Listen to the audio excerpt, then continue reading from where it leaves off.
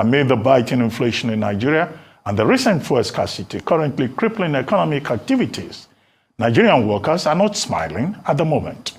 Most of the demands made by labor union leaders for an upward review of workers' salaries are yet to be fulfilled amid promises by... It's crazy. But I have where we're going. There's other video that I want you guys to listen to. Let's quickly listen to Obi. Then I have a couple of other short videos that I want you guys to listen so that we can start talking. Guys, if you're just coming in right now, help us to press on the like button. Help us to share. Mr. Johnson Emmanuel, I totally agree with you, sir. Good evening to you once again. He said 98% of civil servants don't rely on salary. They always have other income within. Yes, that is 100%. If not 100%, you are right. I support you on that. And I've said it before here that yes, some of these workers have personally discussed with me that they have to do so many other things to make sure that they meet to the actual expectation of the month. If not, they cannot even survive with the transportation. You know, thank you very much, Nena Obona, for just coming in. Thank you, Fredo. Watch your Marigay. Good evening to you, all my people. Appreciate you all. Now, James, right there. Franco, no, once again. God bless you all. Please help us to press on the like button and help us to share. Let's quickly take this one here. I'll come back to you guys. Well, all right. Good morning to you viewers. Let's begin what's trending by joining workers across Nigeria in celebrating Workers' Day, as the federal government approved a salary increase of between 25% and 35% for civil servants, as well as an increase in pension of between 20% and 28% for pensioners, with this throwback rendition of Venu Marioage's hit song, Nigeria Go Survive.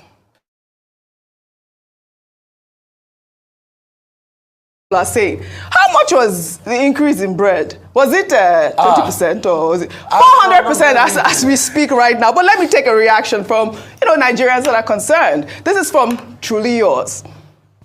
He wrote, "It will take forever before it gets implemented at the local and state level. Down in the local level, they're still dragging whether to pay or not the palliative that has been long forgotten by the federal workers. You all shouldn't just send circulars out. You all should send enforcement teams out to ensure these implementations are properly enforced." I mean, that is actually the rhetoric out there. I mean, this has to be enforced because, I mean, Dr. Bati, earlier, I believe that there was also that salary increase. Yeah. I think it was October 1st, wasn't it? Was it around that time that the federal government? Yeah. Just palliative. All right. We're still waiting. You all have covered this subject. I thought it was important to highlight it. Well, all right, we'll take another story. Well, the presidency has come under fire on social media after officials of Danish shipping company AP Moller Maersk on Tuesday denied a $600 million investment deal with the Nigerian government. Well, on April 28th, special advisor to the president on media and publicity, Ajuri Ngalali, in a statement claimed that Nigeria secured a $600 million investment to expand existing port infrastructure to accommodate more container shipping services in Nigerian ports. Well, according to Ngalali, Robert Ugla, chairman of AP Moller Maersk, made the investment commitment during a meeting with President Bola Ahmed Tinubu on the sidelines of the World Economic Forum in Saudi Arabia. But according to Lloyd's list on April 29th, the $600 million investment in Nigeria, as stated by the presidency, was news to Maersk. The report added that the company's chairman, Ugla, met with President Bola Ahmed Tinubu over the weekend, but no new investment deal was signed. I mean, Rufai, I know you're saying, because I did see some of your, your statements on Twitter, and it does appear. I mean, let me just take this tweet from Hamless. No, wait, this Ngalale or Lai Mohammed, who can't lie past for two of them? I remember Lai Mohammed for Buhari's administration and this Ngalale. Who lie? These people, they'll just come out and lie. An obvious lie. They'll just put it to your face. Then they will move on telling you to go and do whatever you like. This is what this government is doing to us. $600 million investment, and it never happened. who wrote, "This one, the entire government is now depending only on propaganda. Does it now imply that Tinubu has run out of ideas? From Dubai visa ban to Maersk's $600 million investment.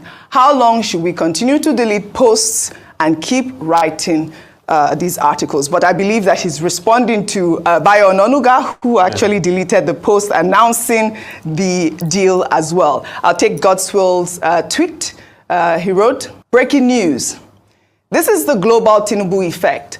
Maersk lost almost 4% of their market capitalization in less than 12 hours after Tinubu's administration falsely announced that the company was going to invest $600 million in Nigeria. The global market has finally priced Nigeria as junk asset class." Maersk is a public company, and I can imagine the frenzy of phone calls among their board of directors and shareholders that forced them to quickly denounce the false propaganda about their $600 million investment in Nigeria.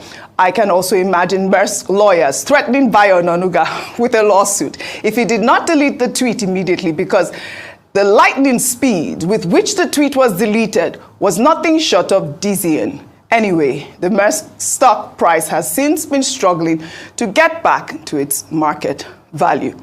Well, in a twist of events, a video made available to Arise News with the caption, "Caught on tape," the presidency claimed the Maersk Terminal's chief executive officer, Kate Swevenson, detailed the company's $600 million investment commitment during a visit to the Minister of Industry, Trade and Investment, Dr. Doris Uzoka Anete. Well, in the video, Maersk Terminal CEO appeared to have outlined plans to allocate an initial $100 million with an additional $500 million for port investments in Lagos. Well, let's take a look. I'm happy today to present to you the global CEO of APM Terminals, and chairman of NESGAS and management team of APPL. With this facility, Nigeria is starting of getting over 1 million jobs. Facility to really world-class capabilities, and invested over $100 million there. And so our proposal is to upgrade the Apapa port facility with our partners there and invest $500 million in upgrading the facilities. To actually come forward with your commitments of investment. And for me, it's something I want the rest of Nigerians to see and to hear, and to be rest assured that it's going to get better. We committed and we promised Nigerians that there will be jobs. And also, calculating numbers, sitting down here, we've just created 3 million jobs. In 2 days, we are seeing opportunities of creating 5 million jobs. So what we are doing is also to create a job center where we can actually put out the opportunities that are available for Nigerians to see and to contact those who are providing these jobs in a matchmaking process. So we'll do all that we can and all that it takes to remove the bottlenecks around businesses for you, increase the ease of doing business.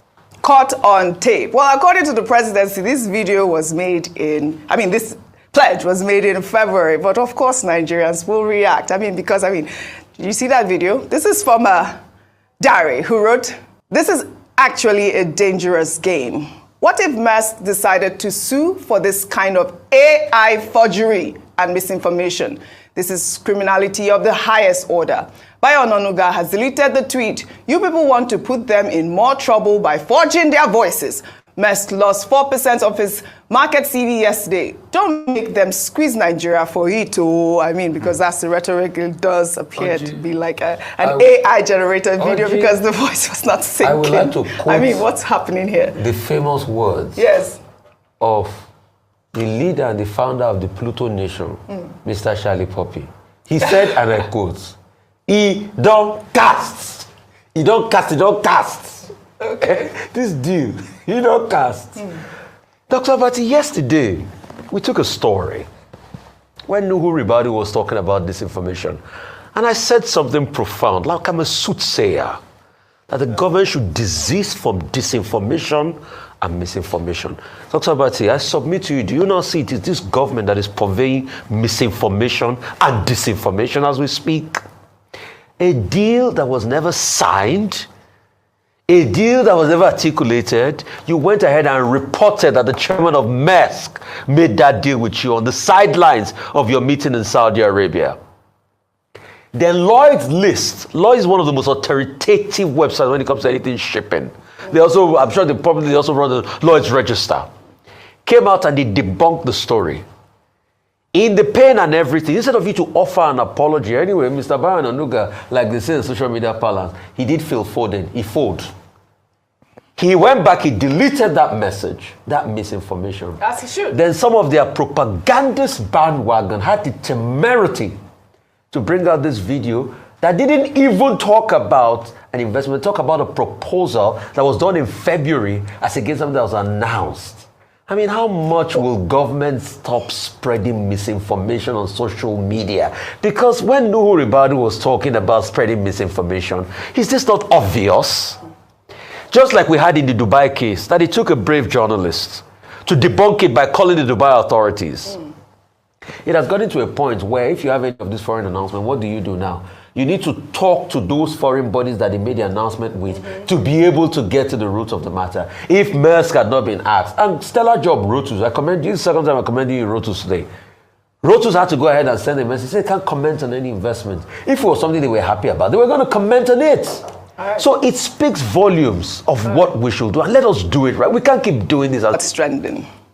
With more reactions trailing the demolition of Landmark Beach, well, on Tuesday, the presidential candidate of the Labour Party, Peter Obi, yet again urged President Bola Ahmed Tinubu's administration to stop the controversial Lagos-Calabar Coastal Highway project, as it will lead to massive job loss at a time of rampant unemployment. While in a series of posts on X, Peter Obi described the reported demolition of businesses and residencies in the designated right-of-way for the projects as insensitive and heart-wrenching, adding that it is not too late to discontinue the project. His tweet reads in part, "Contrary to reason and the necessity for compassion in public policy, the federal government has commenced the controversial Lagos-Calabar Coastal Highway project. The outcry against this project has been overwhelming due to the current situation in the country. The sight of this insensitive demolition is heart-wrenching. Livelihoods are being wiped away, lifetime investments are being wasted, and jobs are disappearing as bulldozers roar through. The homes of the elderly are being overturned by the power of bulldozers. Thousands of jobs are about to be lost, with investments above $200 million at risk. Over 100,000 jobs in the leisure and hospitality sector face imminent extinction, along with 80 small businesses and their 4,000 mostly youth employees. At a time of rampant unemployment, the government is embarking on a job-losing project. The economic losses currently observed are primarily limited to the initial kilometers in the Lagos area. But of course, there'll be reactions to this because, I mean, this is not the first time he's actually calling for the halting of this. This is about the second time. Well, in response, a Michael Chubuzo posted a video when Peter Obi ordered the demolition of property to make way for a new road when he was governor of Anambra State with the caption, "Dear Peter Obi, it appears you have allowed your electoral loss to convert you into a full-blown liar and a desperate man on a mission to always deceive. How on earth would you say that over 100,000 jobs are about to be lost because of the Lagos-Calabar Coastal Road project? How many times do you need to be told that the Landmark Beach Resort, for instance, is not going to lose any of its buildings? Landmark has no building on the beach itself apart from chairs, tents, astroturfs, etc. The Landmark Towers, Landmark Apartments, their event center and shopping arcade are not affected by the demolition. Meanwhile, as governor of Anambra State, you demolished part of Premier Brewery in Onitsha to make way for road reconstruction. And you said at the time that any building that stands in the way of road construction will be brought down with no compensation. You did not remember compassion in public policy then, or the effect on the business of Premier Brewery. What changed now? Well, let's take a look at that video. The governor was in Onitsha to inspect the ongoing construction and rehabilitation of Premier Road, which is abandoned by previous administrations in the state. The contractors handling the project attributed the slow pace of work on the road to the Premier Brewery fence, which the management refused to bring down, even after the company had been told to do so. This complaint angered the governor, who immediately ordered that the fence be brought down. The order was carried out instantly, as people watched with surprise as the fence goes down. The governor warned that any structure standing against development in the state should give way. Our next program is that we have to remove all structures on the road, as long as we are reconstructing the road. That's why we're even leaving most of the structures on the express. Once we start the work, the structures must go. The governor also made it clear that no compensation will be made by the state government over such demolition. All right, Ayo, of course you would know that that video has made the rounds on social media, people comparing that incident to what is happening now. But there's a lot of things that we have to, cover here, including the first Twitter user who talked about the fact that, Landmark Beach, yes, Michael, and the fact that Peter Obi is saying unemployment is at a sky high at this. Many times, the rights of it belong to the government. They can choose if it's going to disrupt what in the benefit of public interest. However, let due process be done. Let it be done in such a way that, that people can see a justification for that. And timing is key. People are hungry. We're looking for more ways to create jobs. That's the difference between those two videos. Yes. We only have 2 minutes, a minute each quickly. Rufai, you wanted to say a sentence. Okay, so what I wanted to say was that I disagree with that guy's tweet because actually buildings were demolished. Places like the Breeze Beach and things like that and all of that were demolished. They were not just cabanas that were demolished. Pools were demolished. You know how much it cost to set up a pool? And a couple of other things on that area was demolished. That place was entirely cleared. Okay. All right? Yeah, you still have the event center there and all of that. Secondly, also, the truth has to be said. They're also making equivalence to Peter Obi's case. Peter Obi's video in Anambra and this. The truth is, if he didn't pay compensation, that was a blight on Peter Obi. Yeah, Let's not deceive ourselves. If you say you demolish Premier Brewery and you didn't pay compensation, that's a blight on you, Peter Obi, and you too need to account for that. But what we are saying is that we must support businesses and we can't keep disrupting businesses because we want to do infrastructure, which I know is good, but infrastructure is also supposed to aid business. All right. All right. Thank you very much, my people. I appreciate you all. On a year, I decided to play that full video, for us to know how we're going to be passing our submission today. Landmark Beach, they don't start with the demolition on a year, and they see the video flying everywhere on social media. I started seeing all of them since day first today. So it's currently going on. Yes, as for Peter Obi, that video they play for Peter Obi demolition buildings, brewery, and all that, just to pave way to have road for the Anambra State. Then, for me, I didn't see anything wrong with it until when Peter Obi said, or they said Peter Obi did not pay any compensation for it. Because even this David Umahi, the spokesperson of David Umahi or the government or Tinubu, they came on a rise about 2 days ago saying that, I played the video here, saying that they will pay every single person's that they are building and be brought down compensation, every single person's. So taking down people's properties without not paying them compensation, I'm not part of that. I would never support that because it's part of the things that we are talking about in those states where you see that most people are very angry right now with Governor Obaseki because of some buildings that were brought down. Although I don't know if he paid compensation to these people, but some people are alleging on social media saying that Governor Obaseki brought down their property, for one or two reasons, no compensation and all that. Yeah, if Peter Obi did not pay any compensation then and all that, I think it's his duty, his responsibility now to respond to what is currently trending on social media. But it's not my stand to defend him because I don't know what happened at that time. But meanwhile, I'd like us to move on. David Umahi came out now saying that Peter Obi, is inciting the Igbos against Tinubu's government. I'd like us to quickly listen to this. But before we listen to this short video, I'm posting out a link for those of you that want to join the panel today.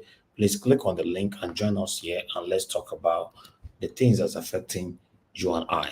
A link have been posted. Click on it and join us now. For those of you that are just coming in right now, good morning, good afternoon, good evening to every one of you. Please do your part by pressing the like button. Help us to share. Let our voices go far. Let's listen to what David Umahi have to say concerning Peter Obi here. My brother Landmark is simply playing politics with, politicians, because there is nothing to claim. It brings me to some of the comments made by my brother, His Excellency Peter Obi. I'm not supposed to comment about it because some people have already done the work, and I saw what Arise brought, the say courtesy channel, and they were bringing, similar scenario when His Excellency Peter Obi was governor, and he made a statement. He said, any infrastructure that stands on the way of road construction must go, and there will be no compensation paid, quote and unquote. That's what he said. But look at me, by the human face of Renewed Hope Agenda Administration, we are even paying for people that are illegally staying on the coastline and do not even have, valid infrastructure and valid documents. That is messy. That is messy. Some people darken counsel without knowledge.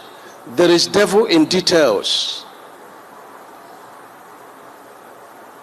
When you bring judgment, when you condemn people, you bring judgment upon yourself. And that's what he has done.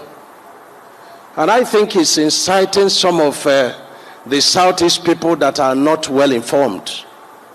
He's inciting them, and he gets them into trouble, and he doesn't go to fight for them. Wisdom is a defense. We know money is a defense. But wisdom gives life to those that practice it. And I want our people to have wisdom, because I'm involved. And there is no inhumanity meted to Landmark. That matter should be buried, because I was there. And so we fought everything possible.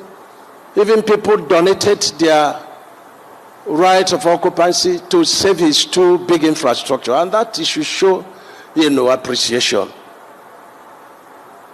But some people have taken on it alongside with him to play politics. Some people are already very bitter. All right.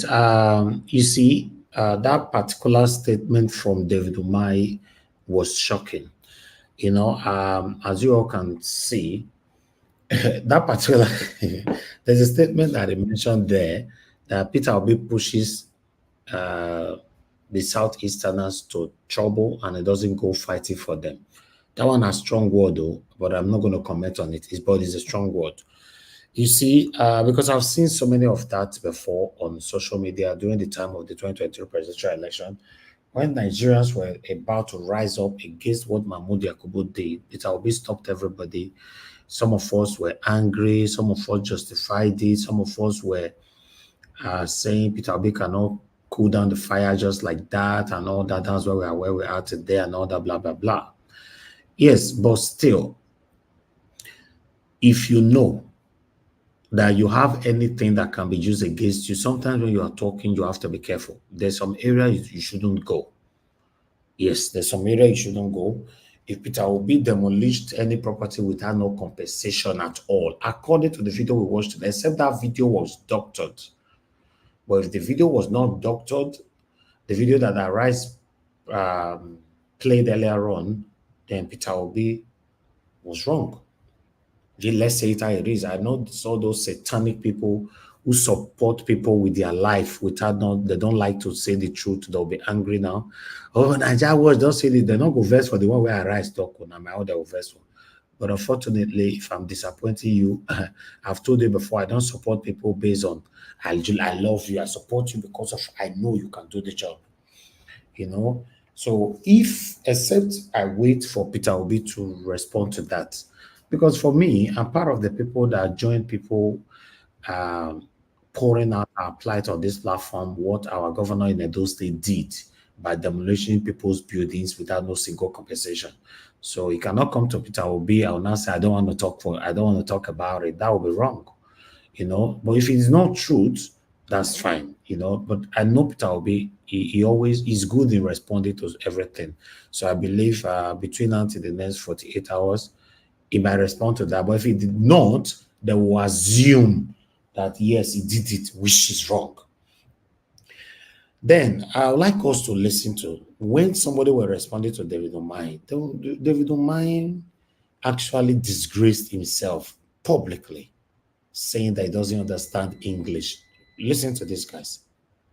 The ESIA is currently being carried out by... Sister, I was raised in the village. Me, I'm not here for me. Well, sorry. So try to speak. I can't help the way I speak. You mentioned that the ESIA was being carried out at the moment.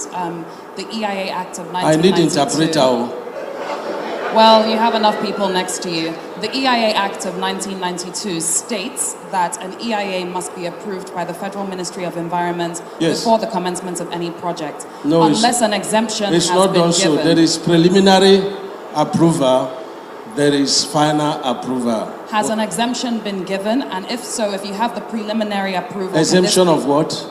For the project to start without the final approval. If you have the preliminary approval, can this be shared? We are following due process. So can we have a copy of the preliminary approval? It is federal government that gives the approval. It's not you.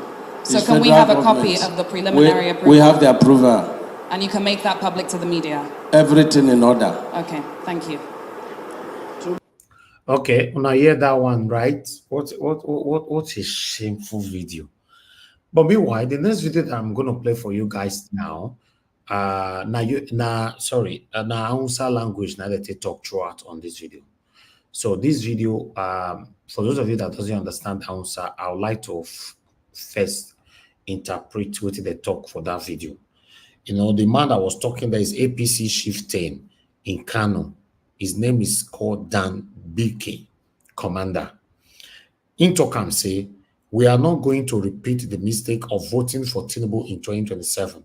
We are voting for Kashim Shettima, and if APC delegates failed to give us Shettima, we will turn against APC come 2027. So Naim talk that one. But meanwhile, I would like you guys to listen to this quickly. Kashim Shettima, mu zo mu tsaye da shi takarar shugaban kasa, amma ina gaya maka idan Tinubu ne ba mai zaɓa sa arewa. Kashim, mu zo mu jarraba bari. Domin abin da yasa Larabar da za ta fidda ta kuwa tun daga Talata muke gane ta. Amma wannan ba za ka rataya mata jakar tsaba ba za a ce yayi wuri ba. Jimana ra'ayinmu ne fa a matsayinmu na 'yan siyasa da muke da magoya baya a ƙasar nan su ta 19 arewacin Najeriya. Ba komanda ne ya kirkiro ba. Mu muka ce dan Shatima shi za mu tsayar takarar shugaban kasa. Idan baka tsaye da dan Shatima takarar shugaban kasa ba billahi lazi APC sai ta faɗi. To za mu ci gaba da kabilancin da ake mana? Ai ba za mu yadda ba. Shi isa mutane wannan ra'ayi ne na Arewa Media Group da al'ummar Arewa waɗanda suke goyon bayan Arewa Media Group suke goyon bayan kwamanda. Dan Shatima muke so 2027 tsaya takarar shugaban kasa.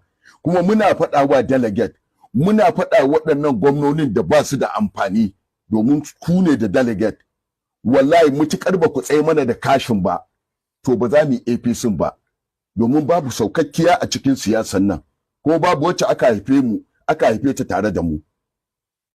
Ra'ayi ne muka ga ya dace za mu yi saboda wasu al'umma. Amma komanda mu kalli tsawon lokacin da shi. All right.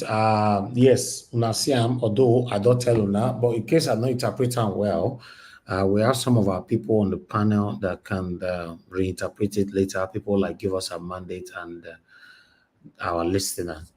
Thank you very much, my people. Good morning, good afternoon, good evening to every one of you. That is all the videos that we have for you guys today. I'm just going to quickly take this article so that we can start talking.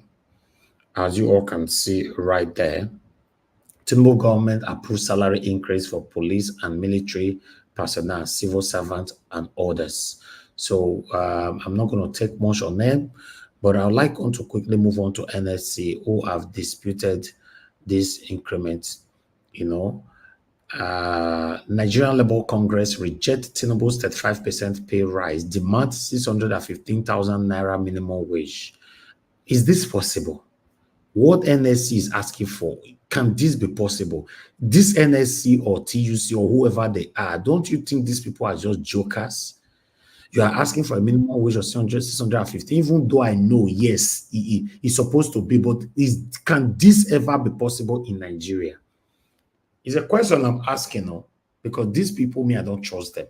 This NSC, Labour, whatever, I don't trust them, including Oshomole, all of them. I don't trust these people.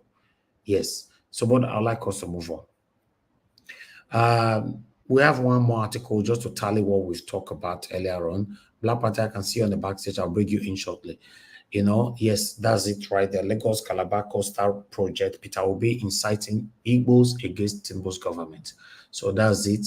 And that is all that we have for you guys today, my people. I appreciate you all. Thank you very much for your time. I've done my part. I'd like us to start talking. Let me call on the first person, give us a mandate. I'll pick some calls later on. Give us a mandate. Thank you very much, my brother, for joining us. Good morning, good afternoon, good evening to you. Every one of you right there, please talk to us, my brother. Thank you very much. Hopefully you can hear me clearly. Yes, very clear. Thank you. Okay, thank you very much. Good evening to you. Depending on your location, greetings to everyone. Hopefully everyone is doing okay today. The panelists, Ninja Watch, Media, crew, and everyone, greetings. Thank you for doing this again today. The video that you played earlier about Kashim Shettima, whoever said you interpreted it well, but one key thing that one must pay attention to is the audacity and the boldness with which he spoke, like as if the country belongs to them. You see the audacity and then the boldness, the courage that he used in speaking. It just shows that the country is actually the country is in a mess. Currently, Kashim Shettima is part of the illegitimate government that is running now, right? So he's saying that there's no benefit, that they are benefiting from this government. So is Kashim Shettima not part of this illegitimate government that is running now? Okay. Now, like Black Panther used to say, most of the panelists used to say, yeah, it just shows you the level at which these people, they believe that the caliphate or the Arewas or the Northern Caliphate, they own Nigeria. They are born to rule, and the only reason why they are born is to rule. And if they don't rule, whatever the country see, they should just take it. Because how can you liken this? This is the level of highest level of impunity, the highest level of I don't know, but it just shows where the country actually sits today.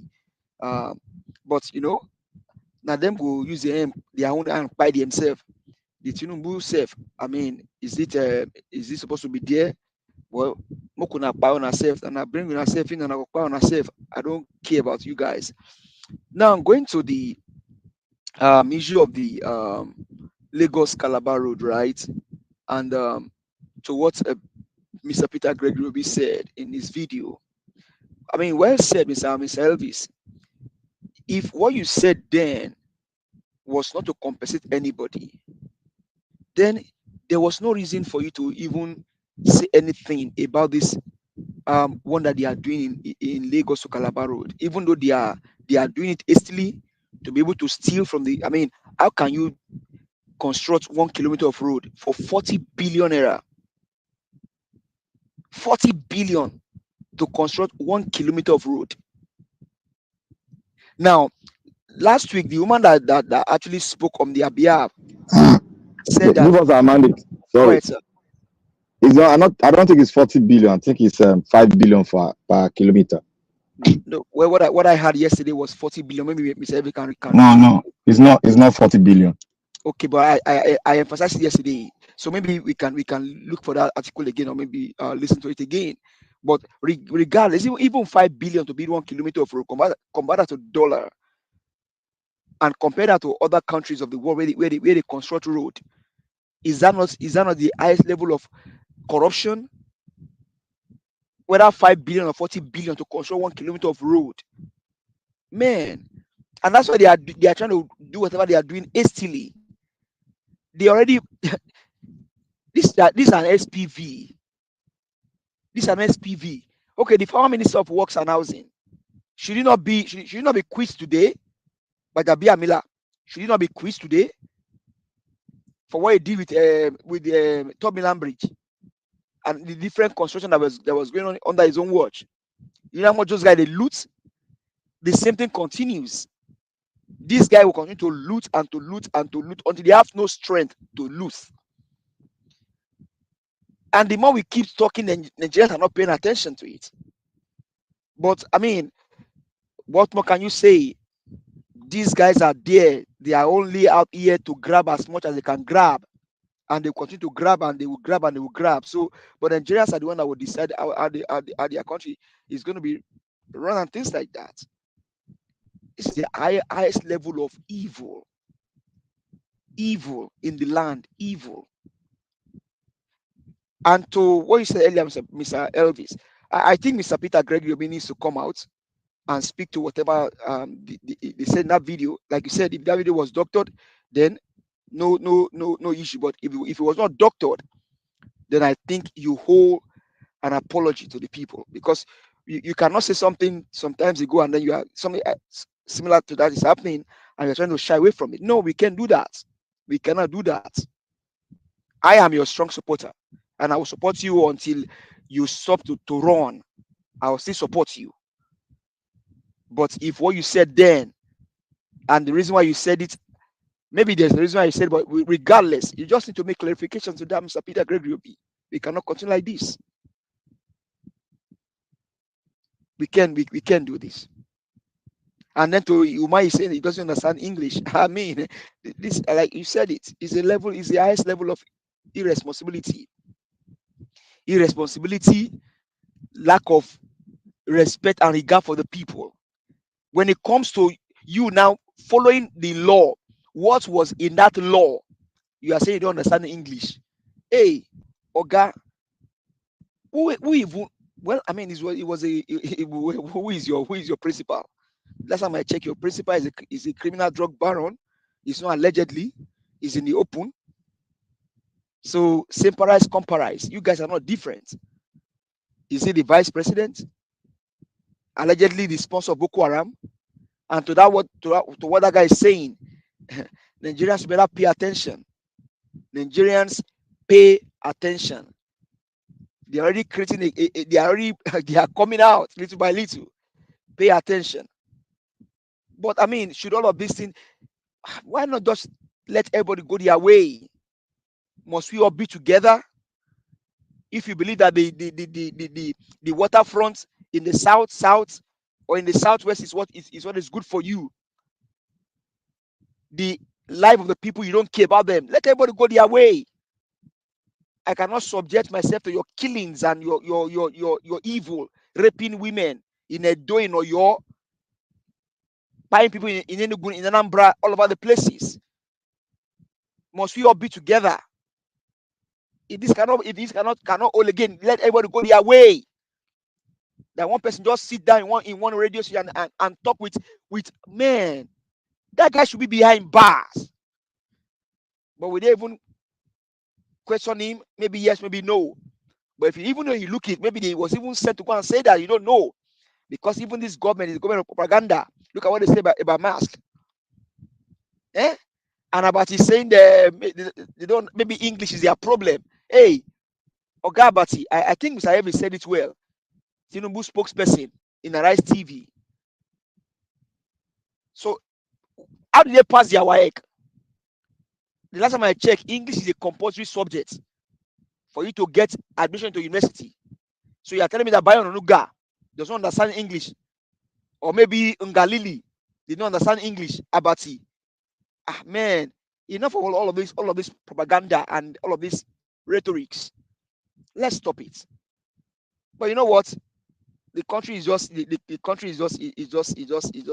hopefully the whole thing gets better. But how soon you get better, I don't know. If it was in our country, landmarks should not even be touched at all. That is it. That is where people look at what is happening in Dubai. Look at what's happening in Dubai. But only in Nigeria, they destroy their own tourist attractions. They destroy it because they want to loot money. Mr. Ibis, you know what? I'll just leave it for you for now. Maybe you can come back later on. Thank you very much. I the mic. All right. Thank you, my brother. I appreciate you. Thank you, Mr. Ibis. Yes, sir. That landmark issue is very easy now. Why are they dragging it? What do you mean easy? The government is just being wicked. They would have passed a bridge because now water. They would have taken a bridge past that landmark so that the tourist attraction over there can still survive. Black Panther, you have just said what I had in mind. They can do a tunnel past that place throughout. Una go talk properly. I have somebody on the phone. Can I hear more of that? Thank you, sir, for calling in. Good evening to you, sir. Please talk to us. Good evening. Yes, sir. Thank you, sir. Good evening, mommy, and good evening to everybody. Good evening. Give us a mandate. Dalla son ce wani abu. Yalla bai. Kai Allah Ubangiji. Kun wuce riga mu yayi samu. Wallahi mun waye yanzu. Ba za ki ce mu zaba Shekima 2037. To wallahi ba zan zabe shi ba. Kariya ne kake yi Allah bai. Bari ga maka gaskiya kake ji. Lokacin ne kuna shirka mu mun wayewa duniya yanzu. Nan na je da muna wuta a cikin wuta ne muke yanzu mu fita kuma a wuta mu zo mu sake sika wuta da ya fi wuta jan nama mu zaba shi cima wuta jan nama ne zamu shiga wallahi ba za mu zaba shi cima ba to abun da kake yi yalla ba kariya ne kake yi garin ga maka nin larewa ne in kai ma ka darewa ne man darewa arewa ne nke wallahi ba za mu zaba shi cima ba kariya ne kake yi Nigeria ba na Shekima ba ne. Shekima da jiru suna yi shi mulki mai son yi mu. Masu mu arewa kana cewa mu zaba Shekima kuma so a kai mai ba za mu zaba Shekima ba. Kariya ne kake. Wanda zai gyara Nigeria ne sam zaba. To zaba Peter Obi ne. Kariya ne kake yi. An zabe yau kulata da Peter Obi ne sam zaba. Ya mun bai sufa bari ga mai ku aka nan malamu na arewa ku shirka mu zabe shi mu muke samu mu muke yi kuna ga mu kuma zo mu zabe shi ba a kai me ba za mu zabe shi ba mutum zai kira Najeriya da za mu zabe okay aka ne look Nigerians are wise now. Let me tell you, our people are wise now. Thank you. I can look at I can come out from where I started fire and he will say we should come out and enter another fire again. What is the difference between Shetima and Nigeria? Fara yin magana yanzu ba, in ba da mu saba shi ba, mu fara yin magana yanzu. Kaji na, in ba da mu saba shi ba. Na gode. Ba za mu shi ba yin kariya ne kuke kariya ne suke yi. Dan ma ne mutum kariya ne kake yi. Kan da ba kai ba darewa bane. So mu shawa da arewa. Okay, thank you. Thank you, sir. Thank you, sir. Thank you very much. God bless you. Let me take another call quickly, guys. I'll come back to you guys on the panel. Thank you, sir, for calling in. Good evening to you. Please talk to us. Good evening to you. Hello. Yes, sir. Good evening to you, sir. Please talk to us. Go ahead. Yes. Good evening, my brother, Mr. Nagawa. This is City. I'm calling from Freetown. Hello. Thank you, sir. Right, Mr. Nagawa, I want to say something regarding Dave Umahi. People always accuse people. I'm not one of those people that accuse people. That's why when I call your show, I always clarify myself so people will know that I'm an Igbo man. Being an Igbo man, we are being, educated not to lie against anybody and to say the truth. You see, about what Dave Umahi says, Dave Umahi is the biggest criminal in the Southeast. Forget about what he's saying about P2B. He knows himself. We know who he is. You see this insecurity that is in Southeast, he was the one who engineered it. Go and do your research. You know, when I say something here, I want people to go and do their research without no propaganda, without no accusing somebody wrongly. But when I say something, I will give you the evidence. He was the one who formed a rebellion to do his bidding, to kill his political evidence. This devil money that is accusing people that is inciting Ndigo that is hearing my voice, run away from what devil money says. He's just planning an agenda to kill our people again through his APC agenda. But we will never walk. I trust my people that know who he is. Will not fall into this shadow of APC.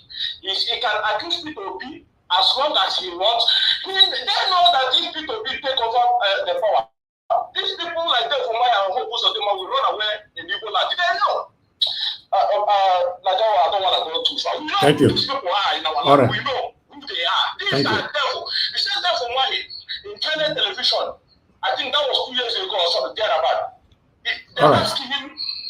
He said that they were voted not to do the bidding of the people. And the lady asked him, so what bidding are you going to do since you were voted by the masses? Okay. He said they were voted to do the bidding of the constitution. All right. Imagine. Thank you, sir. And he is the one accusing people. Okay, sir. Can you hear me? Thank you. Thank you very much. Thank you, sir. Thank you. Hello, yeah, good evening to you. Your name and where you're calling us from. Hello? Hello? We can hear you. Your name and where you're calling us from. Good evening to you. Good evening, Ivis. My name is Austin. Where are you calling from, sir? I'm calling from Dublin. Okay, go ahead. You have 2 minutes. Thank you. Why I call is that because of that outside man that is saying that Shetima they want for the 2027. I differ with him because all these people calling themselves the northern people, they are criminals. That's why they've been using this kind of word, deceiving our people, saying Shetima they want. What Shetima did they want? I'm from the north. There's a lot of our people they don't want what Shetima to do. They are not finished. Tinubu and Shetima, this is the last time they will ever vote. They will not even have any vote in the north again. So many things going on in the north right now. So many things going on right now. If they don't know, if they let them keep on deceiving themselves, they must sit down there saying what they believe. Somebody is talking. Give us a mandate. Go ahead, sir. Go ahead, caller. So please, people should reject them. Those people, those house people, they will come to the radio stations and say nonsense that they are commander. Commander who? You say the 19 other people, that in other state, they are going to stand on behalf of Shetima. Who Shetima? Shetima. All right. They don't know that the Kaduna said they don't say that they think is it the whole. Benue said it's not. Kaduna says it's not the whole houses. Okay, thank you, sir. Okay, sir. Thank you. Yeah. Hello, thank you very much. I wanted him to speak in Hausa. He would have spoken Hausa to the people also. Thank you. Oh, right. Okay. Oh, we missed that. Mr. Shukula, so thanks for calling in. Good evening to you, sir. Please talk to us. Thank you. Just first of all, react to your question caption. Yeah. Said those will be stand any chance 227. I'm surprised some people never answered that one. People when they call in. So the answer is saying, really, Mr. Evans, the truth of the matter is saying, not be to go vote for polling unit for election. The only way now Nigeria, way to go remove these people, now civilian revolution, not be through a ballot box. So that the capital answer to that capital question is actually no. Because not be to go for, they don't win election last year now. Now 18,088 blood putting in results, now make them president and glitch. So then again, that man with the speaker was they say as a teamer. that man, I sure say that man are part of the terrorists within North. Because that man will tell me, say, that man is aware that Kabiru Sokoto was arrested in Kashima, in Shetima's residence in Maiduguri. Is he not aware? So we know that Shetima has a strong hand in Boko Haram. I don't know about his work. So talking about Shetima is well, but I just speak for them. I know say that insurgency in the north, the traditional rulers and even political leaders in the north, they are part and parcel of the insecurity in the north. That one is obvious. Then to react to Dave Umahi is saying that Obi is inciting Igbos against Tinubu government. I laugh at him because I live in Yoruba land, I live in the West, and I can tell you for free that if you want to talk about where the highest frustration against this administration is in the West, Yoruba land. So I don't know if Obi is also inciting the Yorubas against the government. That man, they should just leave Obi alone and focus on that criminal project. Okay. Because I'm sure they want to do. You should focus on that criminal project and you should still keep destroying his Igbos, his kinsmen's business, because most of those investors in that landmark, they are Igbos, it's obvious we know. So you should keep destroying people's. I think the man even invested over $200 million. It's well, but thanks for the other day anyway. So thank you. Maybe you should still tell us if Obi is the one inciting the Yorubas against this criminal administration. So thank you, Mr. Ellis. God bless you, Chukwuna. So God bless you, my brother. Thank you. That's our brother. They're calling all the way from Abeokuta. Okay, callers. Let me come back to you guys. I'll come back to you guys. Let me go to the panel. Oh, Mr. Alex is not here anymore. Okay, let me just take it the way it is then. Mr. Jonathan Kingsley, thank you very much for joining us. Good evening to you. Please, I'd like you to talk about Mr. Elvis, thank you very much. I believe you are doing very well today. Yes, sir. Thank you very much. Thank you. God bless you. I greet all the panelists and all the callers and those that are in the comment section. Thank you and welcome. I just want to, state this clearly that in Nigeria, people always, especially those that are in government and those that are supporting evil, they are always desperate. And I always say, whenever you support evil, you can never be coherent. You will always look silly and stupid most of the time, especially when you listen to yourself. Before anybody says it, you yourself will have noticed it. You see this argument about Mr. Peter Obi. First of all, I was surprised with what's his name now? Rufai. I was very surprised that Rufai himself did not know this, but maybe because the way it came. When Mr. Peter Obi was governor of Anambra State, he went ahead, demolished the part of the premier bureaus. What they will not tell you, perhaps out of ignorance or out of sheer stupidity or political gamesmanship, is that Anambra State is an investor, has a stake in Premier Brewery. Investment, Anambra State money. So if Peter Obi now decide and say, okay, I'm going to use state money to pay Premier Brewery, that would be massive conflict of interest. So Mr. Peter Obi will now be boxed into the corner. You are using state money. Mr. Peter Obi also has an investment. Is a stakeholder. He has an equity stake in Premier Breweries. Fact check. So how will you now take? It's like it will not be that he took the state money to pay himself. That would be the argument again. But he cares less about all this. It does not matter whether he has investment there or not. He still went ahead and did the needful. So he stood his ground. There will be no compensation on this matter, so that we will not say I use state money to pay myself. Can Mr. Tinubu do that today? There is no time. We can outline everything that involves Mr. Tinubu that today he dare not to go take decisions that he should normally take in the advantage and benefit of Nigeria at the detriment of his own investment. He will not do it. Mr. Peter Obi did that. I'm not going to be his spokesman here entirely. If he wants to speak on it, I know he's going to address this part. Anambra State is an investor, equity stakeholder in Premier Brewery.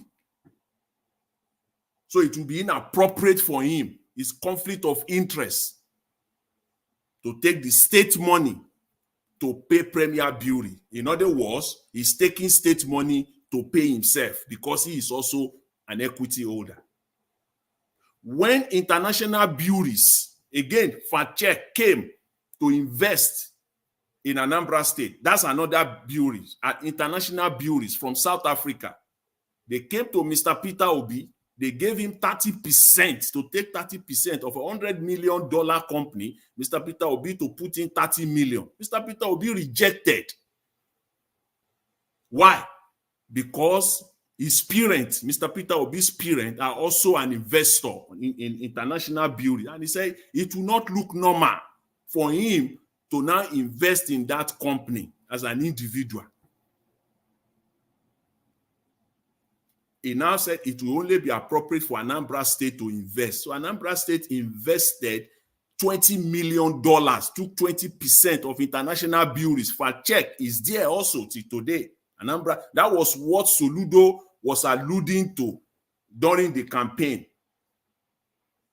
The investment is still there today. So for me, there is no issue here at all. If they think that is an area where they can go, there is no issue. In fact, it was the issue of to avoid conflict of interest and to avoid the appearance of corruption. Because that's today, if Peter Obi had done that, compensated, let's just take a flash, let's just go back a little bit. Let's just assume, let's just go back and say, okay, Mr. Peter Obi actually paid Premier Brewery compensation then. People will be saying today that he paid himself. He didn't do that because first, Anambra State is an investor. In fact, Anambra State even demanded that Premier Breweries should put in that 30% to international breweries. People then were saying that Mr. Peter Obi is doing that because his parent has stake in international breweries. And I said, okay, fine, my hands are off. I'm not going to invest personally. Then let Anambra State invest. These are the facts. These are the facts of the matter.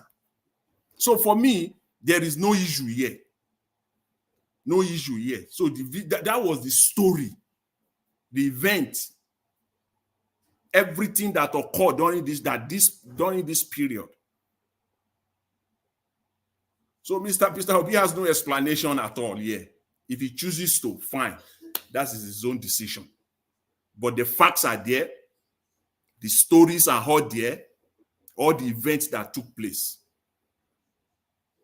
How he rejected the stake that was given to him, and he now put Anambra's money instead. So that's clear. So they can go this rabbit hole that they are pursuing, looking for something just to track him down. A man said, if you find anything in me, I will stop campaigning. So this is the one you now want to use.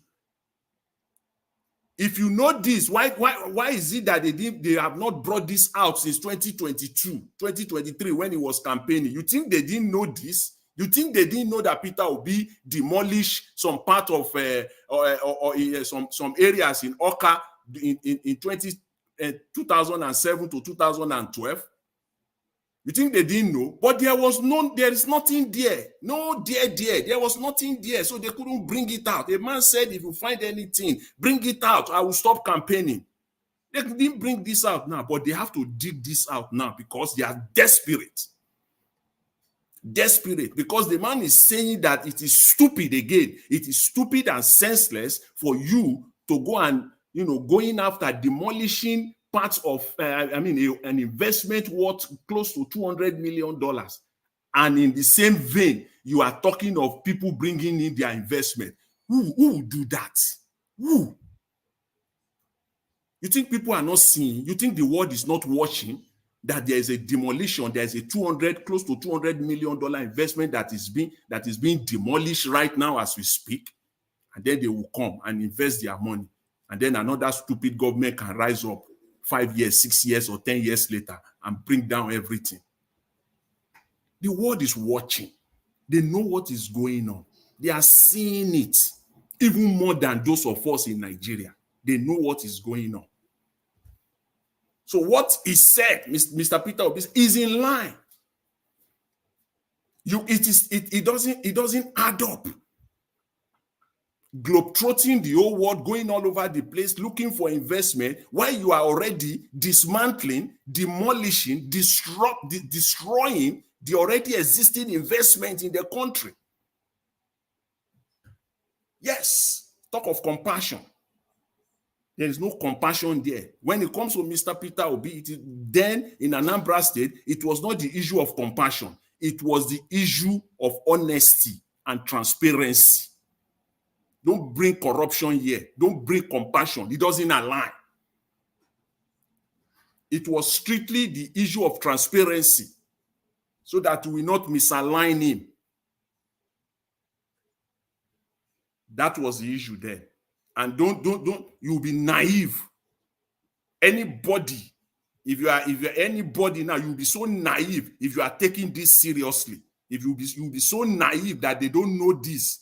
All the haters, all these crooked, clueless people, you will be naive if you think that they don't know all of this since last year, 2022, 2023. They knew it, they know the story, they know the facts, but they dare not. But it is appropriate for them now. It is fitting. It fits well into the narrative now, so they can, because they are desperate. Look at desperation. Talk of desperation. I've never seen this kind of desperation before, even during the military government. I've never seen it before. Misrepresentation, misinformation, misleading. So desperate. A government will come out. In a normal climate, that guy, Ngelele or whatever he is, by now, he will have resigned at the minimum, or that he will have been resigned voluntarily, or he will have been fired to say that kind of a statement. I was looking today on the stock market today, even much earlier. I was looking and I saw Maersk there is dropping like pure water. Are you going to mend that for them? People are concerned. People are running away from Nigeria. You want to have anything to do. People are selling. Let me get out of this as fast as I can. At least reduce my losses as fast as attaching yourself to Nigeria. So these are the facts. These are the issue. So let people know this clearly. The reason why Mr. Peter Obi did that then, it was not the case of compassion or lack of it. It was simply the case of transparency and openness. Thank you, Mr. Elvis. I'll leave it at that for now. Thanks. All right. Thank you very much, Mr. Jonathan. Thanks for that explanation right there. Let me take this call quickly. Thank you very much for calling in. Good evening to you. Please talk to us, sir. Good evening. Am I on to Niger Watch? Yes, sir. You are live. Good evening to you, sir. Please talk to us. Please, I don't know that you are in live broadcast now. My name is Osage Humphrey on UNC. Okay, you are not calling for the broadcast, right? No, because because I went to some program on this Workers' Day. I didn't know that. I just wanted to call you. Okay, but you are live now. Do you want to speak, or I don't know, privately, publicly? What is the topic, so that I can just... That's what we are talking about. We are talking about the state of the nation, the workers' day, the increment of salary and the disputation of the salary, and so on. This is the state of the nation, sir. Okay. What I want to say about that, about the state of the present condition of Nigerian workers is nothing to write home about, because if you recall, most of my contribution, I keep saying there is no constitution. You understand me? So when there is no constitution, because nothing can function. So, and as the workers, what Nigeria want to do is that they should make a constitution that will favor the worker, because the worker is the chromosome of a country or a state or a local government. So a constitution that will favor the chromosome, the working force of a country is the workers. So any worker that is not favorable, the condition, the pay, the environment, so they can function. We are in the Western world where the condition of the workers, the civil servants, the public servants, they work and they don't drag to be their pay to be increased, or just like what the number sector of Edo State did. They never drag Obaseki to increase their salary. For me, so mind, your governors should not wait for Ahmed Tinubu. They should not wait for the federal government. They should use their own church mind. Those money that they are sharing for the party leaders, they should use it to empower the chromosome of the country, which is the civil servant and the public servant. That is my tip for now. Thank you, sir. Thank you very much, sir. God bless you, sir. Yes, sir. All right. Okay. Let me just go back to the panel. I think somebody else was calling in before. Okay. Okay, let me take this call, please. Hello, good evening to you. Your name and where you calling us from? Hello, girls. Good evening, sir. Yes, sir. Can you hear me, sir? Yes, sir. We can hear you. Your name and where you calling from? Yeah, this is Mr. Festus calling from Bradford, England. Yeah, okay. I just have two quick to say. Can you hear me, sir? Yeah, go ahead. We can hear you, sir. Go ahead. That northern man saying is voting for Shetima. To me, it's his opinion. The way I'm support, he has the right to support the way I'm to support. He's bound to his opinion, but we are not bound to his opinion. So I don't see anything like say this one. So no, the way we are supporting Peter Obi, he also right to support which supports. Okay. Secondly, for the Peter Obi and the David Mayi, to me, what is bad is bad. We should not be sugarcoating it or like this or this and this. If Obi did not pay compensation to people, it's wrong. It's really wrong. So we should not be saying it's honesty. No, you cannot be saying something is bad and you are equally on the same route too. Are you getting my point, sir? We are hearing you. Go ahead. Don't call me to it. Just give your submission. So we should say things the way it is. We cannot say Obi cannot do no wrong. Anybody can do wrong, but the we say things the way it is. If Obi said it's wrong. Okay, that's my submission. Thank you, Mr. David. Exactly. Peter Obi is not a perfect person. Thank you, sir. Thank you very much. Thank you. Okay, let me come to the panel. I would like to call on the next person, which is Amashola. Mr. Elvis. Mr. Elvis. Yes, sir. Please, let me say this. If you give me just like 10 seconds. Again, I don't know. The last caller.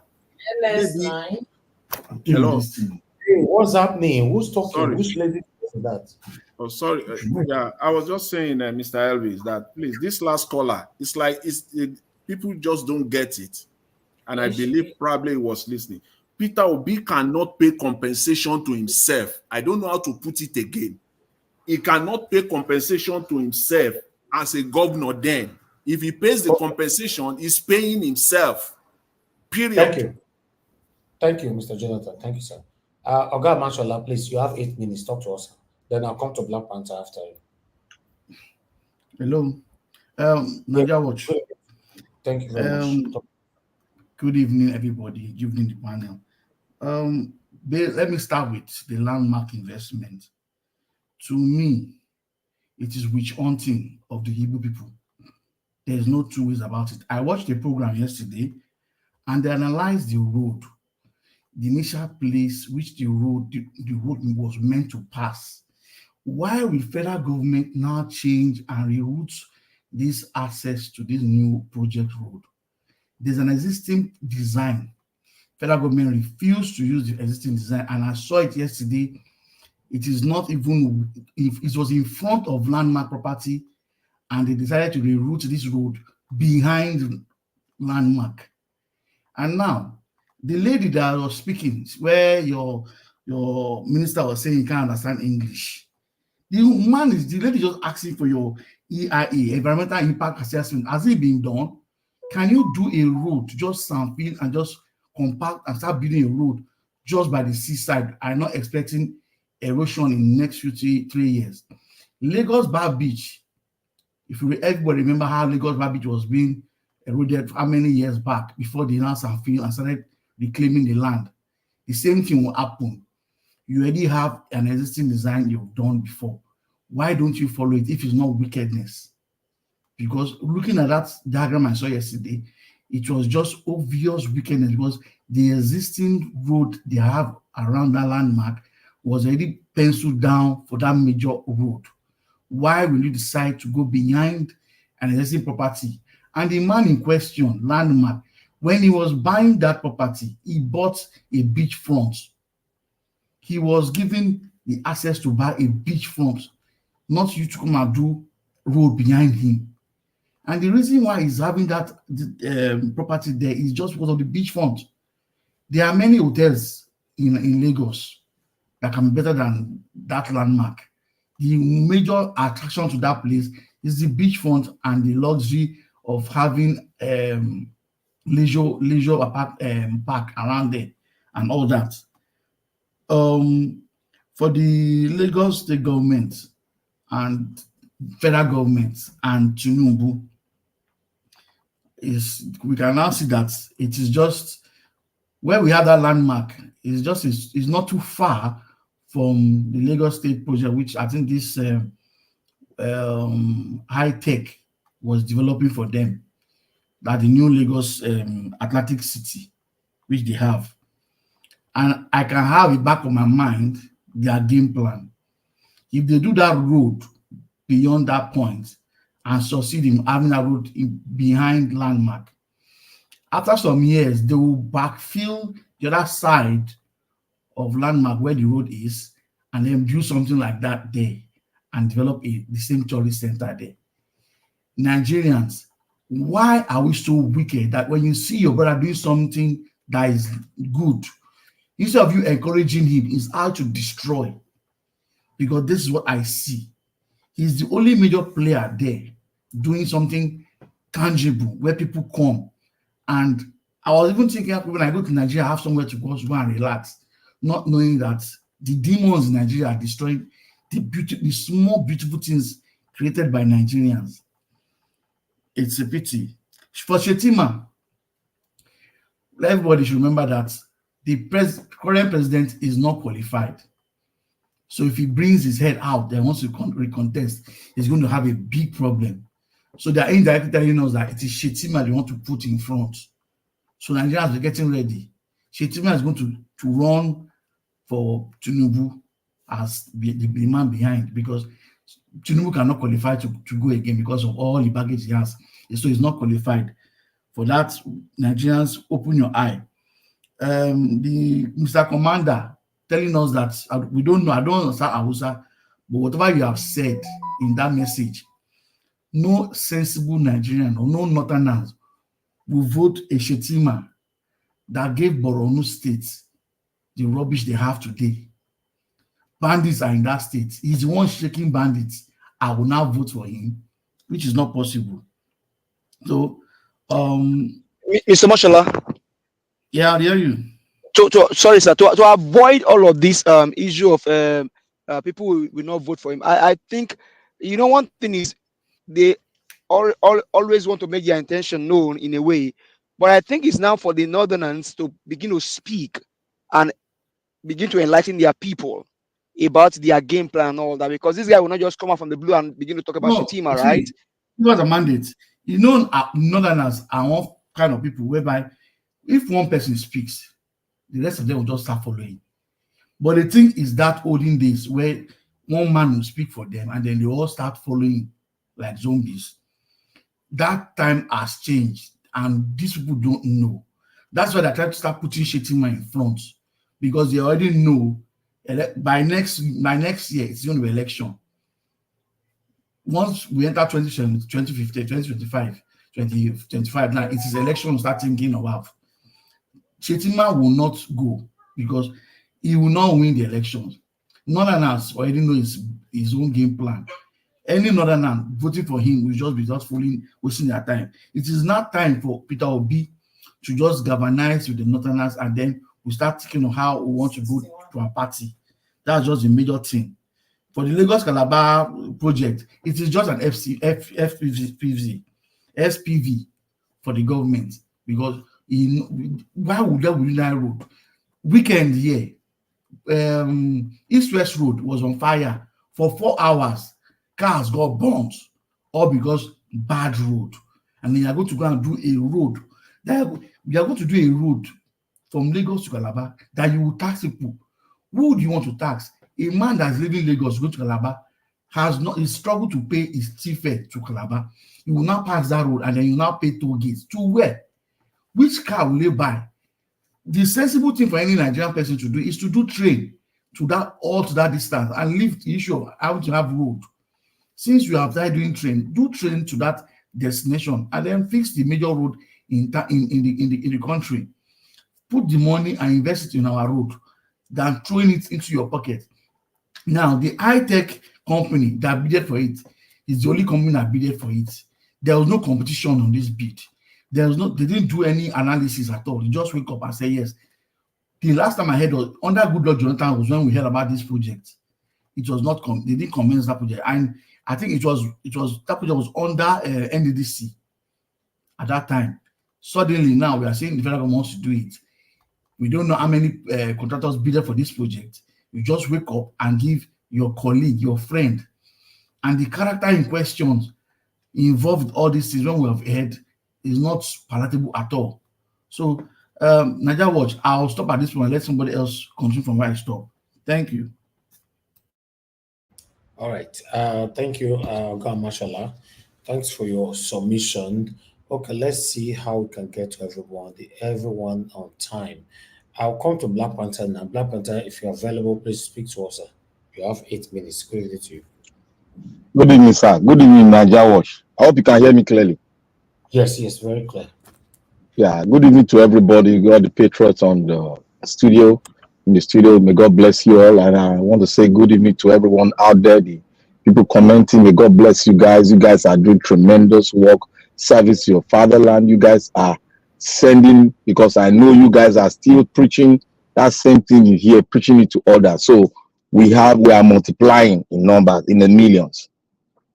I want to say thank you to our mommy in diaspora. May God bless you and reach you and give you good health all the days of your life. Thank you very much, ma'am. I want to start from the Obi not paying his own, he paying for the demolition of part of the brewery. What Mr. Jonathan said is right. You cannot, as a sitting governor, you cannot pay yourself because they are going to read it in another way. You cannot pay yourself because the state has a big stake, has a big share in that brewery. So therefore, you cannot pay yourself. So that one is outside. Now, I want to say something here. If you are building on government land illegally, you cannot be compensated. Let us get that right. If you build on the government land and you get approval from the parastatals of government, and your approval is certified by the governor, you can be compensated, because that happens in Nigeria. And if you build on the right of way of government, and that your building is not certified by government, but you build on that right of way, you cannot be compensated by law. But under discretion, the government might say, let me give them something, do a rough scheme evaluation, and then you'll be paid. And again, if you build on a land and government wants to use that land, but you don't have C of oath, government will value it. They will pay, but they will not pay the utmost value of that land, because you did not get to the end point by paying your due tax to get the government C of O. So they work in different form. Now, the landmark issue, I'll go to the landmark issue. The landmark issue is just about monopolizing the whole system. Now, you guys know that from that landmark is the head, in short, is one of the topmost tourist attraction in that area. And landmark got approval from the state, Lagos state government. It went through all of it. That is why you saw Sanwo-Olu came to open landmark. He was the one that opened it. Then the road was not supposed to pass through the front of the coast there. That's the beach there. It's supposed to go around the back of landmark. But at the back of landmark, there are some government houses there.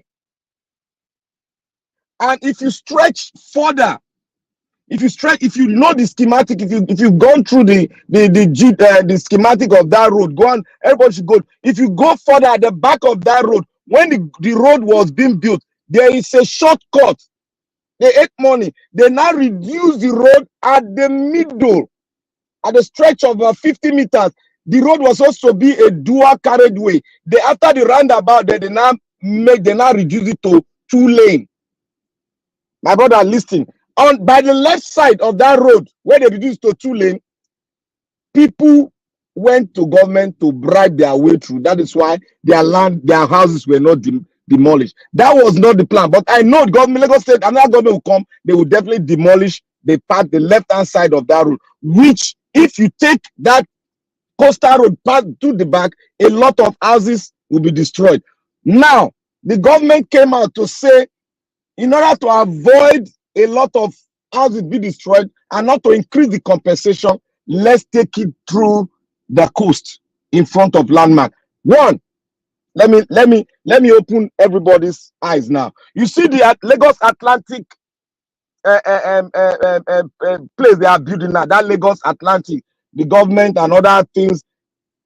Tinubu has a very big share on that Lagos Atlantic City. Black Panther. Yeah. You heard when I said, if they do that road, they will not extend that Atlantic, Tinubu's project. Yeah, you are right. Let me tell you one thing, what happened there. Let me tell you one other scheme that is going. Lagos Atlantic City has a portion. They are going to create a portion, and it's going to be an oval shape. There's going to be an hotel line. About 3 hotels are going to be in that oval shape, and they are going to face. They'll make sure that the water comes in, and they're going to create a coastal beach side on Lagos Atlantic. And now, for your business, for their own business, not to fall down, they have to cover landmark, so that landmark doesn't take the people coming to that side as a result, because they have a resource center in that Lagos Atlantic. So it is political. They want to block landmark so that Lagos Atlantic, which Ahmed Tinubu has a large chunk of share, and the former president of America, Bill Clinton, has a big launch share of that city they are building, because he was there to open it. He was the one that opened it. So this are game. They've already played, because when they saw, they used tribe too, because when they saw that, oh, now Igbo Mageta, let us take and pass there, so that you no go attack our business because we need the optimum money from our business because that's going to be a very big coastal line for tourists to come in. Meanwhile, they were using Landmark because Landmark has its own hotel beside it too and other tourist attractive center. So for them, for their own business not to fall, they have to block Landmark and one other beach side there. They call it, I forgot the name. It's one Yoruba name. They have to block that one too in order to make sure that when Eco Atlantic is open finally, they will not be able to sell as they are selling. So they push it back. At the end of that road, there was houses that were supposed to break, but they took it round. If you look at that coastal road, they took it round to avoid breaking of houses.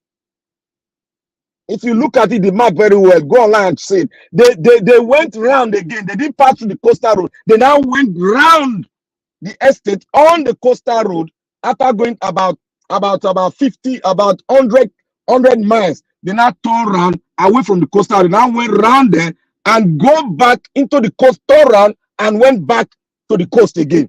You see, the Nigerian Tinubu has a hand in this. That is why he employed those Lebanese contractor to do this crap on there, and this is evil.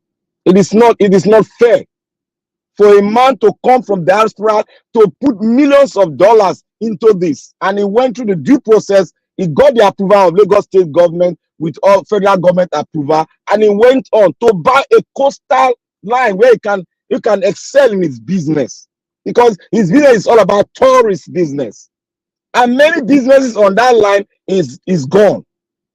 And I want to go to the Amsa Lord that was speaking, the Fulani Lord that was talking from the north. The one I call him said that guy that spoke is a top leader of the Arewa. Anybody that knows, we know. He's a top leader of Arewa. We know that Shetima, they are pushing Shetima to be, because already Shetima was supposed to be president. When they wanted to play that game, it was supposed to be. They played a card, but it couldn't be because Tinubu resisted with the Senate president.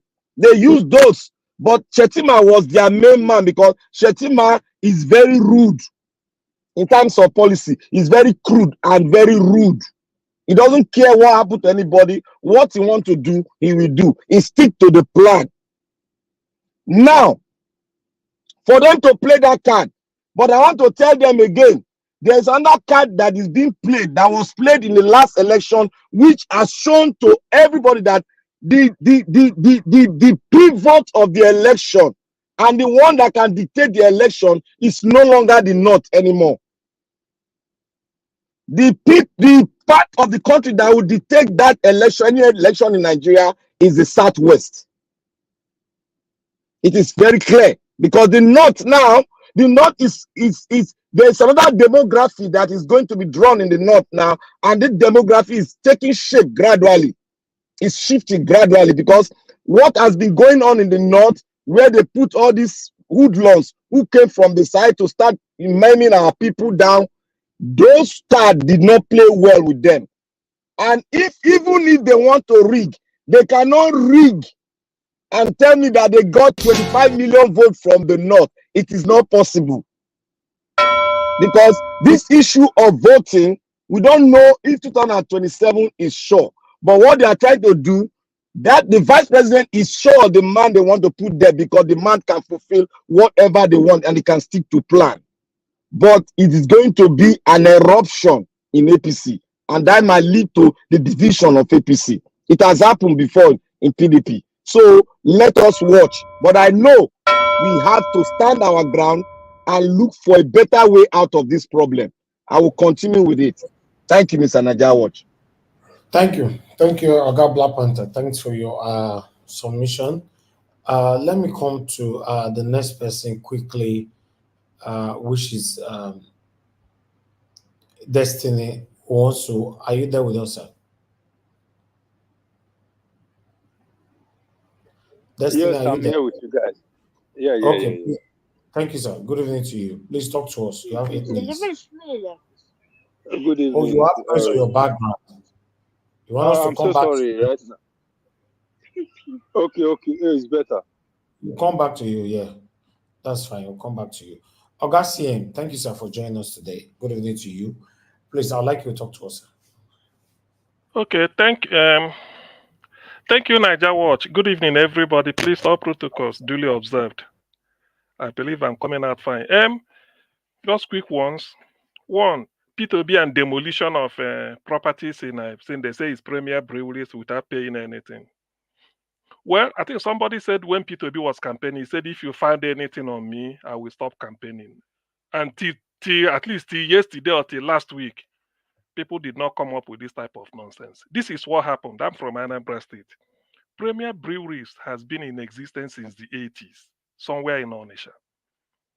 It happened that during P2B's regime, he brought in this thing, the world's largest brewery, Sab Miller Brewery, based in South Africa. It's a Dutch company also, owned by the Dutch. They brew Heineken and all those draw or something, but their biggest plant in Africa is in South Africa. So P2B has been dealing with them. He felt that yes, they can come and do business in Nigeria based on his recommendation. So he started them at Onitsha. And part of the deal was 40% of the workforce must come from Anambra State. That's how you know a man who is creating job. But that is by the way anyway. So pertaining where they cited the brewery, it was former Premier Brewery's premises. It so happened that P2B, because of the fence then, they want to expand that road. If anybody who knows Onitsha, from immediately you come from Asaba, immediately you drop from the bridge. From there till somewhere almost 4 or 5 kilometers, 6, up north till you pass All Hallows Seminary in Onitsha, and then where you have the statue of Zeke. From that head bridge, they call it head bridge, from that place, P2B expanded, he did it. He made it, I think, 3 or 4 three lanes, then with something like a service lane extra. So that something had to give way. So he felt Anambra State will benefit. That's why he said, no, why are we paying compensation? That's why somebody said you can't pay compensation to the government. They are doing it. That is exactly what happened. And at that, the new road, because P2B was an APGA governor, Ojukwu was still alive then, I think when these things were happening. So people said he should put the statue of Ikemba there, a statue at the beginning. If you coming into Onitsha, immediately you get from Niger Bridge coming up. So he put it there. Now, did P2B demolish houses without compensation when he was Anambra governor? Yes. What houses did he demolish? House of kidnappers. Please listen. People should record my voice. Houses belonging to kidnappers. There are people that want to do kidnapping business. They build a mansion, or if you see a house that is not well constructed, you may think that you can go there and mess up. But if you see a house, barbed wire, this spiral wiring and everything, satellite, you feel that it's a billionaire living there, is sensible. Some use it for kidnapping. So it now happened that neighbors will say they keep bringing people in here, nothing. They reported to the police and P2B. So they found out that most Anambra businessmen, they will kidnap them maybe from Lagos. You think they're in Lagos or somewhere? They are somewhere there. They will be demanding all this ransom. So P2B now found out that is happening. He quickly went to Anambra State House of Assembly and they passed a law till today. Any house, any premises, no matter how remote or how urban the place is, the moment they discover that it is being used, whether you know or not, because some people may build their houses, in fairness to them, they're in America, in Europe, the way our people do, you build a good house, swimming pool, everything, feeling that when you come from America with your kids, you enjoy. If you do, maybe the person, the caretaker looking after it may not know. Some people, hoodlums, may jump over the fence and be living there. So P2B now, they passed a law, because Obi is he believes in rule of law. He said, so it's your duty to know whether somebody is in your house or not. So then P2B, they will start. I wish I will see the picture. It's on the video on the internet. He will bring caterpillar. The moment they pull the house down, and the day they are doing it, P2B will be there. Just like the one they show, P2B will be there, so that nobody will make anything. He said the governor will be there. Any day they are going to do it. So when they pull it down, that premises, that land, that house is now Anambra State government land. If it is your father's compound in the village you did it, I mean, I can name some towns in Anambra it happened. I'm from Anambra State. So that sort of made it stopped. That's why when P2B want to talk, some people may not know. You had him say Osisi Kanku. You had him say something like he mentioned the names, those type of Agbero names they used to bear, saying that they are hard man. P2B said I drove them out of Anambra State. Not that he was pursuing them with a stick, but he was demolishing them because that is where they put people. So when they now know that the cell are no more existing in Anambra State, they ran away. So that was when they say P2B was demolition. So that one P2B doesn't even pay compensation at all. It's as simple as that. It's as simple as very, very simple. So all this propaganda, I know they have to bring it now. It's just to clarify issue. I'm from Anambra State. Whoever wants to take me on can take me on. Only I don't want to embarrass on towns. Otherwise, I will mention the names, even the villages where it happened, where they were using some buildings as hideout for thieves. So P2B quickly did it. He went to House of Assembly and they passed a law expressly to him, so that when he does it, you don't have to take him to court. He will say that is Anambra law. The kidnappers were looking, because when they go there to catch the people, they now see so people will be saying, look at somebody will be looking for the past 2 months or 1 month. They are hidden there. So that's what P2B was doing as per that one. So that should be cleared now. All this nonsense they are bringing, P2B did it. Besides, where P2B removed the fence for premier breweries, it's not the entire thing. It's just the fence so that they widen the road. The road has been existing. Only that, you see, Nigerians do not show imagination sometimes. They should have asked themselves, this particular landmark they're talking, is it the same thing? They are not. Thank God Omashola is here as a resident architect. It's not. And they have said a lot of things. I think I will buy that as a line of thought. The essence of doing it is to drive this man away. They do the road. After a while, they will stop. Maybe because they say there are so many controversies, they've stopped. They've paid off the contractor. They've valued the little they did. They pay him off to save the money for Nigeria. In future, they will come and level it and then put what they want. Because the ownership will transfer. We know all these things. Thank God Amoshola as an architect, he knows more about building. So I'm going to default to him. That's one. Then the next thing is Dave Umahi saying that P2B is inciting Igbo against the federal government of Nigeria. You see, I wanted to make this discussion a discussion of personalities. Who is Dave Umahi? Dave Umahi is that Fulani redentist who left PDP and jumped into APC because they promised him presidency. Say presidency will come to the South. It is the turn of the South. And when it comes down to the Southwest have had it. The South has had it. The only zone that hasn't had it is the Southeast. And they found out that if they come to PDP, P2B is the only credible person they will say, I mean, he's the best among them. Then who will give P2B for a run for his money? They say pick Dave Umahi because he borrowed Skook fund. Skook. This Islamic something, I don't know. Because all those things, they said he built these things. Sometimes it is better you did not borrow money and you did a project, maybe small one, that when they ask you, say he didn't borrow. P2B wasn't into flashy things, but he didn't borrow. He used Anambra money and even saved money. So Dave Umahi went about borrowing. The unemployment rate in Ebonyi State is the highest in the Southeast. But that notwithstanding, so Dave Umahi had to start wearing danchiki. This outside dress, he stopped wearing it. In fact, on Hanez Ndigbo meeting, he doesn't even want it. So he want to show himself. At the time, he said, Muhammadu Buhari loved me. That was why that useless Dave Umahi, I know they are listening, used the Ebonyi State money owned by Ebonyi State, constructed the airport and named it after Muhammadu Buhari. Buhari now told him, say, no, I do not deserve it. Give it to Chubo Kadibo and Igbo man. Is that not stupidity? Is that not useless? So the messenger is more important than the message. When somebody is not credible, nothing will come out of him.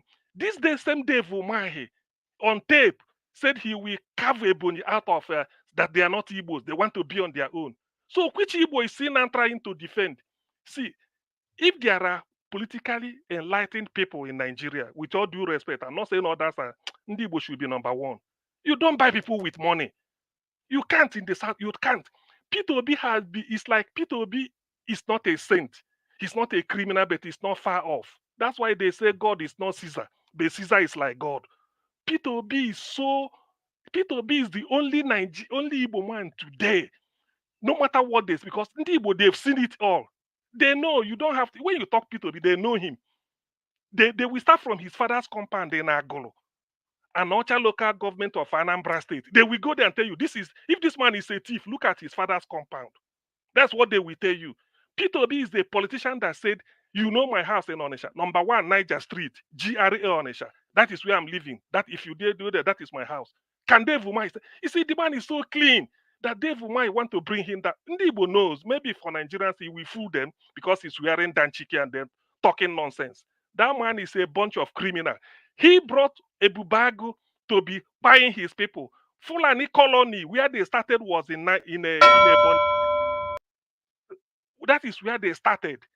He had a running battle with Nnamdi Kanu when he told them that you cannot bring Fulani colony in Igbo land. We refuse it. If they want to build ranches and stay with us, no problem. We buy land, do ranches, you pay tax, do your business. After all, we are doing our Igbos are doing businesses everywhere. But to come and bring them through the back door and put them in the bush, they be raping women, impregnating them. Look, part of what angered Dave Umahi was Nnamdi Kanu said, when Biafra comes, there will be DNA. Anybody with Fulani blood cannot be part of Ndigbo. We will do DNA because we know most of the ladies under Umahi was giving the Ebony people their children out to Fulanis for free. Said they should settle here. They are pregnanting our women all over Ebony State. Don't they know? So this man is an outcast. For somebody not to respect Ojukwu. Ojukwu was the fresh air Ndigbo breath at the time the world was. I don't care who is trying to boggle what I'm saying. It doesn't matter. The facts are there. Let me say it. In the pantheon, in the gallery of Igbo heroes, number 1, Dr. Umahi Okpara, former Premier Eastern Region. Number 2, Dim Chukwemeka Odimegwu Ojukwu, because he stood up to say, look, I have to put my life on the line to save my people. Number 3, Dr. Sam Mbakwe, former governor of Imo State. Number 4, Peter Obi. No other person come close as at today. So we know what we don't worship money. Zeke was for Nigeria, we agree. He was just to make sure that Nigeria, but Ojukwu fought for his people and stood up. Umahi Okpara developed Southeast. At the end, when he died, his people has to borrow money to build a bungalow so that they can bury him. That is what Igbos respect. And that is the attitude of Peter Obi. Peter Obi cannot, it can be faulted in this type of thing. Personal scandal, to go and be doing this thing. Umahi just wasting his time. Don't worry, in the days and weeks ahead, you will hear the reaction of Ndigbo to him. This is a man that the Igbo people respect. It's as simple as that. So we know what Peter Obi, we know his record. You cannot, thank you. Maybe over 10 years, you now start to come and say Peter Obi did this in Anambra. Where we are there before. Anyway, let me stop here. But I will still say more on this. Any other thing is immaterial to me now because I'm really. Thank you. Thank you. August. I say na better koboko, right? August Pariko. August CM, thank you. Thank you very much. Better koboko. Yeah, that's today. They say you want beat up where. It's good now. You reach to verse now. When you get information, reach to verse. All right. Dave Umahi, you are listening, right? Let's move on. Let me move on to the next person quickly. Oga Chris, we know you're on the backstage. We'll come back to you when it gets your time. I'll swap you. But meanwhile, to Nigeria, it's good to have you on the show. Good evening to you, sir. Please talk to us. You have 8 minutes. They don't abandon me again with that. I think they say they'll come back to me. No. Now you go tell us when you're already now. You don't see get noise on your background now. Nobody they abandon anybody here. When you know your noise on your background is sorted, you let me know. Not be me going to let you know. You want to speak now? Yeah. Okay, go ahead, sir. Thank you. You have 8 minutes. Okay, thank you. I listened a little bit, not too much, because I came late. But waiting me, I see for everything is that if we really want to tell ourselves the truth, we not they bring this issue of Biafra issue come this anything where we discuss. I this sorry. Me I be Igbo man confirm from Abia State. But anything where we talk, if one they talk and say na concern Nigeria, more they talk and concern Nigeria. Nobody they say because what they call this man where because all of them were the position for Nigeria, all of them are thief. Say, something that the Carlo thought say they will do DNA, and I made the man the fear. Not being making the fear. Because if we really want to get the Biafra, we know what to do. We get senator full everywhere for Biafra land. So more they forget, more they talk for year. Now Nigeria, as I will say, what they talk about. More they come out anything concerning. So they all those Biafra of it. More they face our Nigeria issue. Down on one side. Anything where all those people they do where they say they destroy, they not destroy. Me, I'd always talk about for years, man. If all these people they do something, that they even want to bring some kind of things come to just distract us, to go give us something to talk about. Not be say they're serious or waiting they want that thing, that particular thing where they bring come say more they talk about, they're not serious food. They always bring that one just to distract us so that they'll feel they do it in there they want to do on their own. They'll feel they thief. You don't like this governor of Kogi State, you don't say whether they talk say that man thief money. If you come, they'll bring another thing to cover up. So that we'll begin to talk about that one. Now, so all the whole Nigeria issue just be. The issue is that how we will be the normal people, ordinary people, but they know say if they bring their own topic come out, how will they know say these people they try to bring something up out? More for us to say forget about the really important issue. Now, what we supposed to think about? Not be anything. You see, say they'll just either ESCC or one thing, you just discover say somebody is so billion also in the next week, you just hear they'll just bring one issue come out for us to that will come be the topic we will begin talking about. The one where they important to all of us, nobody will come they talk again. And that one where they just bring come out. Sometimes they'll just go give all those influential something, make they come carry give us. Now that will come begin to talk about. We'll leave the most important thing. How will fit talk to our people like us where they suffer? Say man, see how we will take do. And more stop to follow all these people. More not they get favor right inside all of them. Maybe say all of them they be the same caucus. We will be the same people because if the day inside National Assembly, inside Senate, all of them are the same thing. No one of them don't cry come out one day can't tell us, hey, man, the money where they want to share, they're not going to give me inside like maybe 10 million. They say they want to give me 5 million because I be Igbo man, or because I be Benin man, or because I be Yoruba man. That made they want to give me 5 million. None of them don't cry that can cry come out one day. But the only time where they cry can't give us, now only when they do election. So I will continue to say, man, more day you now say, man, if these people try come into time of election, say you be this tribe, or you be this tribe, now means that they marginalize you, more let them know say na lie. If now this person we really want to follow, we know say now this person we really want to follow. We don't want to know whether na Benin person or na Agbo person or in Narobo, wherever I for come. Now we want to vote for. Because if time for all those kind of things, now we they know say man, one like last time all these Okalo come out say now because he na for here. The other one say now because he na for here. But right now I never hear this Okalo one day come out come the talk say because he na Igbo man. They get one suggestion where bring come out for parliament and they not take that suggestion. It never happened one day. How we want to, and now they beg every one of us. More live because me it's more than enough vessel. Because me come they look say this is a Yoruba nation and Igbo nation. We are seeing some politicians now see the user. Now see the user won't be like they want to divide us more than anything. Because if we really want to fight for all those Yoruba or Igbo nation, all our national assembly, Senate, everything, if we don't let to them, say see what we want. If they don't agree, we'll call all of them back.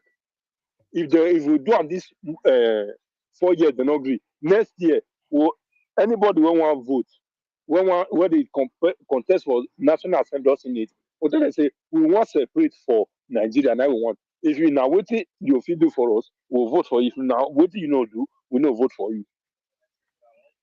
We will not say yes, that one go. Then when we come to the kill ourselves here, say we decide for waiting, we will not say enough it come the way we take decide food. Thank you, bros. All right. Thank you, Mr. Destiny, for your submission. Everybody entitled to their submission here, to their freedom of expression on this platform. You know, yes, I like where you're coming from. That's fine. That's fine as long as you're not breaking the rules. Nobody's breaking the rules. Anything that is not aligning to what we expect to hear on this platform, all the panelists here have the right to oppose it. That's why we call it panel. I can only come in when any of you breaking the rules of the platform. If not, I'm not really interested. Thank you very much. God bless you, sir. I'd like to call on Tunaja. Tunaja, if you're there, talk to us. Good evening to you, sir. Okay, Tunaja, you are not there. I'm going to put on the backstage so that somebody else can come in. You know, we are not here to wait for anybody. If you are not there, you stay on the backstage. Okay, Mr. Oduwa, thank you very much, sir. Good evening to you. Please talk to us. You have 8 minutes. Good evening, Mr. Nagawash. Good evening, panelists, commenters, listeners, and viewers. Can we hear me? Go ahead, sir. Thank you. Hello. Okay, thank you. As I have something to say. Hello. Yes, hello. Continue now. Yes, continue, Odua. Yes, continue. Can you hear me? Yes. Okay. Thank you.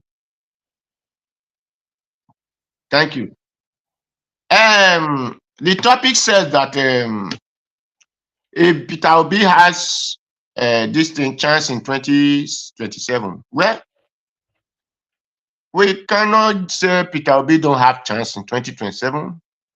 We can't say he have chance in 2027. As far as the Lord have not taken his breath, there is still chance. As far as the Nigeria government or government, however you call them, we allow him to seek for the positions, so he still has a chance. So there is still chance for anybody who want to contest also. So it's not only Peter Obi. As far as they will collect the money, or any part of the party will come, they will register the party to vie for the presidency position. So I can say that Peter Obi still have a chance. So if the INEC will not still collect the position, vote of people and give to another people, so by 2027 we determine who will become the positions. So that is what I have to say, because I know that as far as Peter Obi is still breathing, so he still have the chance of 2027. So it determine on the Nigerians whoever they will decide to vote for. So that is for that. Then David Umahi said that Peter Obi is heading the Igbos as the Nigeria government. And anyway, I don't understand the language where that one came from, because I did not watch if there was a video or if there was a talk of this thing that Peter Obi said, because I don't understand the Igbo language. So I don't really know how Peter Obi is steering the Nigeria against the steering the Igbos against the Nigeria government. And because the way the last time I looked at Nigeria did not even have a government, because the people that is Nigerians don't even understand what is called government. So not to talk of they having a country called Nigeria that there is government that exists. The only what I know that exists in that country is oppressors. That is why when I heard that Nnamdi Kanu called Nigeria a zoo, I said Nigeria should clap for him, that even give a Nigeria a good name. Because Nigeria country is worse than a zoo. A zoo has policy, a zoo have control and the zone have rule and regulations. But Nigeria as a country doesn't have rule and regulation. That is why I see Nigeria as a country as a jungle of wild jungle where wild animals ate their prey. So that is what I know Nigeria to be. It's a jungle, wild forest where wild animals ate their prey. That is why whenever anybody get to positions, whether it is even it is a conductor, bus driver, mechanic, so food seller, a policeman, sojaman, whatever name, bank, whatever name you just call the position, opportunity, person have opportunity to be in that position, we start oppressing at the other one. We start oppressing as many who did not bear that name that he bear. So it is only jungle, wild forest, you find such. Where crocodile will be telling the rest animal that he don't come to my territory. Even he will leave the water and still go to the dry land and start dragging with animal who's dry land. While the one in dry land will climb trees and be dragging the one that has power of tree. So that is where what is Nigeria are. So Nigeria, you see, I heard coastal road. The other time, Buhari said that they should give the federal government the coastal area so that his brother can go and be grazing animal. People said, no, it's our territory. But now, you will still hear the same Nigeria as say the government have drawn the plans. At least, can you tell us any state who are agreeing and said we draw plans for the road to come and pass only our water? Now, what of the state that did not have that water? With that road goes to that state, automatically shows that how Nigerians who claim to be educated are ignorant of education. And that is where I even see when they say, I'm educated, I look at them and said, oh, these are people are ignorant to education. Because they have not know what is called government and they don't know how it exists. What they know is oppressions, and that is how oppression exists. A landman, according to the beach that they said is there, then the government, according to what you people call it, government want to go and destroy beach and put a road. That is because the people fail to understand how feeling of people goes in the country. This is a beach that countries are making money from. States are happy to invest money on. Then one set of people who claim to be positions are there to destroy people's business. And you will hear the other one saying, government did not approve that beach, or government approved, did not collect the normal document. Please, our fathers who built houses before the white man came to our land, which government, which paper do they use to build those houses? Who approved those houses for them? But today, you will hear that people did not take them. So those houses need to be destroyed because they did not, they did not collect paper they used to build those houses. Or if government come and destroy those houses, they will not compensate them because they did not collect paper from the government. That is the ignorance of humanity. But when you ask these people, they said, we are wise, we are educated, we are this, we are that, because they know how to talk another man language now. So, but they are rethinking, their real sense of wisdom, of reasoning is art. It's no longer existing. English is not sense or wisdom or visions or dreams of betterness. English is just a language, just like your father's as your mother language, which you decide to neglect and go and pick another man language and call it education. If there is a road that enter a company, can that road be divert? If they divert that road, will the road not still function? In China or Japan, express passway has, that house is not broken. Express divert from a house, that express did not destroy because they divert it. But in Nigeria, you will want to oppress a fellow in the name of you are in authority or you are called authority. Well, it's pity when the pity man fall into a pit, has no person to pity him. So Nigeria is only place whereby I find those so-called educated are ignorance of education. And that is why their own will tell you go and be praying when others are thinking, working, and seeing visions of 2050. Nigeria will be prayers, warriors. So, well, as the bearing, let me not take time. But if it gets to time, I will still talk. Thank you. Niger Watch, please, can I make, please, if you don't mind, can I make just a quick 30 seconds? Go ahead, sir. I don't know whether we have the time later. So anyway, I just want to quickly put this out. It's in respect of the submission given by Destiny Nwosu. When people are agitating the way it is in Nigeria, it's not politicians are using them. It's a lie. Professor Banji Akintoye is not a politician. He's an emeritus professor of history. He has written to Tinubu that the Yorubas want out. So what do you say to that? Is he a politician that is using him? Or do you not hear about the letter he wrote? He did it during Buhari time, which means he's consistent. It's not because Buhari is a Fulani. Now Yoruba is in charge, and he wrote to his brother. He said they want out.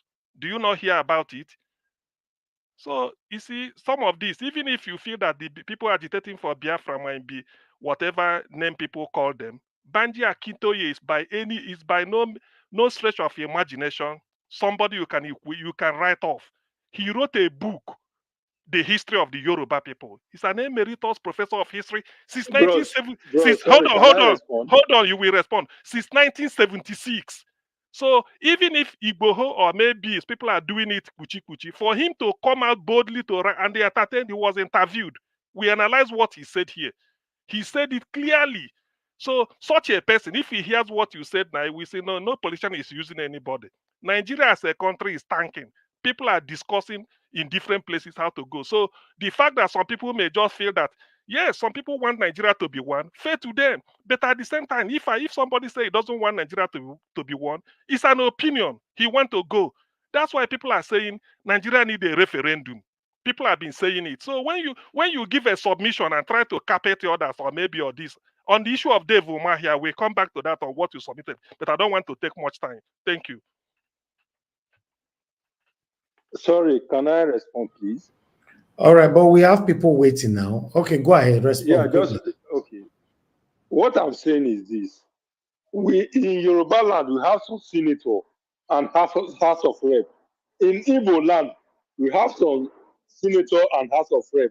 How many times has the Yoruba, the people that are shouting for Yoruba separation went to one of those people, House of Assembly or House of Rep, that what they want is that they want Yoruba nation. How many times have they go there for protest? Or how many times have the IPOP people went to Eyinayan Abaribe or just Okalo House stand a protest that what they want is Akintoye wrote a letter to Tinubu. Not wrote. They wrote a letter to Tinubu. Comment on that. Not only wrote. Comment on that. Not only wrote. Akintoye wrote. Mr. Niger Watch. He wrote a letter to UK. Scotland and UK when they were fighting that. Mr. Niger Watch. Mr. Niger Watch. Please let them not come Mr. Destiny. Mr. Destiny, hold your peace now. Don't keep it anyhow. Mr. Destiny, where are you from? Hold on now. Mr. Niger Watch, I beg, let me ask him a question. Let him show his face. Why? I'm showing my own. Let me know. Mr. Destiny. Mr. Destiny. Hold on now. Mr. Destiny, hold on now. Let me ask you a question. Leave it like that so that we know where we're talking. Leave it. Mr. Destiny. Just leave Mr. it Destiny, like I want to ask you a question. One. Don't put yourself. Before I ask you, I want to ask you a question. You said you are an Igbo man. You said you are an Igbo man. And you have an Edo accent. 2. You don't need to ask any senator or any House of Rep before you ask for your own nation.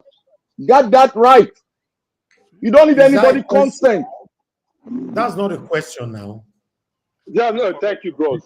Thank you. Say you want to ask the first question. Answer the first question. You want to ask Which you. question do you ask? Exactly. I said, are you an Igbo man with now you are an Edo accent?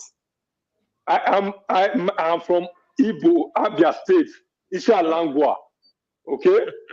My name is Nwosu Destiny, but my father called me Onyemechi, means who knows tomorrow. What are you saying? I was not born and brought up in Abia State, okay? So if I have Igbo, other tribe, this is the problem. This is one Igbo guy told me that day that I did not, my voice does not come. Okay, will I show my face every time? You see my face right now. You must be so killing people. You are not saying something. I don't understand it. Look at me. Look at me. But you show your face already. I show my face now. I'm working on street. I'm working on street. I'm working on street. I'm not at home. I'm working on street. Must I be showing my face? How many people? Only you show your face. Many people here did not show the face. What are you saying? Oga, Naija, let's go and continue now. Telling me what I don't understand. Killing people every time. Killing our brothers and sisters. Telling me nonsense. Are you hearing me, Mr. Destiny? Please. Sorry, I can't hear you. Sorry, I'm sorry, bros. Mr. Destiny, can you speak Igbo language?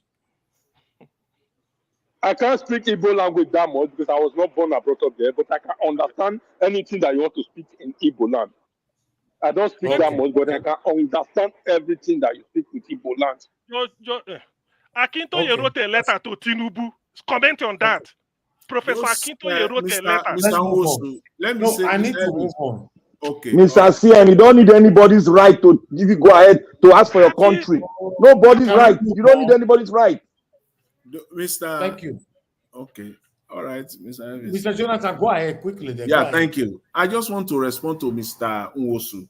Those people that you are talking about, politicians, senators that you are talking about, so you think those are the people that Nigerians will rely upon to get anything done?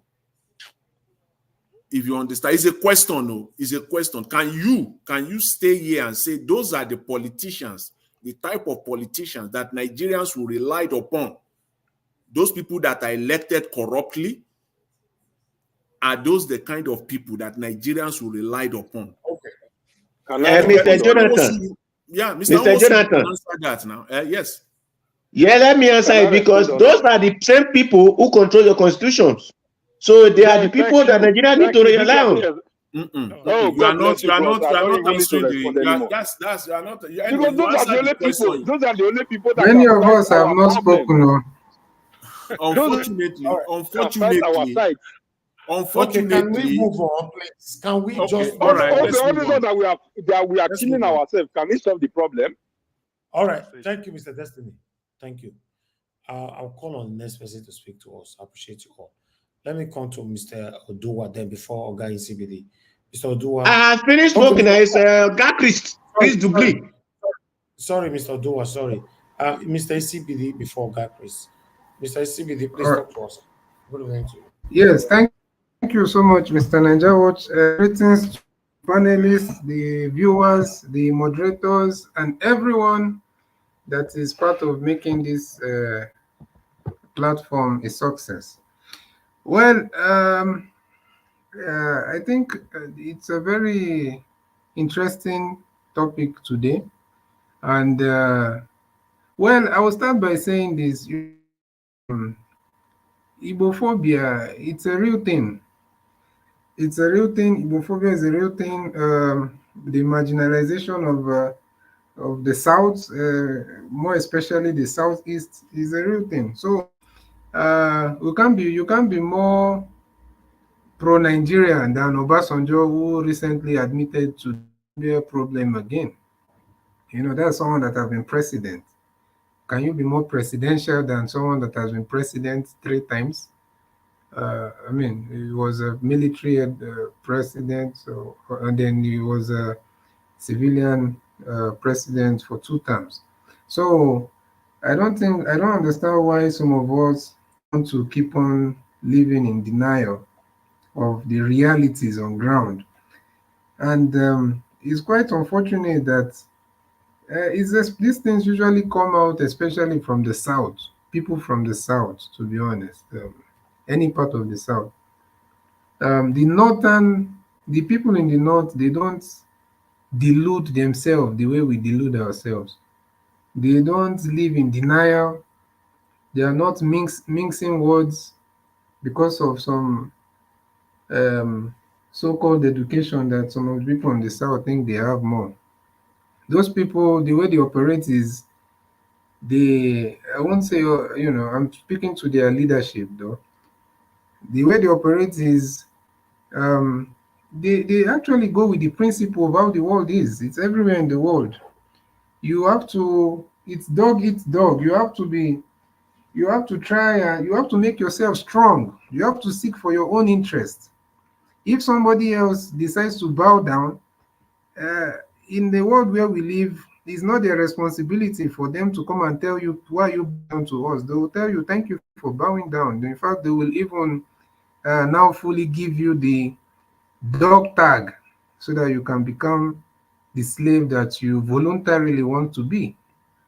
So that's how they operate, and we are here giving every reason why we love Nigeria more than them. Meanwhile, they make sure. Yeah, the brother that is talking about senators, and I don't think you understand that there's no amount of senator from whichever area in the south that can amount to the number of senators the north have.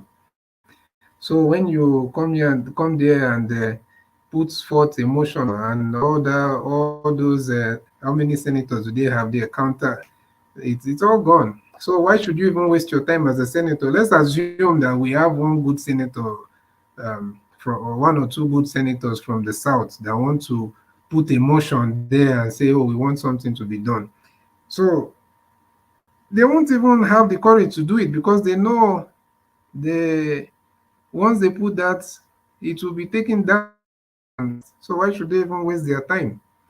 So that's why the thing is left for the people, and the people, non-politicians, because even some of these politicians themselves, they're operating like they're in a court. It doesn't matter which tribe they are from. They are operating like they're in a court. They can't go against their mandate. They can't go against it. It doesn't matter. Look at what Umahi is doing. Supposed to be an Igbo man. And Dr. CM, I understand. I think what he meant saying that Umahi said we carve out Ebonyi. I think what I heard, is that he said Ebonyi is not Biafra. But there's no way in the world you will say you carve out Ebonyi from Igbo. It's not possible. So the thing is, this thing of landmark, I was even surprised that even the Umahi himself admitted to it that they rerouted some areas. So that means the landmark man was not lying at all. He said they rerouted spaces. So do you know what it means to reroute and affect a business of over $200 million? This is not some shop or something like that, or motor park. You're talking about a major tourist destination that was fast rising as the northern beach resorts in Africa. It's already the number one in West Africa. It was rising as the number one beach resort in Africa, and it was there to compete with the world. And it has brought. I was listening to some of the diplomats' family members, and they were talking about how landmark is one of the places that when they come to Nigeria, they can, they feel at home, and it's so peaceful. They were just praising that place and talking so much. This is a major tourist attraction or destination. So, and you just go and reroute. You didn't stick to it's not so you can't even blame the landmark people or the landmark man. You didn't stick to the plan. You went and reroute and destroy that man shoreline. You're talking you do not destroy the major buildings, but you've destroyed the major attraction there. Do person want to leave their home and just go and stay in a building close to the beach and you can't see the beach? So it's crazy. It's quite unfortunate. And the Umahi, well, I can only say this, maybe like CM said, maybe is the some other Nigerians and this Agbado camp that is praising the man, because for us, the Southeast or Igbo people, we know who he is. You know, a mango tree cannot produce pineapple or apple. If someone has been in the camp, this is the same person that wanted to name their airport after. Oh, CM also said the same thing. So it's quite unfortunate that we are here acting like we don't know that there is sectional politics, there's tribal politics. All these things is real. There's marginal. The politicians are not. They are not hiding it. In fact, this, you know, the unfortunate part is that we want a united country. We want Nigeria to grow, but the people at the helm of affairs, majority of them, you know, they don't want Nigeria to succeed. They don't want that united country that many of you are screaming once you hear Biafra and you hear what is it called, the Yoruba nation. Okay, people. Well, your politicians, the people affairs, look at someone that the former president called a tribe or a region. He called them dots in a circle. So if somebody is talking like that and is the president, and you that don't have any power to implement anything is there saying that no, so sometimes that's what I'm saying, that as much as we want, we are not, you know, pro dividing Nigeria. Some of us, we should make sure that we are not ignorant in maybe accusing or belittling the people that say they want to leave, because they are not the one. They don't just wake up and that they want to leave. It's because of the leadership themselves fail, and they are, you know, they keep on failing every day. So my point is, we should stop deluding ourselves. They don't delude themselves. They don't lie to themselves. You can't be down or kneeling down. You're getting someone that is standing to treat you as equal. You have to rise up. You have to stand. Look at that person in the eye, and that person will see you. Oh, okay, we are on the same level. Then there will be respect. You don't expect someone that is standing to now tell you that is bowing down to him or see you as equal. No, you've already made yourself a voluntary slave. So the person will just accept your servitude. So until we stand up and until we realize that we cannot, until we come out and say we cannot accept some of the things they are putting us through, we'll keep on complaining the same thing every day. You know. So thank you. Let me stop there for now. Thank you. Thank you, Mr. SBD. Thank you, sir. Mr. Najawa, please, can I say something, please? No, sir. Sorry about that. You have to wait. You know, I appreciate every one of you right there. Mr. Hello, can you hear me? Hello, good evening to you, sir. Please talk to us. Hello. Good evening to you, sir. Please talk to us. 2 minutes. Okay. Yeah, okay, Mazi. Yes. Thank you, Mazi, for the job you are doing for all Nigerians. It's not easy staying in this platform all the time and educate Nigerians and what to do. I'm very, very happy. Some of those panelists, good evening all, and I want to all my brothers say that these type of politicians they are not the one who can give Nigerians what they need. The Nigerian politicians, they are looking for their pockets. They are not there for the masses. Because if you are there for the masses, you know that you're really elected for serving your people. When your people is talking, you must listen. Can't you see that they are not there for us? They are there for their children, their family. And last time I said, the problem we have in Nigeria is Britain. Can you see what is happening to France in Africa? When this so much of the thing will start happening to Britain, you see everybody, even people, if you any part of Nigeria want to live, will live. The problem we have in Nigeria is Britain. Britain don't want Nigeria to be good. They don't want Nigeria to have a good president. This past election, if that Obi enters there, in the next three or 4 months, you will see what is going to happen.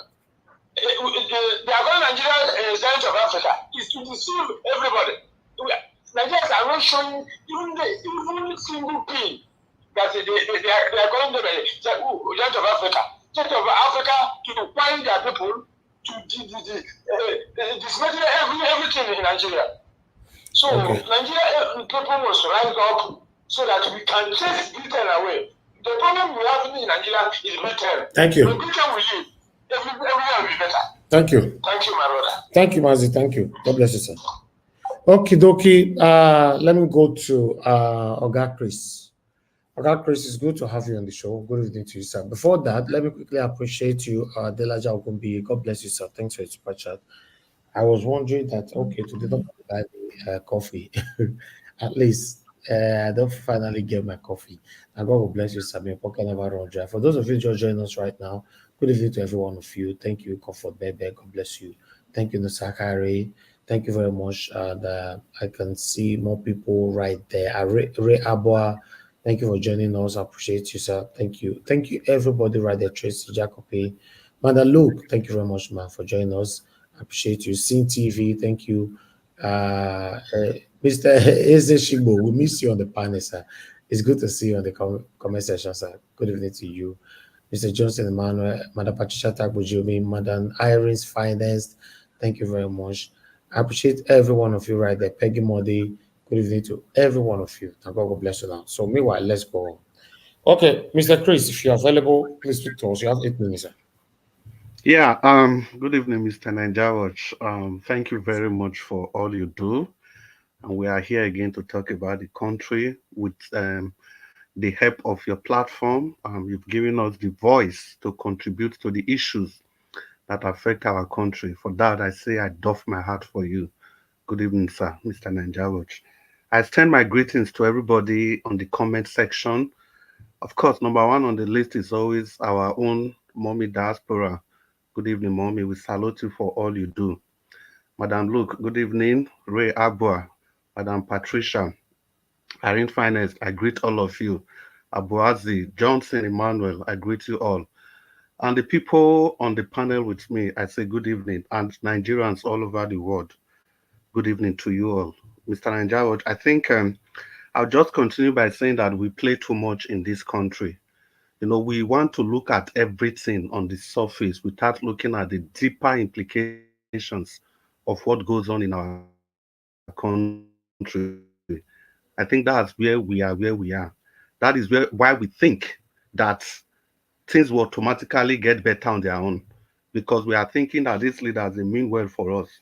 You see, this coastal road they are talking about is just a second version of the waterway bill that Buhari couldn't achieve. So this is another way for them to try to achieve that same project. So what's so special about that waterway bill when there are thousands of roads that have not been repaired? And moreover, the coastal road. And moreover, how come when they were awarding that contract, it wasn't open for bidding, which is already against the Constitution of the Federal Republic of Nigeria? They just did it on their own, 15 trillion naira, and that is it. And today, Tinubu's son is now a shareholder in that Shaguri group. And if you talk, some people will come and tell you, it doesn't matter as long as he's doing it. Let's celebrate it. Come on, Nigerians. We can do better than this. Tinubu's son is a member of that Shaguri's group now. So what else do we all expect? And how much is per kilometer of that road? Of course, we don't talk about those things. We are never thorough. That is just the undoing of the black man. We just look at what we can get from it. If you criticize people, why will you say that? Just embrace it. No, things must be done properly, the way they should be done. I'll just move on to the other topic. You see, everything about this Tinubu's administration has been colored with corruption. His trademark is in everything that they do. Imagine every single thing from the visa to Abu Dhabi, the upliftment of this, everything finally comes out to become false. The last one is the Max deal, the Danish company that they said they had a deal with them that will be, it's up to the tune of $600 million. And at the end of the day, it all came out to be lies, lies from the pit of hell. As for David Umahi, I'm not surprised, That's why I say we always look at things from the periphery. I'm not even surprised about what David Umahi is doing now. I even expect him to do more. We tend to forget that Dave Umahi didn't just start today. In 2019, when Atiku picked Peter Obi as his vice president, do you guys remember that it was Dave Umahi that stood against that nomination, even when he was a member of the PDP as at then? It was Dave Umahi, this same Dave Umahi. They now had to send people, a powerful board members from the PDP, to go and beg Dave Umahi. His complaint was that he wasn't consulted before the ticket was given to Obi. Because this man has been anti-Obi from beginning because of his own personal ambition. And just like, is it Dr. Sen that was saying it? See, the killings that is going on in the Southeast, let's not forget that what was his name again? Hope Uzodinma came out at the height of it all. He came out to tell the whole world that those things has nothing to do with IPOB, that they were all politically motivated. Because who formed the Biboagu? Is it not the same Dave Umahi? So all these things that Dave Umahi, that's attached to Dave Umahi, for me, I'm not surprised in any way, because it's just who he is, and he has never ever deviated from that. Is it not shameful? Is it not shameful? You use the funds of your state to build a gigantic airport, then you name it after a Fulani man, and the man comes back to tell you that you should name it after your own people. Even the one Obaseki did for Shomole, we are still complaining. We are still finding fault. Then somebody will just come and you go, what are you trying to do to please your masters, your northern masters, your Fulani masters? I don't, to be honest, sometimes I just wonder where our politicians, where they get their brains from.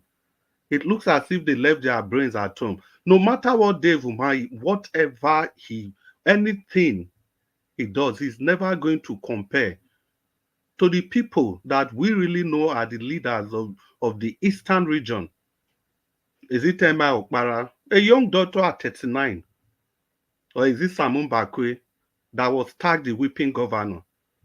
Those were the same governors that were in power during the time of Ogbemudia and co. Mbakwe was always crying to the federal government that he wants more for his state. He wants more for his state. But Umahi is here licking the ass of his Fulani masters, and he thinks he wants to become the president. The same thing Okorocha did. Is it not the same Okorocha that brought APC to the Southeast?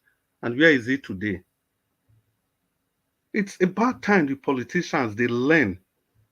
Because if they don't learn, history will keep coming back to them. History will keep coming back to them. Imagine the government of Tinubu, you are wooing foreign investors, whereas the investment at home, you are destroying everything at home. It is just, I don't know. I don't know the way these people reason. And I think the sad part of it all is that they have willing supporters. Willing supporters, people that are supporting them and trying to justify what they are doing. Whereas the facts and figures are there, but as usual, we look the other way. Then when things go wrong, we start complaining. We all saw, just like in 2015, we all saw the way Buhari was, but we were all blind because of hatred for one man. We brought in Buhari when history is there for we to have tapped from. Today, we all talk about Ghana must go, but we forgot that it was this same Buhari that told the old Ghanaians to leave. It was his tenure. Then the next thing, if we see the Westerners loving themselves, we'll be complaining. We'll be complaining. Just imagine people from Germany, they will just wake up and tell us Spanish people to leave their country. The same Buhari, the history is there, but we all turned a blind eye. He came, he destroyed the nation. We saw Tinubu with all his record, all his criminal record and everything. People still fought for him. The one that campaigned that if you find anything, if you can trace anything to me, he said he would stop campaigning. Not just to him now, to his family members. What manner of man is that? Well, now that the bell has gone off, I just have 1 minute for in CBD. No, it's not in CBD. The Wonsu Destiny. Oga, you see him. They said if it takes somebody to start explaining to the world that his father is a madman, you know that that person has a lot of questions to answer. Even if your father is a madman, it's not your responsibility to go and be telling the world that your father is a madman. I think that's exactly what you are doing. It's not your responsibility to try and bring down the Igbo race if you are truly an Igbo man. It isn't your responsibility. There are a lot of things happening with the Igbos that you should have spoken up against. Definitely, your father is not a madman. If your father is a madman, he will be on the streets. There are a lot of things you could have spoken up against instead of the trajectory you've gone. We've also seen some Benin chiefs, they've also done the same thing. Went to another state to go and bring down their own traditional institutions. So when you see people talk like this, you know they have other ulterior motives. So we all have to learn that the only way we can move this nation forward is for everybody to be truthful to a genuine cause. Thank you, Mr. Nanjao. Good evening, everybody. Okay. Thank you, Oga Chris. Thank you very much. Everybody on the panel will give a submission. So let's have our final submission so we can round up. So anybody that have any, mute yourself, sir, please. If you finish talking, mute yourself. Oga Chris. Thank you. If you have anything you want to say, you have the opportunity now to use it on your final submission to respond to anybody you want to respond to. I'm also going to give 8 minutes again on the final submission. So you're not going to have any reason to say that the minutes was not enough for you to give your final submission. But let me call on the first person on the panel, which is Mr. Jonathan Kingsley. Mr. Jonathan Kingsley, thank you, sir. Give us your final submission, 8 minutes. Then I come to Black Panther. Thank you very much, Mr. Elvis. I really appreciate that, your generosity and your understanding here. Thank you very much. I will quickly go, and talk on this the subject raised by Mr. Nwosu. I want to respond to him, comprehensively and with a question.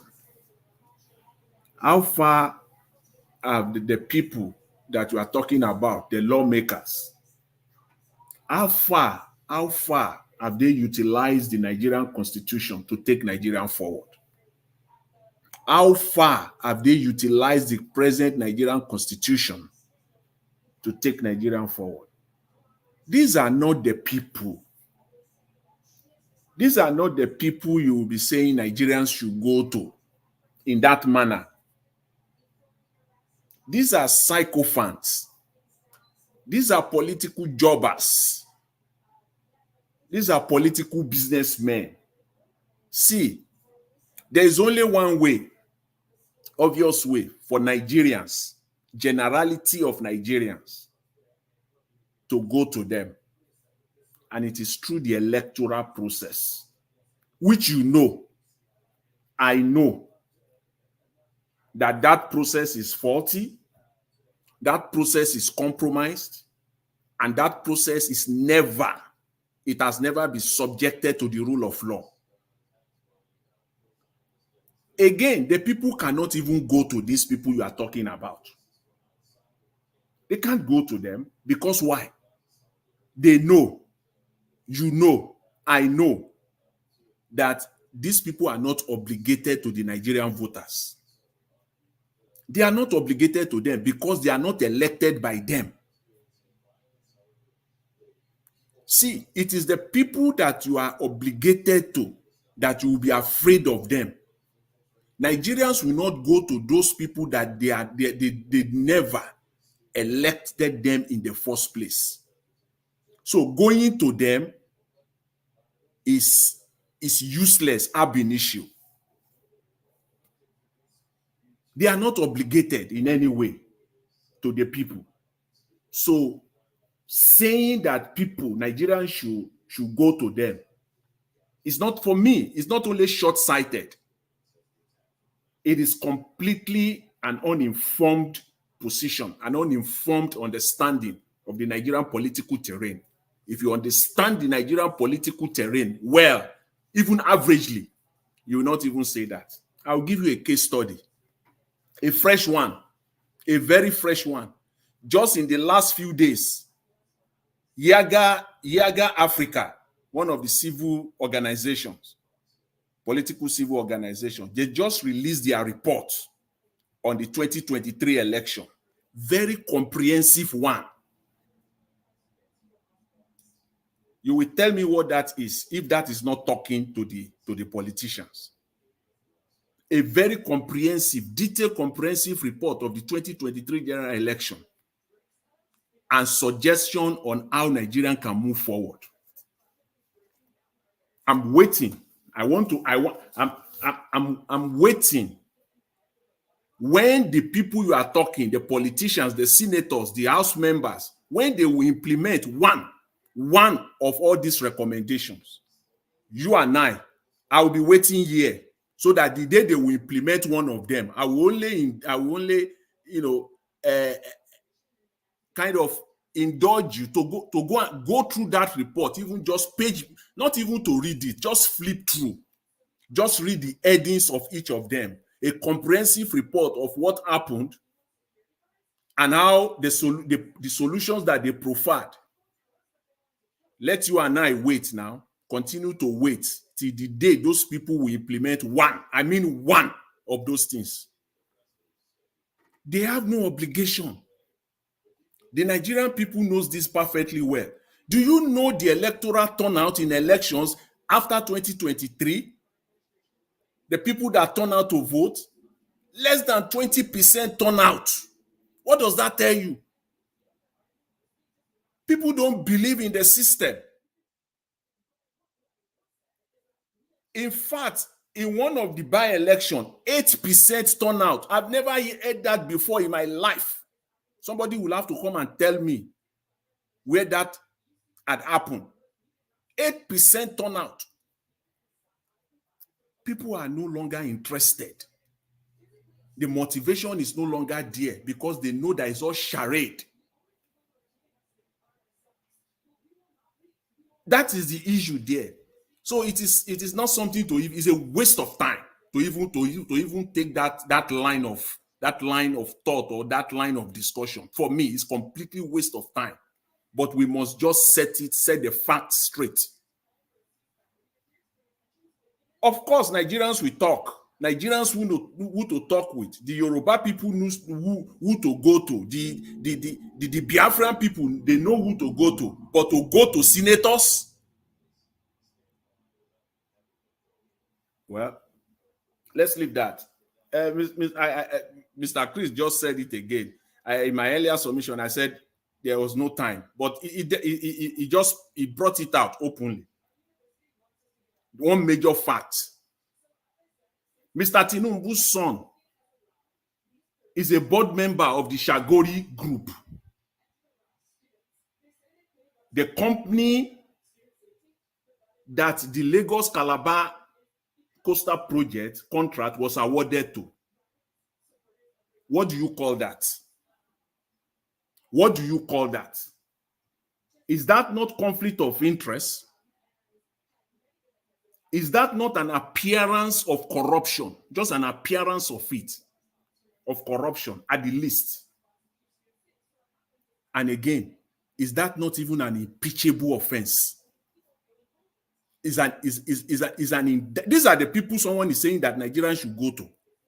On his face, that is an impeachable offense for a sitting president, that your son is a board member of a company and that company is getting a contract award of 15 trillion naira and the National Assembly is sitting down there. That in itself is an impeachable offense, and these are the people you say Nigerians should go to.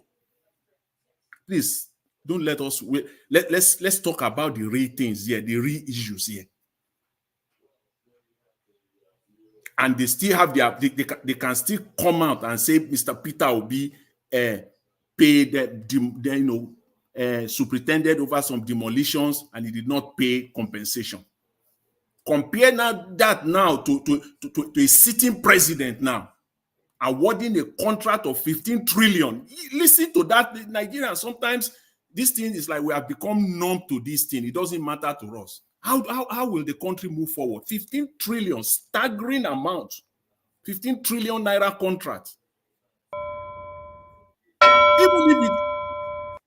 Thank you very much. Even if it is your in-law, not your son, you will even dare. How much more your son is a board member? Is that no corruption?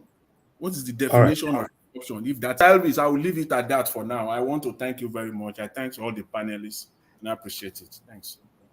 Thank you, Mr. Jonathan. Thank you for your analysis always, sir. I appreciate you. Black Panther, please, your final submission, 8 minutes. Okay, thank you. Thank you, Mr. Naija Watch. I know that protocol is up. I want to start by saying this. And a black man, for you to make things difficult for a black man to understand or not to have the information, just write a book and put all the expo inside the book and keep it somewhere. Put them for bookshelf or put them for us and say, come and buy for 1 naira. Even if the black man, if they will remember to buy it, they will not remember to read it and get the secret of things. With due respect to the black race, with due respect to Nigerians. The reason why I asked Mr. Nwosu or Mr. Destiny that you have an accent and you have an accent of the Edulite and you are from the East. The reason why I asked is because of this. I wanted to say what he told us. That is, a lot of us have phobia about to hear the word Biafra. But they never find it reasonable to go and ask questions and read books about what is really the Biafra fought for and how it came about and what happened, so that they can be well dressed, have good knowledge of the whole thing. The reason why I'm saying this is that, one, you are the employer, with due respect to Mr. Nwosu, you are the employer of any politician you have there. You are their boss. And if you have the timeline to hire and fire as their boss, they are not the one to come and give you a notice or say, okay, you can go ahead with whatever you want to fight for. That is not how governance, that is not how things is. If people are aggrieved, they need to voice out their grievance. If they don't voice it out, it might explode, and we don't want it to explode. We can cushion it, we can manage it, and we can sit down and talk about it. If we are sick about it, we need to gently go and have a therapist to look on us and work on us. That is how it is. We respect to it. And I want to say other thing again.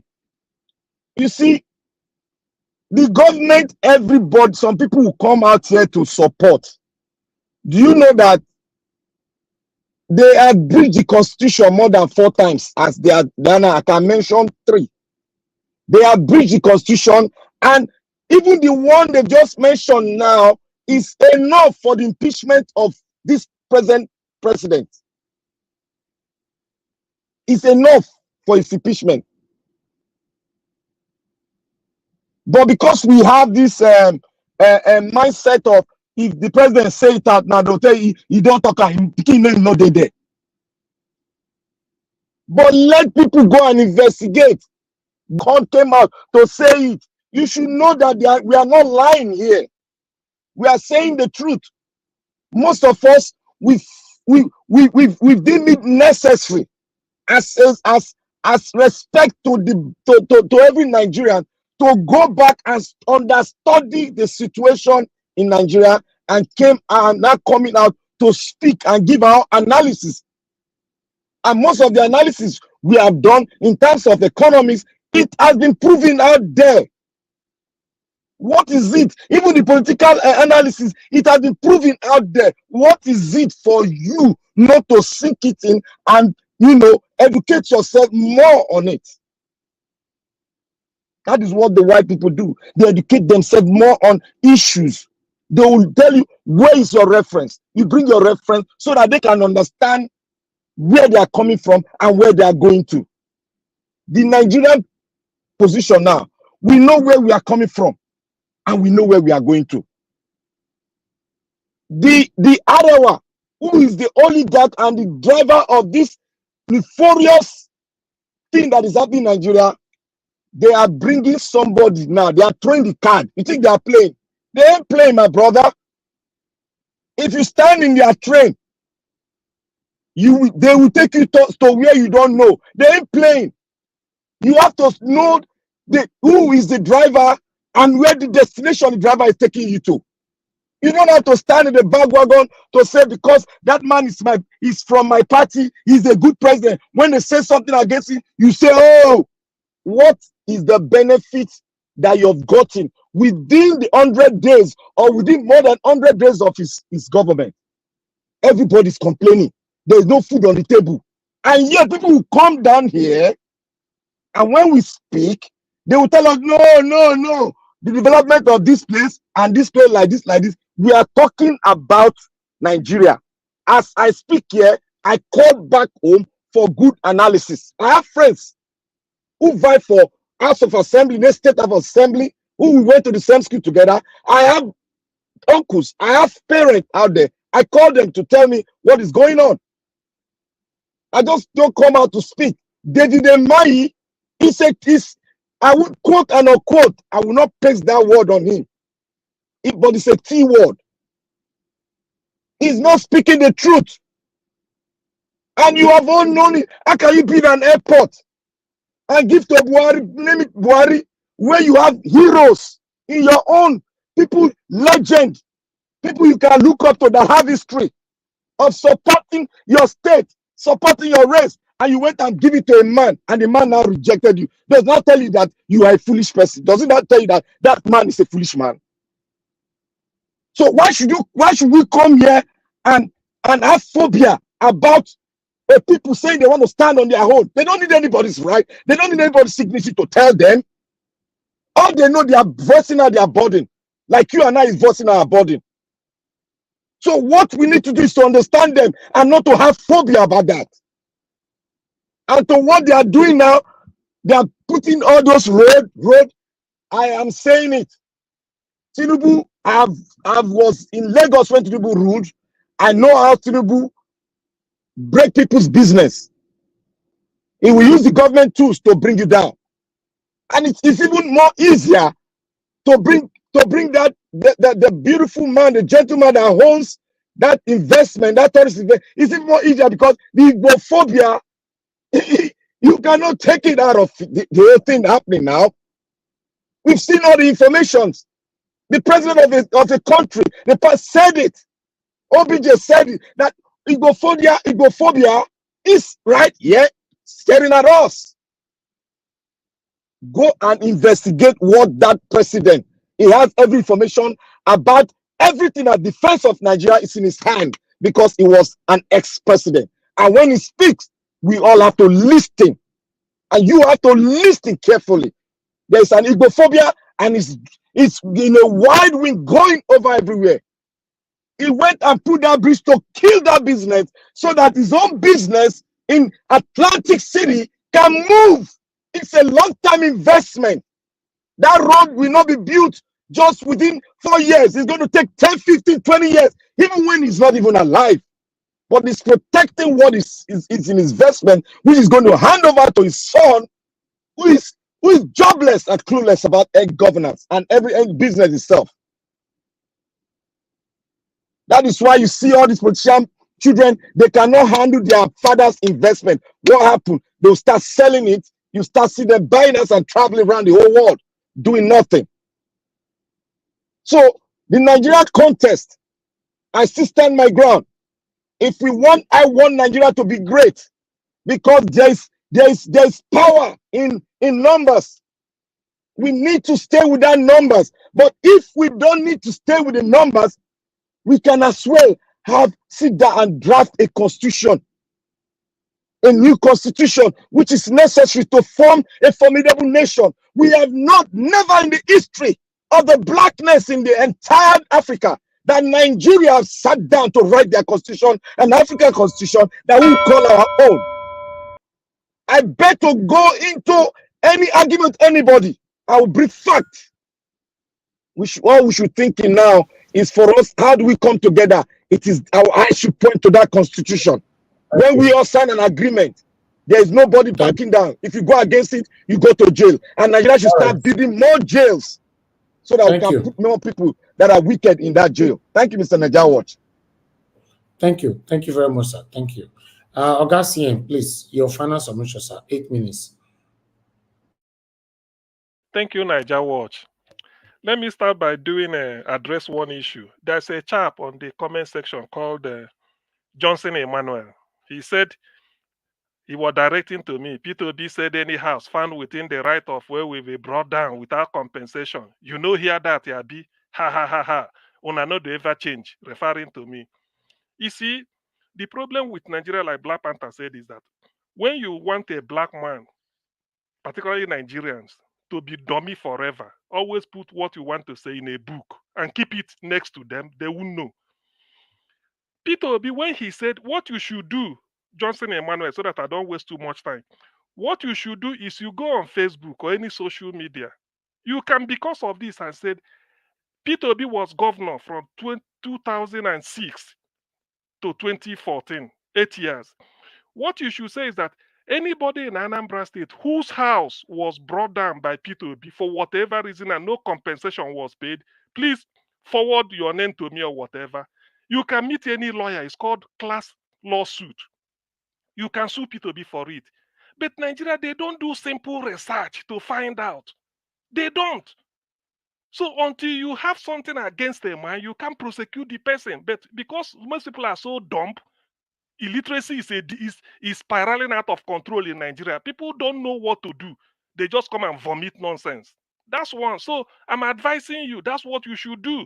If you feel that Peter Obi, they demolish people's houses. I've said he demolished, but these are where the premises they used to commit crime. He didn't pay compensation. That's one of the things he said, because there was a law and they've explained it here. But if you are a man enough, you're enlightened enough, please put up a notice that you want anybody from Anambra State, anybody who owned a property in Anambra State, that Peter Obi demolished when he was governor and there was no compensation paid. You can have the names and use it to do your propaganda. Please, some of us are educated. Now, the second thing you said is you are directing Dave Umahi, a personal non grata for the Southeast. Very sad, just for saying the simple truth. You see, when people like you see Dave Umahi as a hero, then something must be wrong with your thought process. Dave Umahi, somebody said here, took Ebonyi State money, built an airport, and named it after Buhari. At the time, Buhari was calling the entire Igbos dot in the circle. Even those that are not Igbos, it pained them. I remember some Yoruba people putting a very big article. They were just insulting Buhari even on Facebook. Some people from the north said no, it's unbecoming of a head of state. Yet, a governor will now go and name an airport again for that person. That Buhari, they even went to name. Buhari now taught Umahi a lesson. Umahi may have a bachelor's degree in civil engineering and be prancing up and down wearing danchiki. I will just expose him as time goes on.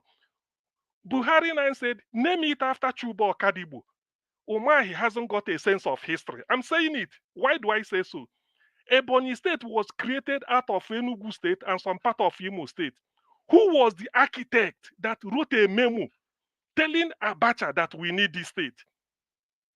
Chuba Kadibu, former Senate President. Chuba Kadibu is from Obunike, Oyi local government in Anambra State. He's not from Ebonyi State.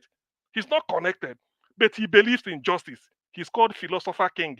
The only African who is a philosophical advisor to former Pope John Paul, deceased, the one that died before, the one that came to Nigeria. Okadibu is an advisor to him. If you know how he had a double PhD, one in political science, one in philosophy from United States. So this man wrote the memo. He was in charge. He called the likes of Ekwem, all of them. He said, no, we need to put a capital there.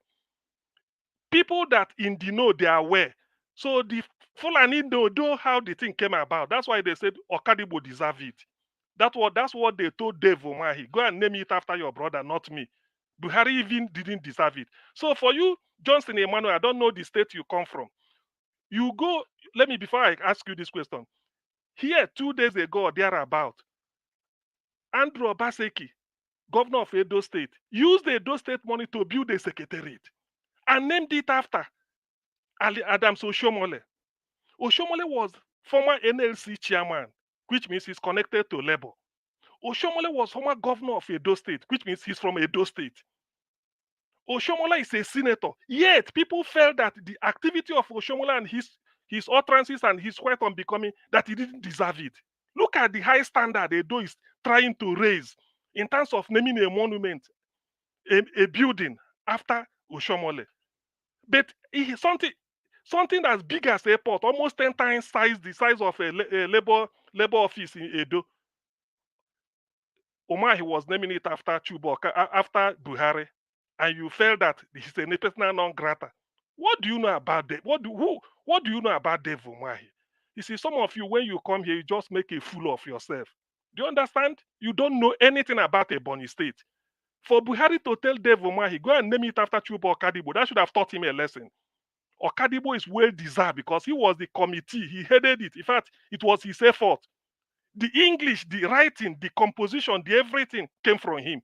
Okadibo is a called Philosopher King.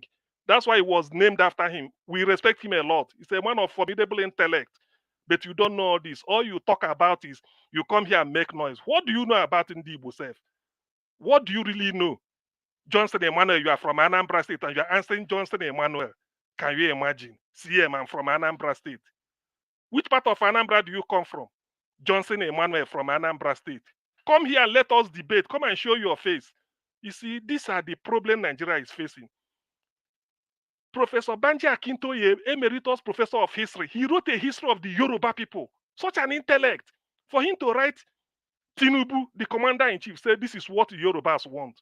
What does that tell you? Can you just dismiss it? You don't dismiss such people. You may dismiss Sunday Igboho and dismiss any other person. Maybe, what is it called? Onitiri, former Abiola's wife. You may dismiss those people. You can't dismiss such an intellect. You can't. I'm not Yoruba, but I respect him. Since then, I started watching him closely and I've taken it. Look at the interview he gave to Ruben Abati. Very bold. Very, very, very emphatic and convincing. Very emphatic, and you are here talking. Somebody will be coming here and be advising me that if you want to get you or something, you go to Abuja and tell senators are for Abuja. You don't do that. Self-determination starts from the grassroots. You listen to the people. If you now feel that maybe those that want one Nigeria are high, why not do referendum? The referendum is not far-fetched. They've done it in Nigeria. In August 1963, that was how they got Midwest region with the capital at Benin City. It's a referendum. The likes of Nahura and all those and some of their champions, Denis Osare, they said they needed it. and they got it. So why not? And they had over 80%. So that is what you should do. And that is what Professor Banji Akintoye is calling. He's not calling for arms. It's just a pen and paper. Pen and paper. And by the way, let me now return to this because some people might not know. The people in the north saying that they won't vote for Tinubu again, what is the man speaking or whatever, that they will not go for Shetim, all these things. They were rattled by Banji Akintoye's letter. Let me tell you how it works. They felt that for Banji Akintoye, Professor Banji Akintoye, Professor Emeritus of History, University of Ife, for him to write to Tinubu saying Ilana Odua or Ilana Yoro Odua, that they want out because of all the reasons he gave, they felt that they want to use it to rattle Tinubu so that Tinubu can now go and see if he can quieten them, and then they will come back and say, look, the moment you say Nigeria, who are they threatening? If Banji Akintoye stood his ground, if he stands his ground and secures what he wants, heaven won't fall. According to Justice Oguntade of the Supreme Court, he said, I will give this judgment and heaven won't fall. Rather, heaven will even be quiet, and because heaven hasn't fallen anywhere, though we say let heaven fall, heaven doesn't fall. So please, when we are being serious about Nigerian issues, people should be serious. Look at Nigeria. Are you happy with the state of things? Are you happy? Now, people, a Yoruba person here, what is the name? Jonathan, he's telling you that Tinubu's son is a director. He has a share in Chaguri and Chaguri. That alone has knocked that deal out because it's called conflict of interest. That's what is called conflict of interest. And this Tinubu son is the one that Tinubu takes. And the other day, Ruben Abbas was showing it. He introduces his son before even a government officials. What does that tell you? Are you not? Do people reason at all? Is that not are you more Yoruba than Jonathan, who said it? What are you talking about? Please, some people should go and be educated. If you don't know what to say, just keep quiet and be in your house. And not come here to misinform people. Nigeria Watch here, where we reason. We reason through our brain, not through our posterior. Thank you very much. Thank you, Augustine. Thank you, sir. Thank you very much for your submission and a little bit of history. Thank you. Okay, let me come to Mr. Destiny. Mr. Destiny, you have 8 minutes. Your final submission. Then, Mr. Odua. Thank you so much, Mr. Nigeria Watch, and everybody.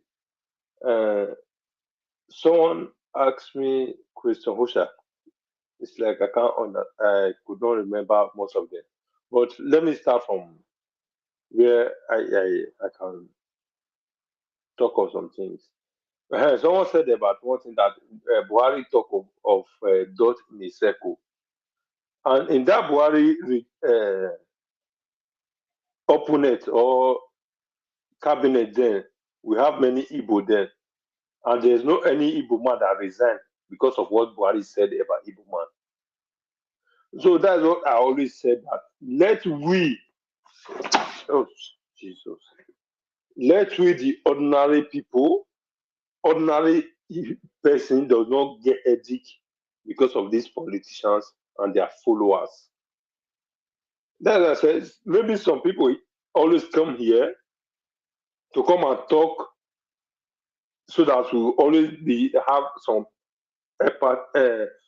empathy of some of their followers or whatever. Because if you are telling me that Buhari says circle in some area, and no Igbo man in Buhari cabinet that resigned, no Igbo man in senator, it's only any Naya Abaribe that says something concerning that issue. No any other senator or whatever, or governors that said anything concerning that. So why are you bringing those things here right now? And even up to now, not any of us that went to House of Assembly, I'm not even talking of the House of Assembly, the senator, because any senator, any House of Assembly, they have their house in each of the states they live on. They live in Nigeria there. I'm not talking of Abuja. There's no any of our people that we send there that please don't kill our people anymore. Please go to these people's house. Spend your money there. Spend your night, your morning, your afternoon. They will bring food to you. Just stay in their front of their gates. Please don't stop our people not to go to work. Don't stop our people not to go to anywhere. Just be in their house, in front of their gates. Sit down there. We always cook, bring water, bring everything to you guys. Stay here. Tell them this is what we want. I've never seen any video like that. That we went to one of each and every one of their house, sitting down, and any one of us cooking, give it to them. The only video I always see is that some people going to stop our children, stop our brothers and sisters for not going to work, not going to school, flogging the ones that can flog, killing the ones they can kill, that they cannot go to work on Monday. And we that in even some of us that even in Lagos go to work every Monday. That's my pain, and that's what I don't like. So I don't care what any other person will say. If you want, tell any of them, okay, stop killing our people, stop stopping them not to go to their normal day work, because that is where most of them get their daily end every day. If you said you will stop them, what we want is that let them go to their houses, front of their gate, sit down there. I don't have money, but I swear I will be every month. I will be giving them 100 euros just to give them water. Just was sitting down in front of their gate that this is what we want. I'll be happy for them not to disturbing our children, our mother, and our parents. Leave them alone. Let them go to their work. But those senators, when you block their gates, the ones that come once in a while to that east, when they see in front of their gate, they cannot go back. If they are planning to come, when their family tell them that, these people are in front of our gate for the whole day, the whole week, the whole month, they will not come. They will not say, okay, what do we do? One of them was go to that assembly ground or Senate house to say, I'm sorry, I cannot even go to my house. People are in front of my house, and this is what they are asking me to say. Please, it's either we can solve this problem or we talk about it. If we cannot talk about it, then how do we go about it so that these people will let me be okay? Or if you don't want, I will resign. I will resign because I'm tired. I cannot locate the house I built for myself because my people block me. So if you don't want me to talk about it, I resign. None of us do that. You are here telling me that because of if I'm Igbo man, I'm a confirmed Igbo man from Abia State. It's a Langua. If most of us are trying to say the truth, they always say we are not from Igbo land. Must all of us be trying to hide our identity because we want to say the truth? Let's say the truth. Let everything come in at the right place. Let the right thing be done. And let all of us make it right. Thank you, Mr. Naija. All right. Thank you, Mr. Destiny. Thank you. Mr. Elvis. Mr. Elvis. Mr. Elvis. Please, Mr. Elvis, please just give me 10 seconds. I have a question for Mr. Nwosu. A very straightforward question. Answer it. If you're asking a question to answer, no, it doesn't have I think it will be good for all of us too. Just one question, because okay, you go ahead now. Go ahead, sir. Please, Mr. Nwosu, please.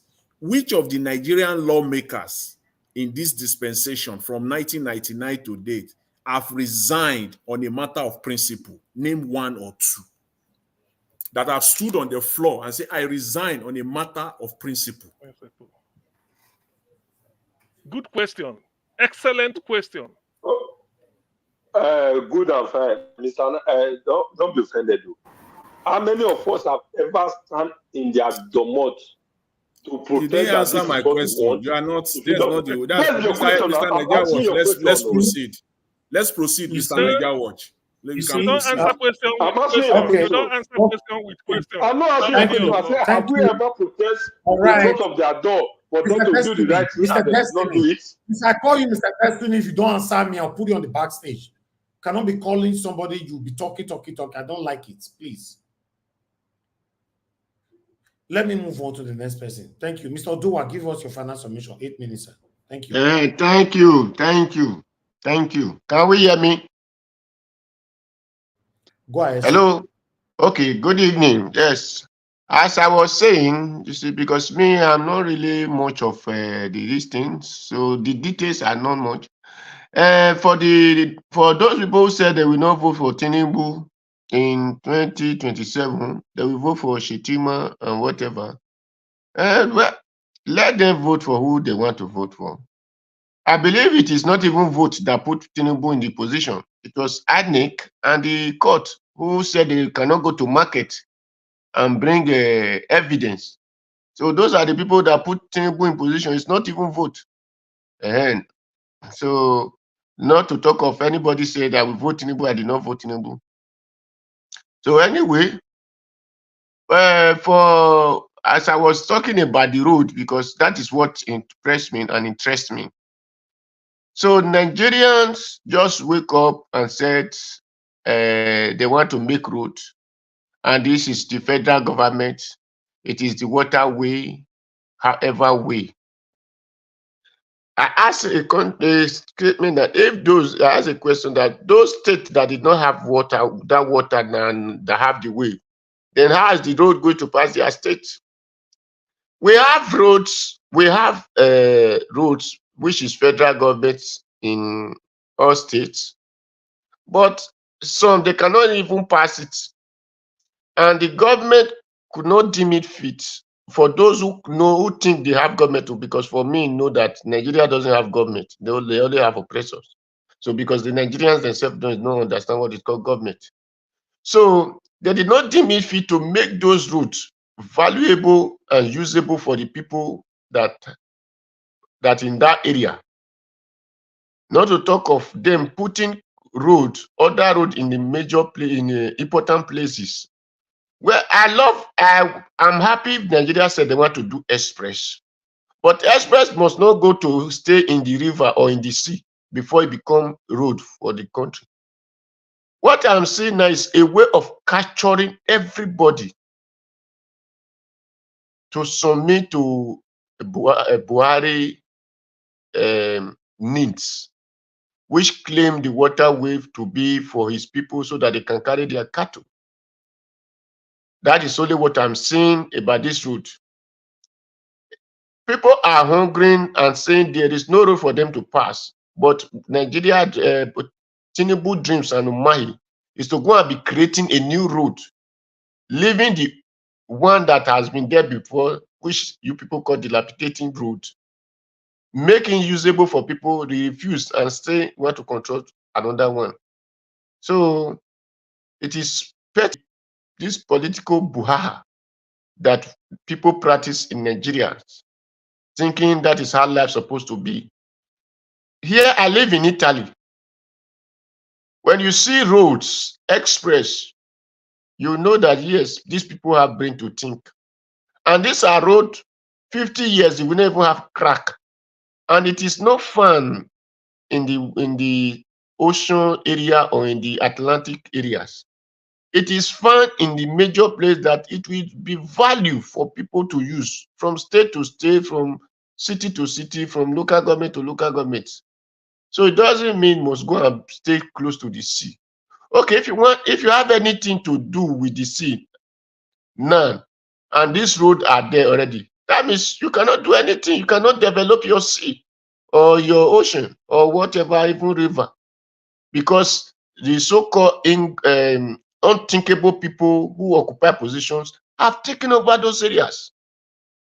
Now, like we are talking of seaport, how are you going to put seaport in that place where they have used road to cover it? If You are talking of beach that will cause development, that will cause attractions, that will cause tourism in your area. They have used road to cover it. How are you going to do those things? So if you are talking of dam, that you want to create dam, and they have used road to cover those areas, how are you going to create those things? So it's unfortunate that people of Nigeria doesn't think well. Most people, especially those who occupy positions, they doesn't have brain to think. They cannot think of tomorrow, not to talk of futures to come. Only what they can just think of today is only their pocket. So for me, I will not koto to their boho. So that is where I submit for this tonight. Thank you. Thank you, Mr. Dowa. God bless you, sir. Thank you very much for making that brief. Okay, let me come to Oga CBD. Give us a final submission, sir. 8 minutes. Yes, thank you so much once again. Well, I think even I might not stay up to 8 minutes, but thank you for the time. Everybody that have said that word always use more than their minutes. So go ahead. Okay, sir. Well, you see, the truth of the matter is that Umahi, you know how these people do their thing. That's their method. Anytime they want to do something that will affect someone, because according to the, this is more, the topic today is actually tilting because, the tribal sentiments and the so just permit to that are not comfortable when we are talking about those type of things. Well, the thing is that when they want to do something against a group of people or someone from a particular community, they will use another person to go and be the front man, their front man, the person who actually comes from the community, those people or that person. For example, if they want to make one policy that will affect, let's say, Calabar, Rivers, Cross River, they will go and bring somebody from Cross River to be the person to. They're just the same thing. The coastal highway is not Umahi's idea, but it's the one now that at the end of the day, they'll say, after all, is it not Igbo and Umahi is not an Igbo man? That's how they are. When they were looking for Nnamdi Kanu up and down, the DSS spokesperson that they were flaunting all over the place, was it not an Igbo man? So the same thing, they always do that. Or even the same thing with the military, everything, but we have already understood their game. And these people, they act like it's a court. It has nothing to do with tribe. Because even, just for example, the black people in the Western world, or America, for example, there are a lot of black people that are in corridors of power now, that even have than some of these white people, but they can't do anything to change the system that puts a lot of their own people at the disadvantaged side.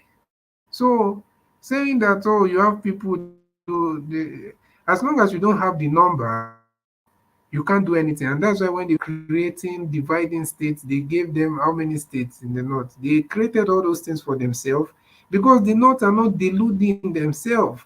They are not there speaking grammar and doing we are one Nigeria. One Nigeria, they only do it when they want to take power. On ground, there's nothing like that. On ground, you can, if you go there, they will tell you that they have their own law. These are people that have a Muslim, is it Islamic police or something like that? So the field is not a level playing field, and we are the ones that are deluding ourselves that is a level playing field. So what we need to do is to understand how this game is played, and we tell them, no, we cannot allow these things to continue. And this coastal highway, to be honest, coastal highway, like Mr. Odua said, all this plan that we are talking about, the port, seaport, all those ports, how is everything going to work in conjunction with this coastal highway? And the coastal highway itself, must it be just by the beach? Are you not even blocking off another section of the economy. Mr. NCBB, sorry, just 10 seconds. And when they say coastal highway, they did not all the roads are passing through the coastal highway. Not all. Yeah. It's just about 40%. Yeah. I think so. Because I had what's the name? Umahi saying the same thing, that some that they actually went inside. And if you are going inside in other places, how is it that landmark? I think it's just the same witch hunting, and it's just the same politics, and it's just the same trying to bring down Igbo businesses in Lagos. And you might say, oh, that's just a very simple, petty way to look at it. No, that is reality. Before all these coastal highway Igbo businesses and buildings in Lagos, so it's still part of it. It's still there. That's not all it's about, but that is also part of it, and it's clear. And for Umahi, there's a saying in our place that onye ji mmadụ na ji onwe ya, meaning if you hold somebody and you're also holding yourself. So all this Igbophobia, to that happy you want to hold an Igbo man down, you're holding yourself down, because maybe that is how God has destined that you're going to rise, and you're busy holding down the person that God has put. Just an example, I'm not saying that's what it is. Maybe you're holding down the person that God has put the key of your destiny, your great destiny in his hand. Because of envy and hate, you hold that person down. You're also holding yourself down. So that's why I say, person that hold another person down is also holding himself down. So by the time you rise up, by the time you leave that person, if that person stand up, you also stand up. Because for you to hold that person, you have to be down also. So they can keep doing all these things, and I don't know how many times they are going to learn. Where the people you're fighting have been resilient. You have done the worst. I don't think there's any worse thing you can do apart from the tragedy and the massacre and genocide of war. What else can you people that have millions in their account, 20 pounds, and still at the end of the day they're living? So what will you do? So it's quite unfortunate. Ibophobia is real, it's there, and we are going to keep talking against it. And I appreciate people of this platform that are able to see beyond all this, political, evil agenda. Thank you. Thank you very much. I said it just now. Whenever people tell me on this platform, oh, I'm not going to use up to that, they end up, you have to force them to stop talking, so, but meanwhile, let's move on. Oga Chris, please give us your final submission, sir. Yeah, thank you, Mr. Lanjawaj. I'm just going to use only 1 minute.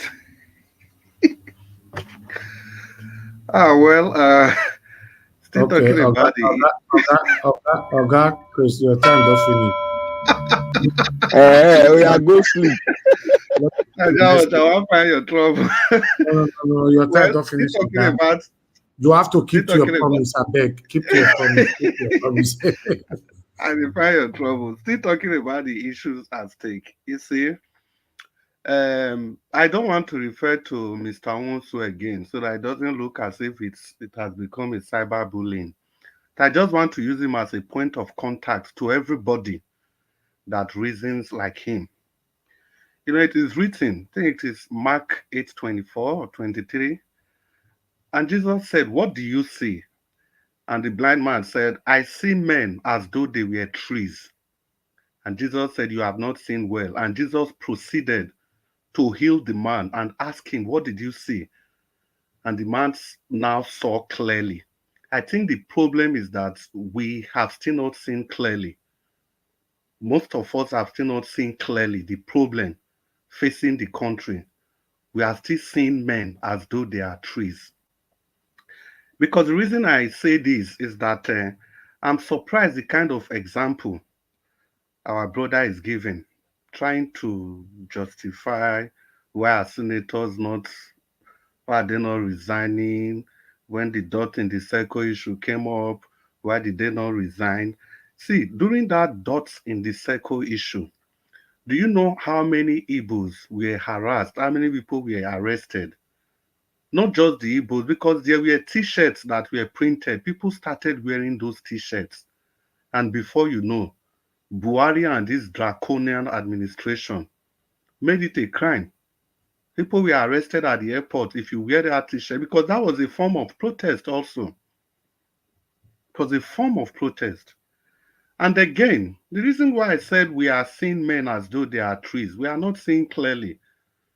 It also said that the only thing you saw is that it's only the sit at home every Monday. That's the only thing you saw. You didn't see any protest. So obviously, you didn't see clearly. You didn't see clearly, obviously, because there were many protests, different kinds of protests, different kinds of agitations. But it's unfortunate that it's only the sit at home you decide to see. I think you have not seen clearly. You haven't seen clearly at all. You have not missed any And other one. Moving back to Dave Umahi, I think there's nothing Dave Umahi can do to attain the heights of the real leaders of the Igbos that we know. There is nothing he can do. No propaganda. No propaganda. See, guys, Emma Okpara, at 39, he was a medical doctor. Do you know what it is during his time to be a medical doctor? Do you know what it is? Even those days, if you graduate, just because you have a BSc, you come out, they give you a brand new 504 Peugeot car, give you federal government appointment if you want, give you scholarship, anything you want.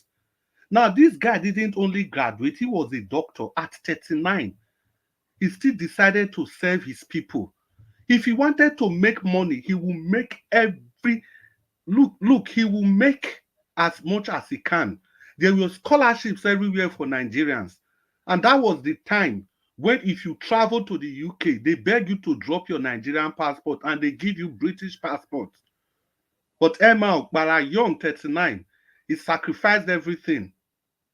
And when this man died, they had to still look for money to bury him. Is it Sam Mbakwe, the weeping governor?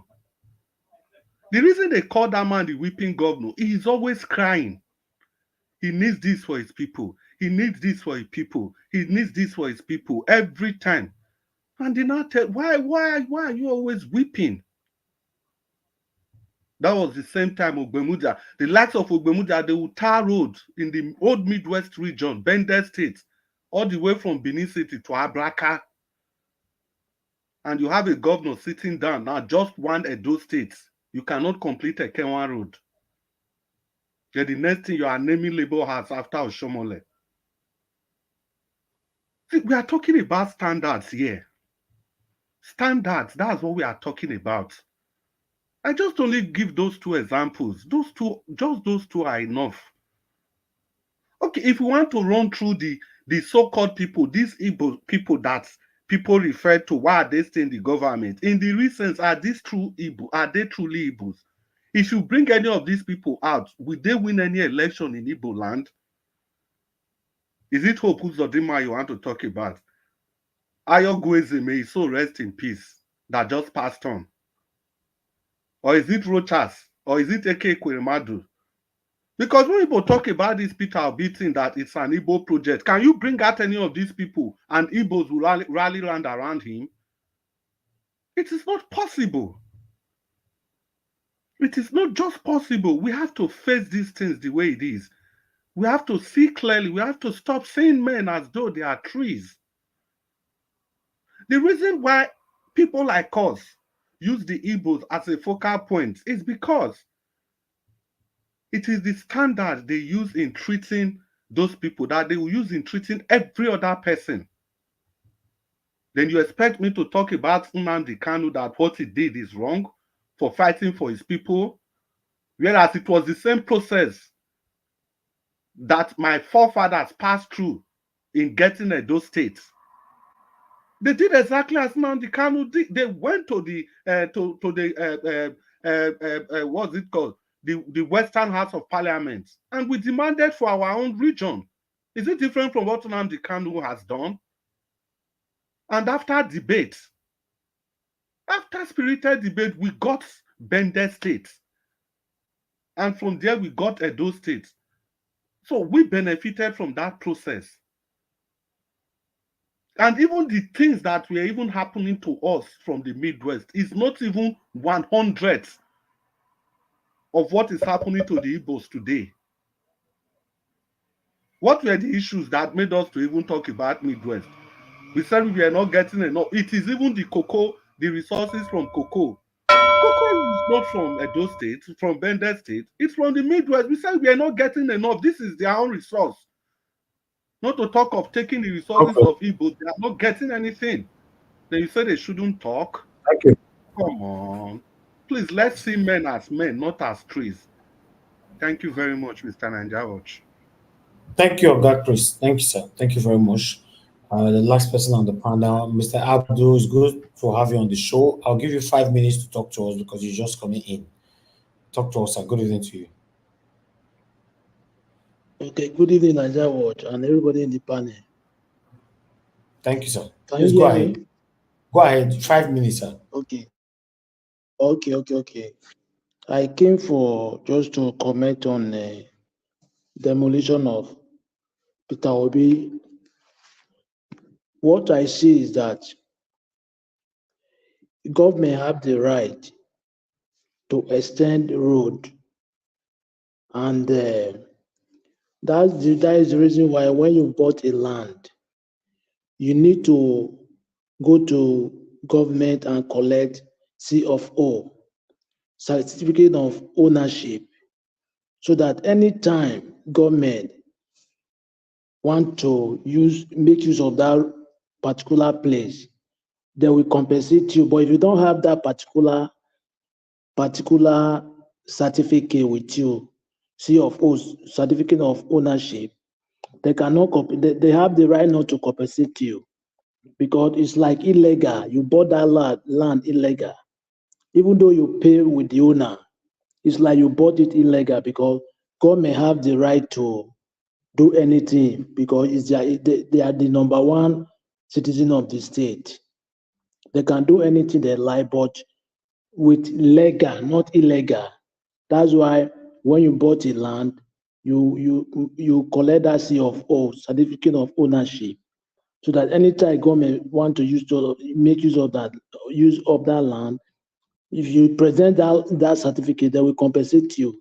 But without that certificate, they may say they will compensate or not. That is that. In the other hand, this Tinubu that the northern part, they say they will not vote for Tinubu for the next 2027.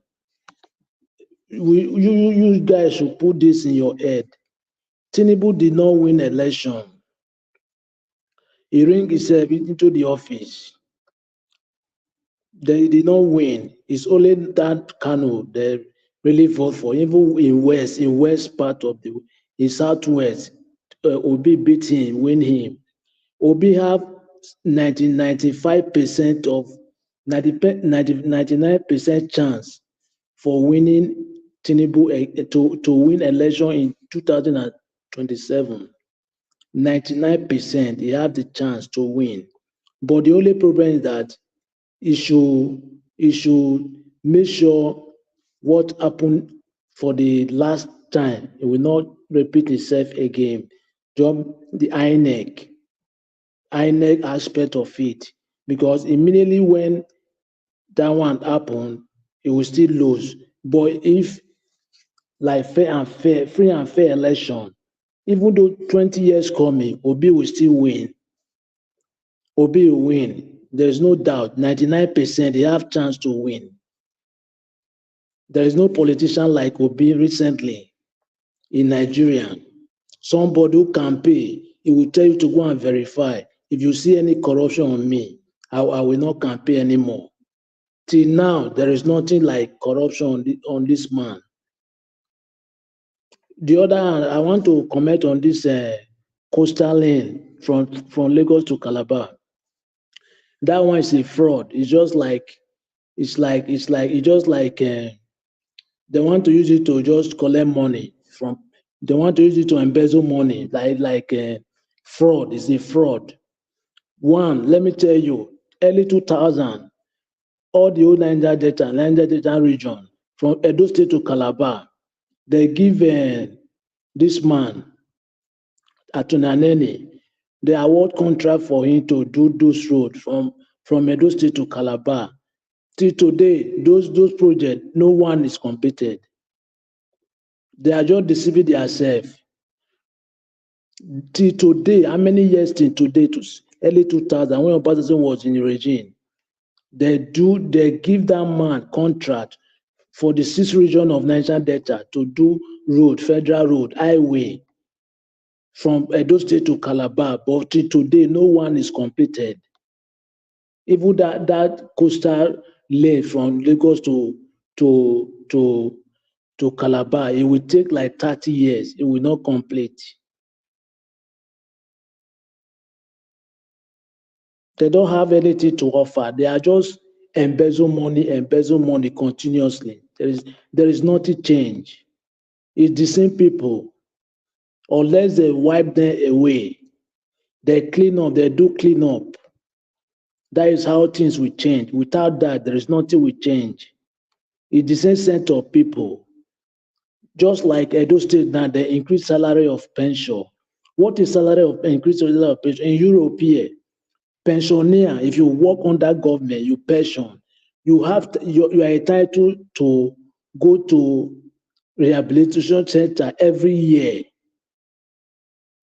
You are entitled to go to the rehabilitation center every year. Every year you have 2 months.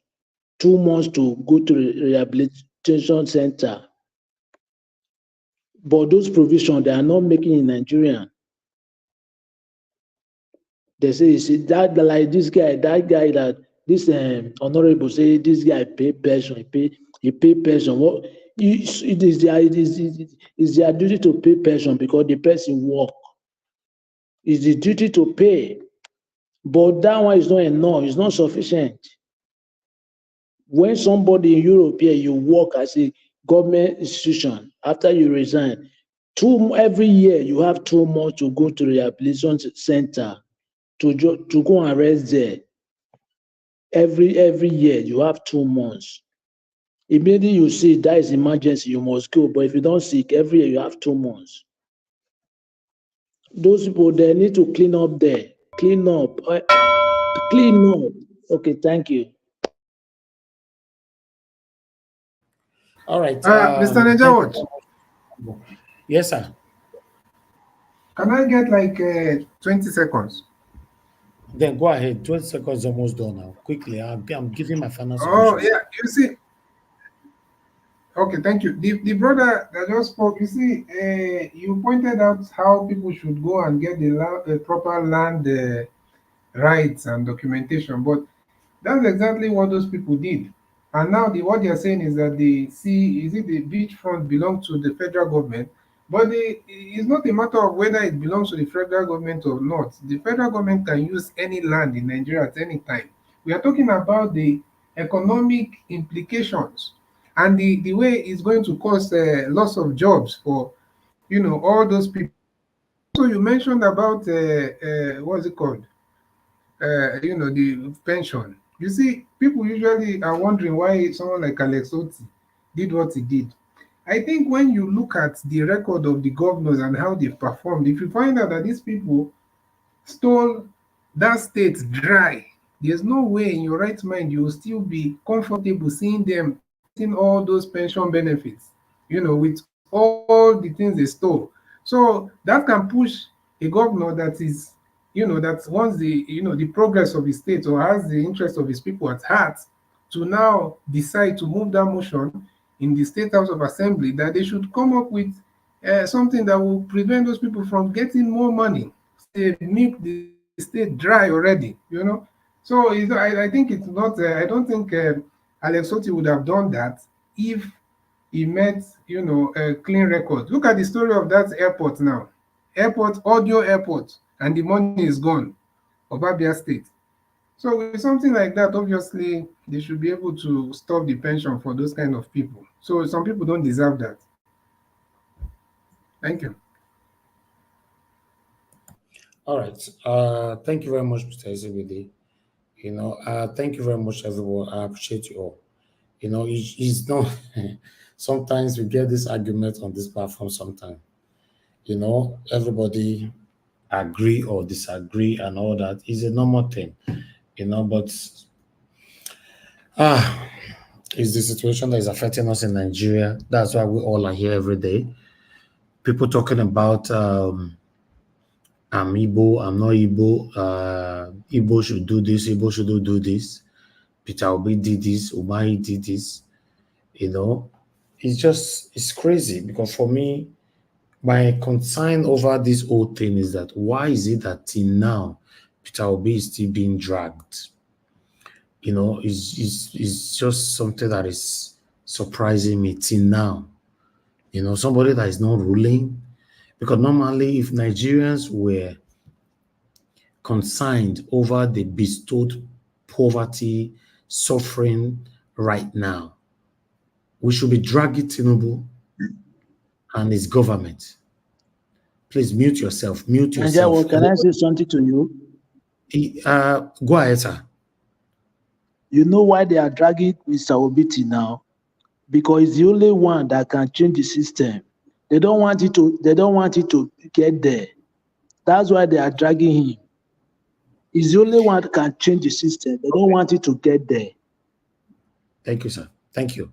It is even though that is obvious, but still, somebody that is not in power, if the government are dragging Peter Obi, sometimes yes, we might think, okay, because they see Obi as a threat, understandable. But when some citizens who claimed they love this government or they love the people in power and joining the same government dragging Peter Obi, then that's by surprise. Because the situation right now in Nigeria is affecting you and I. And the only people the situation of Nigeria is not affecting now is the same people that is ruling us. It's not affecting them. As we speak right now, they have 24 hours light in their house. They have all the food in their house. They have all the money in the bank. They have security that move with them everywhere they go. Then you and I will be fighting each other for their sake.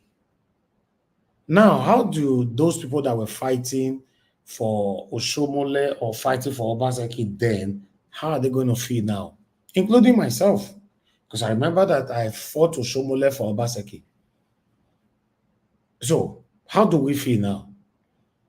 Because the only reason why I supported Obaseki in second term with my platform was because of how Oshomole was bullying him, using the spirit of godfatherism to bring him down for his pastor, Sage Zeyamu. The lot of Edo light all over the world stood up and said, no, we won't take this rubbish. You see? But today, the son Obaseki went to build a labor house building and name it after Oshomole. So how do you feel now? Or how do I feel?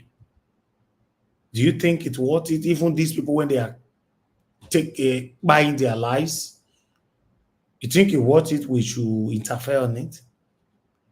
It's crazy. These people don't care about you and I. I've said it before. They don't care about you. They don't care about me. They don't care about us. They fight for their selfish reasons. Why they also settle for their selfish reasons. So any of the reasons, you and I are not included. Any of the reasons. Any angles you try to look at the reasons, you and I are not included. You see the problem? So this is where we find ourselves. It's just like we all fighting for Peter Obi right now. For the past years, you and I, obedient all over the world. Tomorrow, now years later, Peter Obi have started singing their praises. Or he started, doing one or two things now. Then you'll be surprised. Even Peter Obi.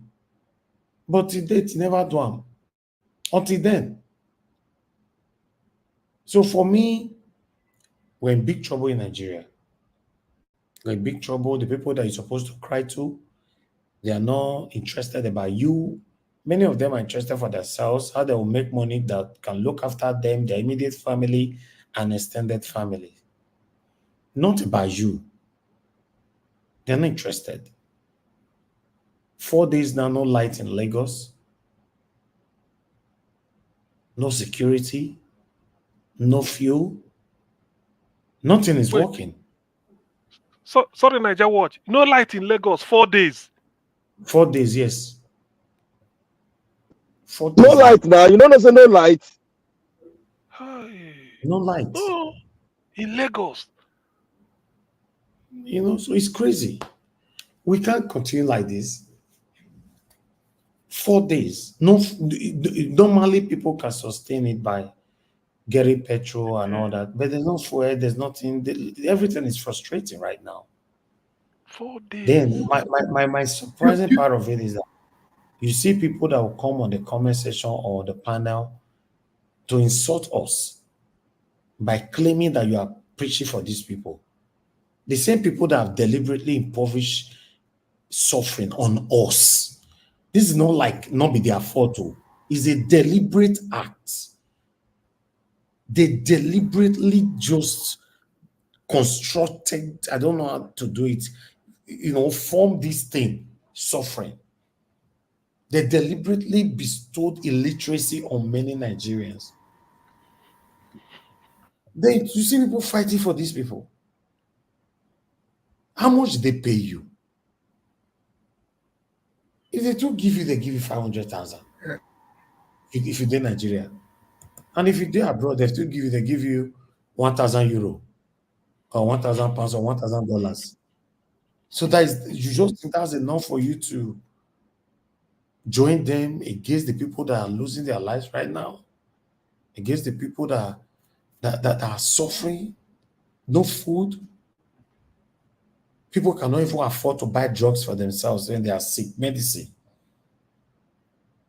And you still have the guts to preach for these people? Wow. Anyway, I've come to the end of the broadcast, my people. Augustine, do you want to say something? Yes. Thank you, Niger Watch. I'm really shocked. Like you said, 4 days in Lagos now without light. At least we included today. So maybe by tomorrow we'll be saying the 50th day if it continues. We'll be counting it. Maybe we're doing countdown until CN, he go continue. They say nothing. They use internet. No, but they already told us it's going to last for 2 weeks.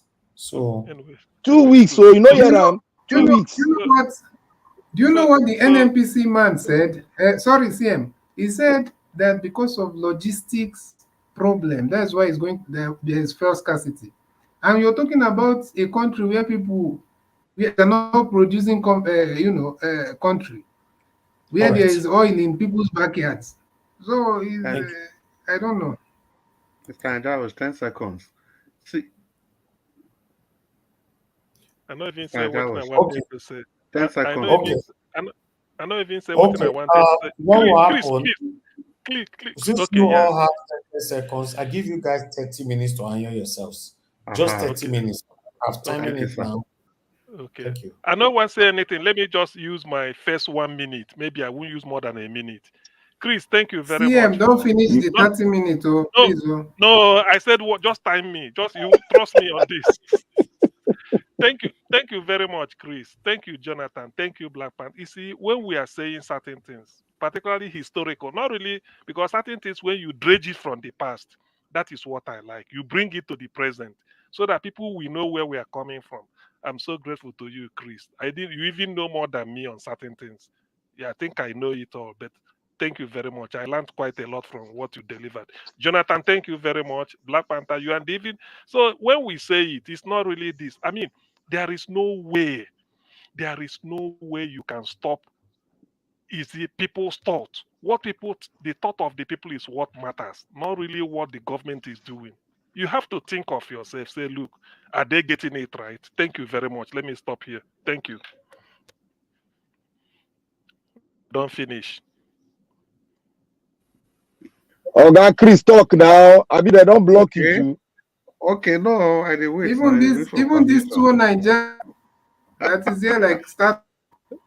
I dey wait for permission. See, the issues are very, very clear, and unfortunately, they are all germane. They are all closely related. How much is fuel today? So, how much was fuel when they protested against an innocent man? Today, how much is fuel? And the same people that asked us to protest then are asking us to pray for the nation. Whereas there's a popular Latin saying, laborare et orare, to work is to pray. We go about this prayer thing as if other nations are not praying. So not until we understand that the problem of the country is not really a problem per se. It is the fear. It is the fear of a particular group that is driving everybody to be doing all this they are doing. Everything is orchestrated to make sure that this particular group they don't smell power in any way. Remember in the 60s when the British just left, the people in the civil service, they were mainly this group. But when the Fulanis came to power, they did everything to reduce this number as much as possible, introduce all manner of tricks, the quota system, systemic deprivation, everything, name everything you can. Still, they are not satisfied. Let's go for a free and fair election. They will not allow. Let's have equal right and justice. They will not allow. Let's use our laws. They will not allow. Let's discuss. No way. Even if we discuss, let's implement. No way. Nigeria Watch asked a fundamental question that why are they still after Peter Obi? Because it is not today that I've witnessed presidential election when Obasanjo won. The first time in 1999, nobody kept on attacking Olufalaye. After that election, it was over. When Yaradua won after Obasanjo's tenure, nobody kept on attacking Buhari because Buhari was the major contender then. Even when Jonathan won, nobody kept on attacking Atiku or Buhari. When Buhari won, nobody kept on attacking Atiku who contested with him. How come Peter Obi won the election, they deprived him of that victory, and now they are systemically cleaning everything that portray this man as the real person that will save this nation? If you guys think that it is only Tinubu that is after Peter Obi, we are all just joking. It means we are not seeing clearly. It is the owners of Nigeria, that are after this man. They have looked at left, right, and center. They can't find anything. Just like Pontius Pilate said, I find no fault in him. Even as they did then, the people voted. They wanted a thief. They wanted a murderer instead of somebody that came to save them. It's just the same thing. Nothing different. Nigeria Watch made another germane statement. It is not, the problem now is that it is not just only at the federal level. Even the common men on the streets, you can still see the people that are suffering this maladministration. They'll still be arguing, oh, well, I beg, may it be like this. Tinubu, he go do well. He go do well. May we not worry. There's a common saying in Benin, if you, because of your enemies, to blind your eyes, you not have eyes to look at your friends. That is what Nigerians are doing today. And that is why we are all suffering. because we don't want Peter Obi there, because we don't want an Igbo man there. We've decided to blind our eyes. Because of that, we are all suffering today. Just look at the system, look at everything. Now, to the extent they are touching the institutions, during the judgment, Odua stylishly said that, Mr. Odua made that remark, that the judges, they said they cannot go to the market to go and fish for evidence. What do you have to go to the market? What about the evidence that were presented by Peter Obi and his team? They didn't look and the at any article. of those. No, the one article brought from Chicago. They They didn't didn't look look at at it. any of those. Until today, let it be known to everybody that the results they use in declaring Tinubu, over 30% of those results are still missing on the INEC Yeah. portal. Yes. Just like the Imo State election, the one they use in giving hope. They say victory. make una approve am, oh. They say make una approve am. Don't mind them. It's still missing at the INEC portal. Then they went ahead. You have touched the judiciary. Now you went ahead to touch WAEC. Because now when the Western world, when they strike, we will all start making noise. Because as at now, they still accept our WAEC result. All you need to do is to send in your scratch card and they just look up your result and they accept it. But now WAEC has become political. First it was Buhari. They have to go and give him his result at home. Next, it is Tinubu now. They are using him. Buhari go school. They went to go and deliver the results at home. No, Tinubu said Aboki. Tinubu graduated from Government College, Lagos in 1970 when the school was established in 1974. Wahala. No, And people are defending defending him. What I'm even saying about Tinubu is the current thing they are doing, that something that WAEC had claimed before that Peter Obi achieved. They are deleting those videos. And you people think this white people, the world has become a global village. They If Supreme Court can become a APC Supreme that's Court, what I'm saying. They've touched the more Supreme Court, they've touched WAEC, they are touching all your institutions. It is state capture. It's state capture. So in rounding up, we must all see clearly that this is not a fight for only the Indi Igbos. It is a fight for all Nigerians. It is a fight for all Nigerians. It is an attack on every well-meaning Nigerian, represented by His Excellency Peter Gregory Obi. I yield the floor. Okay, Mr. Chris, thank you. Let me just talk. Then, Mr. Jonathan, you follow me then. Okay. I want to say one thing. Mr. CM will understand this thing. Reversible reaction in chemistry. Yes. I know.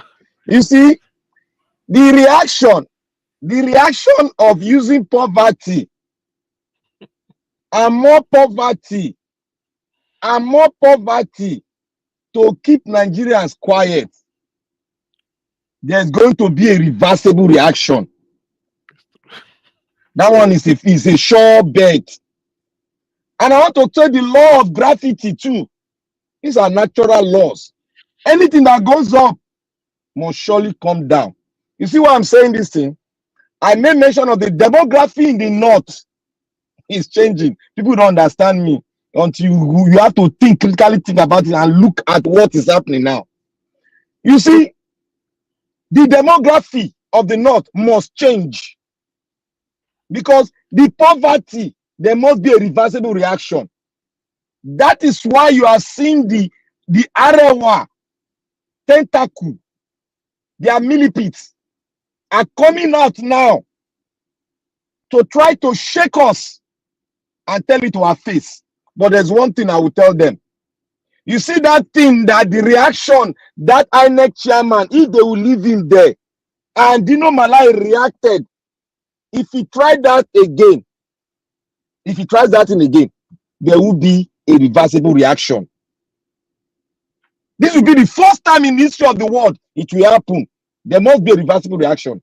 And I'm very sure why Peter Obi is giving them wahala now is because they know that keeping the people poor, there must be a reversible reaction, and the demography has started changing after that Obiism touched and landed in the north.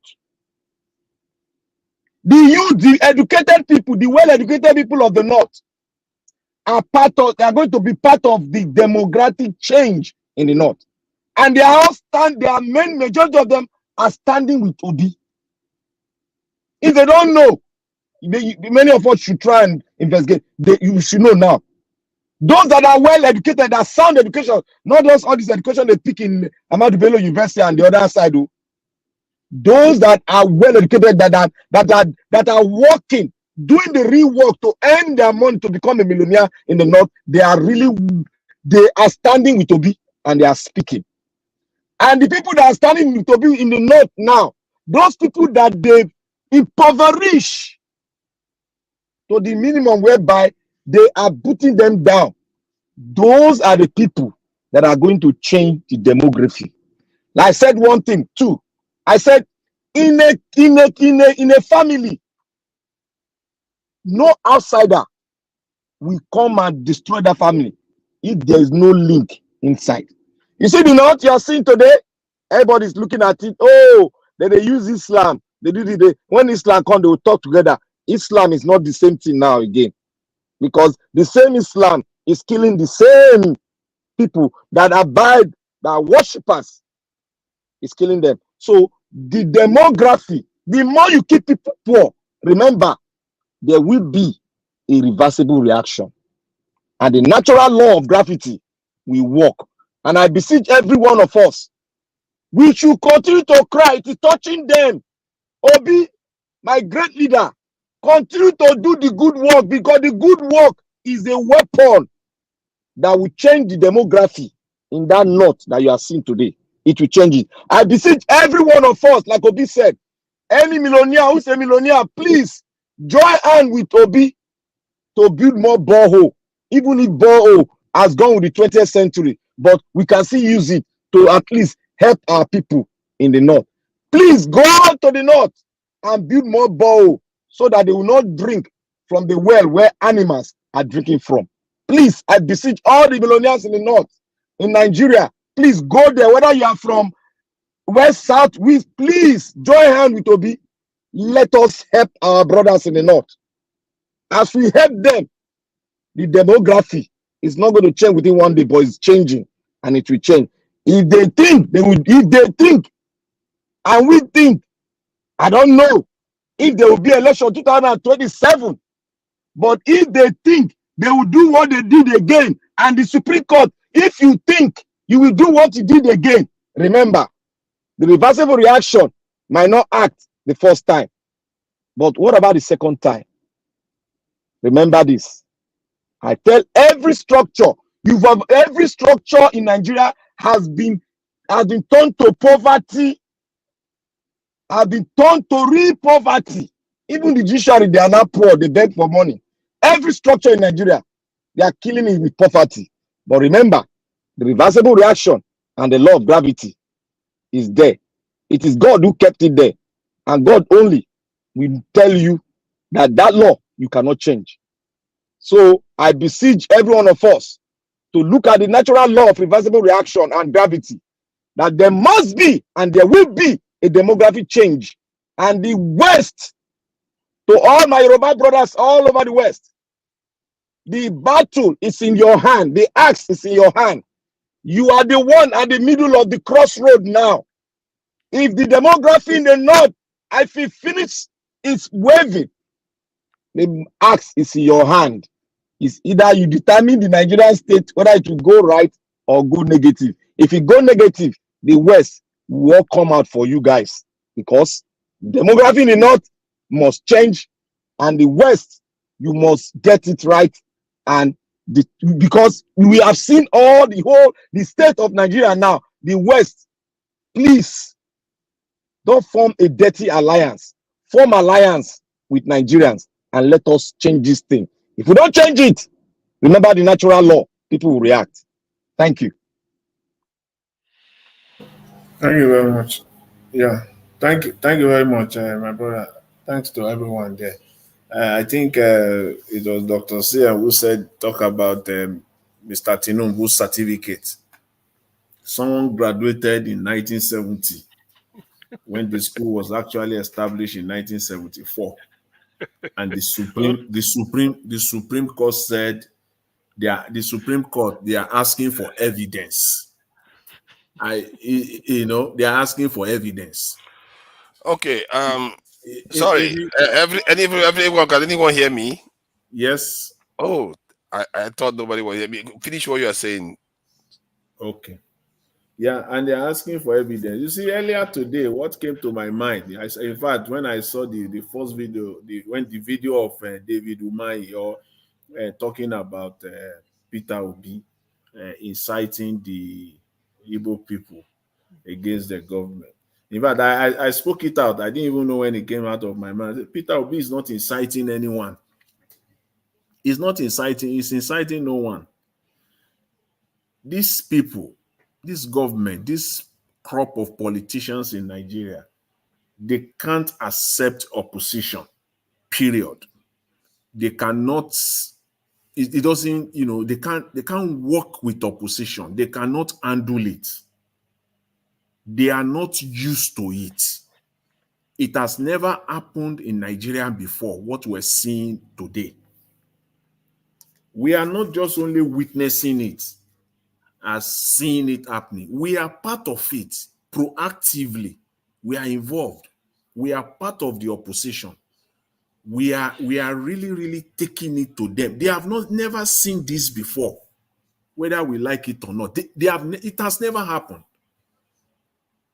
Whichever way you look at it, they are not used to, once election is over, normally in Nigeria, people will just enter house, as they say. Yeah, people will just forget it. What they are witnessing now is so new to them, so strange to them, and they have no solution to it. Thanks to social media. The Nigerian media, we know, has been completely silenced, because in a normal climb, even the news that broke out 2 days, at Monday, early yesterday, that the Ngalele was saying Nigeria secure 600 million, which was outright lie. Normally, that would have taken over the entire media, the media's space in Nigeria for the next 3-4 days. I think they brought that tweet down. They brought the tweets down. It will still be subject of discussion as of even for the end of this week. But the Nigerian media cannot. Remember on Sunday or Monday, it was all over the place. They brought the Nigerian media on the front page of all the newspapers. Nigerian government secure 600 million. A new investment, the government has secured a new investment all over. Punch. This day, all of them, the Nation, all the major print newspapers, they just lambast it. So I was waiting today to now see the front page as the headline again, that is not the case. It's not there. I took it deliberately as this broadcast was going on, to see the front page headline of all the newspapers today. It wasn't there. So the Nigerian media, it is only in the social media that this thing is being highlighted, so much so as we're doing right now, and it's killing them. That's just the bottom. It's really killing them, to the point where the National Security Advisor had to come out and say social media is a threat. We have 9 minutes left. Yes. So see, all the lies that they've been perpetrating in Nigeria can no longer hold. Prime of them, one of the prime of those lies, that the North is more populous than the South when it comes to election. That lie can no longer hold. And you know what is more killing to them? They have no answer to it. They cannot. So as you said, I agree with everyone. that have spoken thus far in this session, in this last session that we're having. I agree with everyone. The lie, they can't undo, they have no solution to it.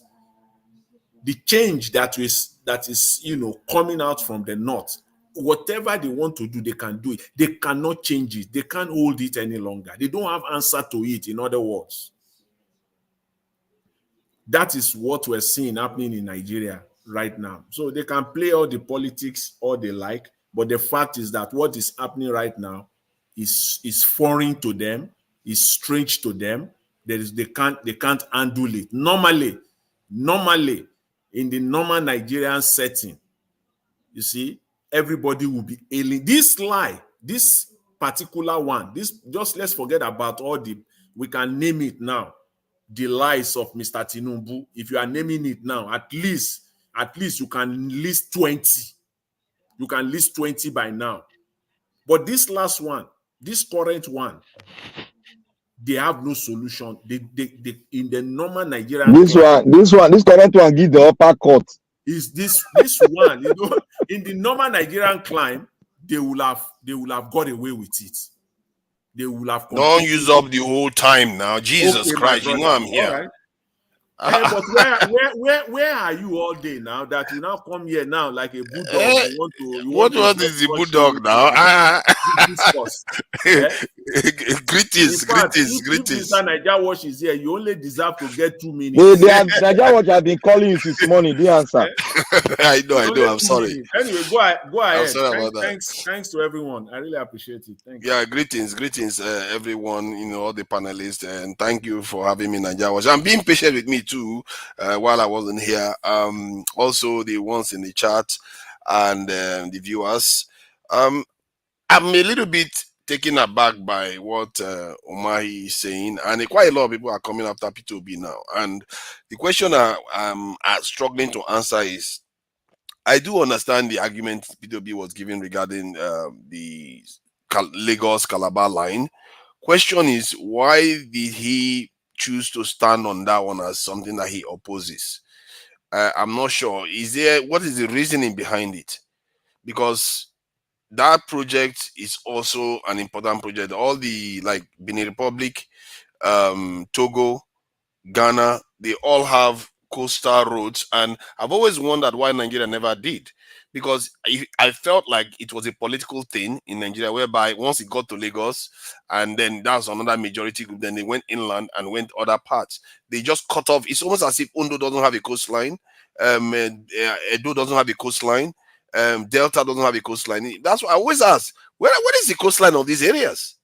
These are tourism and holidaying spots. Nobody talks about them. And we have quite a significant coastline, but somehow it seems to be only reserved for Lagos. So this road is supposed to help open that coastline up. So I don't fully understand why he felt that, okay, this is not, just because the other ones haven't been completed, then this one shouldn't commence. I didn't get that. And if there is a reasoning behind it, I want to understand. My only guess is that because when he was a governor, he didn't necessarily have to build any new stuff to improve things.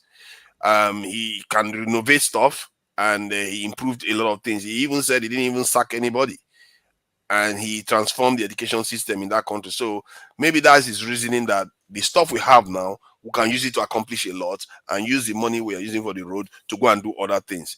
But you can also argue that the money that is being spent on that area is and it's dangerous for him to be opposing too. Because if you oppose it, people will be like, the people in the south will be like, why are you opposing it? The second Niger bridge in this is southeast, nobody opposed that. It's something that everybody knew it was needed. Nobody said anything about anybody's stuff getting damaged. So that kind of stuff brings a lot of bad. Can I ask you a question? No. Let's answer him first before you ask a question. So okay. To Nigeria, and straight away, if you don't know why he's opposing, and first of all, the second Niger bridge that you brought into the foray, don't forget that the second Niger bridge, due processes were followed to the latter for the bidding and everything about the second Niger bridge. There was no secrecy about it. And secondly, this project, there's no way you can compare it with the second Niger bridge because it was shrouded in secrecy. If you mean to tell me that a project that was supposed to cost like 1/3 of our entire budget, and that project was not presented for public bidding, and that project is going to cost like 4 billion. Did you say one? Did you say? Did No, you say it's not 1/10? 1/3 of our not 1/3 of our this. He said 1/3 of 1/3. Okay, 1/3. no, Okay, that's but what. it's not Okay, not 1/3 of our. 1/10. But it cannot be 1/3. 1/3 of our national budget. It's not up to. It It is. can be. What you talk? It's not up to. It's It's 15 not trillion to 1/3. Niger. Oh no, you say 15 trillion. No, 15 trillion yes. in the private this thing and over certain number of years. It's not like 1 year that you spend. No, Is he going to complete it? Is he going to complete it? Over a certain number of years. Now, let's even say it's 2 trillion. Let's even say it's 2 trillion naira. A project as gigantic as that, the project didn't pass through any due process. In the first place, we had so much deceit. First of all, we were told that that project is going to be privately funded, that the Shaguri people will build that project and they'll hand it over to Nigeria after collecting whatever they want to collect. But later it was discovered that it is actually the federal government that has a major stake in that. That alone is enough. I thought it to was question. 15% stake. No, they have majority stakes. It's all part of the lies. Then secondly, the point you were looking at when you said the South, they were like, why is Peter Obi doing this? Why didn't he oppose the second Niger bridge? No, Peter Obi didn't say they shouldn't build that project. He talked about priority, that there are other roads, the low-hanging fruits, that other roads that can quickly be repaired. There are lots of roads that will traverse from Calabar to Lagos, across the entire side that can quickly be repaired. Where that project is going on. Chris, sorry. What Yes. Peter Obi did was the six geographical zones. He brought all the uncompleted road projects there. Every zone. He said northwest, northeast, central. So he said this can be and done. even the north, he brought the road in the north. In the north. Yeah, that's what I'm saying. No, but none of them is for the south that generates so much wealth for the country. No. He talked about the one of the south. Yes, See, east-west road, everything. We know that Calabar, Peter Obi has everywhere. the best of intention. Yes. We understand to Nigeria. We understand that he has the best of intention. He's not being political. That is why I'm asking, because government generally can do two things, and from what I gather, it's supposed to be PPP kind of arrangement where the government it has a stake and the private sector has a stake. And if we go by Dangote standard, these things sometimes can actually work. So, and I believe it's which Dangote standard. I beg. Which Dangote standard? Does he have a standard? Dangote standard is now who facilitate all the loan for Dangote? Either way, it was built. No, they ask the question. Who facilitate all the loan for Dangote? Is it Emefiele? You can't even answer the question. You are talking. I don't know who now. Who do you want me to say? It is the federal government that facilitated all the loans for Dangote. And they worked. And they have about 35% shares there. What is the problem? Why are you shouting it? But it worked now. Do you know where they work? You don't start. Do you know one of the started though? Do you know one of the problems Emefiele is having today? During the commissioning of that gigantic project, Emefiele told the world that Dangote has paid 70% of whatever loan that was given to him. And when Tinubu and Co came to power, they didn't find that amount. Zero on the book. They didn't find that amount. So is that what you take as something that has worked? Something that is shrouded in corruption? I don't know about the financial aspect of how it happened, but I know we have a refinery now in Nigeria, and that is very, very important for the economy. We have 5 refineries, 4. You don't care. You don't care about how the process. You don't care about the process. Of course, I care about the process. See. Let's just bring common sense to it. You are committing such amount of money on a single road that won't be ready in the next 2-3 years. But with that fraction of that money, you can fix nearly all the roads in all the 6 geographical areas that P2B showed.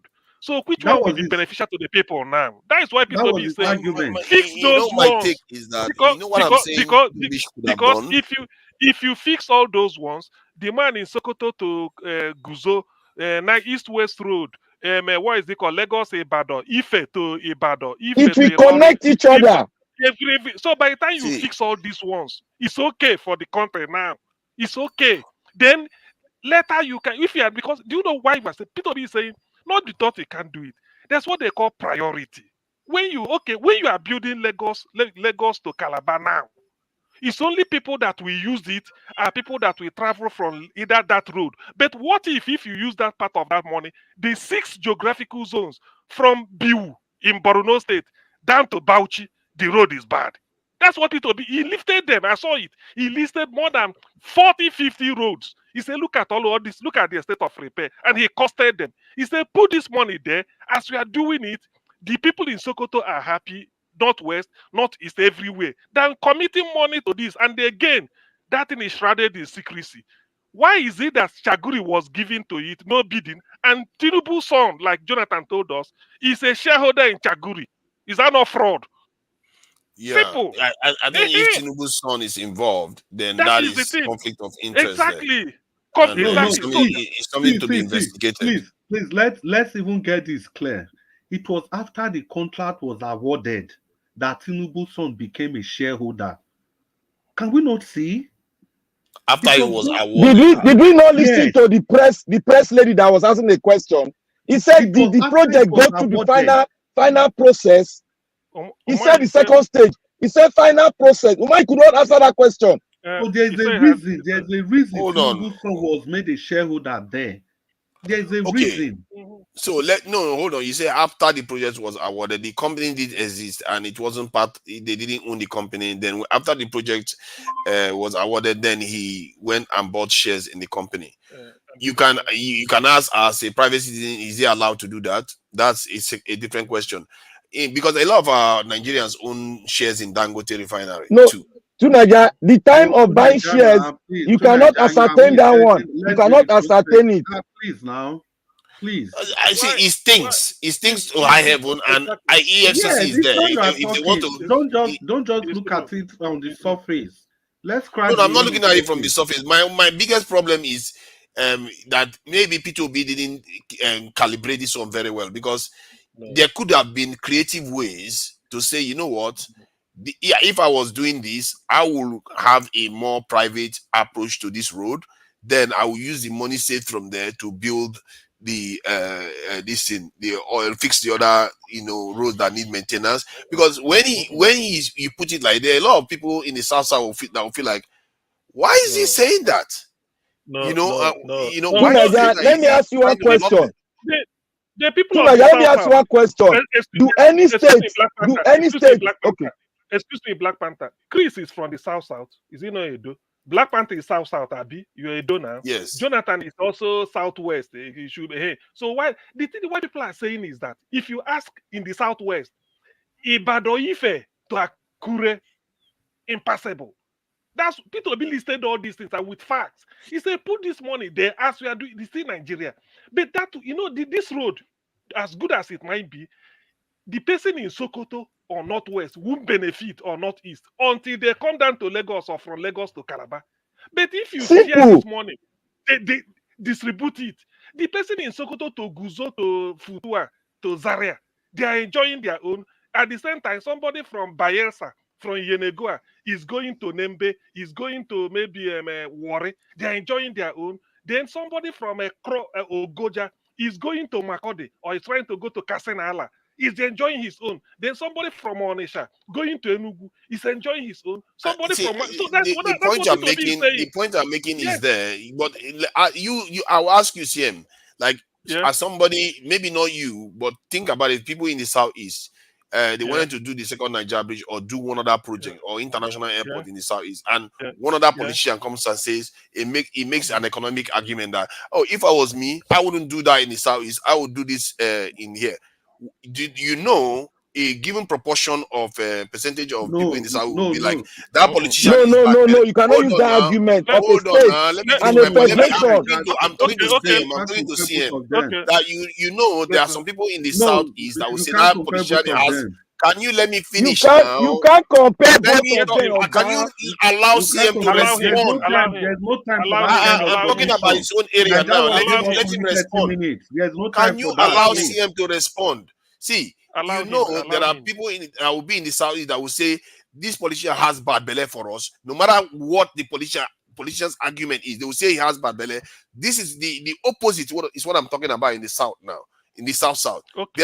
There's a given proportion of the population now that will be thinking, how can he argue this against? I've never had him argue against any project before. Oh yeah, You see what I CM, mean? answer the question. See, Answer so, the okay, question. yeah. Now the thing is that the example you cited, to be honest, with all due respect, is quite irrelevant to what we say because second Niger bridge is only as Abandi Onisha. That's all. That's where it stops. Oh, sorry. Okay. Okay. Una don't talk finish. We need Wait, to round no. up. 10 seconds. Okay. 10 seconds. Okay. And two 10 like that. 10 seconds. Secondly, So people from the South the, are not complaining. So which complaint? What are you saying? Nobody is complaining. What we are complaining against is the manner. And we are all seeing that as a white elephant project, a project to filter the collective patrimony of the do you know country. Peter Obi? Do you know You Peter know, Obi? you know they are streaming the video live. Do you know Peter Obi cited Warre Sapele Bini Auchi Eboma to Abuja. And Port Harcourt, the connection road, No. He Port Harcourt. covered all the roads, Peter Obi even in cited the it. north. He covered roads as Exactly. far as the north. The whole system, Peter Obi showed. I So think like that, nobody's nobody's complaining. See, every it doesn't matter geographical zone. if just 5 to 10% of, or even Okay. 50% of people What is say, the benefit of the coastal road to Nigeria? Tell me the benefit of that coastal road. road to No, Nigeria. tell me. Let me tell you, the reason Tell why me. you are not seeing it because maybe you've not traveled by road to Ghana. I never travel. Tell me. The coastal region, you mean that all the coastal region can be developed and trade can be happening along those routes. How? And also the coastal road, because they are very, very like just one road, they will be able to run from Lagos all the way to Cameroon. Oh, that is not reason for a developing country. Don't need a coastal road now. No, because it's a highway. It's a highway. Like we have. You don't need a coastal road in a developing country now. Let's look at it this Okay, way. let's go home. Let's go home. Let's look at it this way. That coastal road on one side, and then this more than 40-50 roads scattered all over 6 geographical zones in Nigeria in disrepair.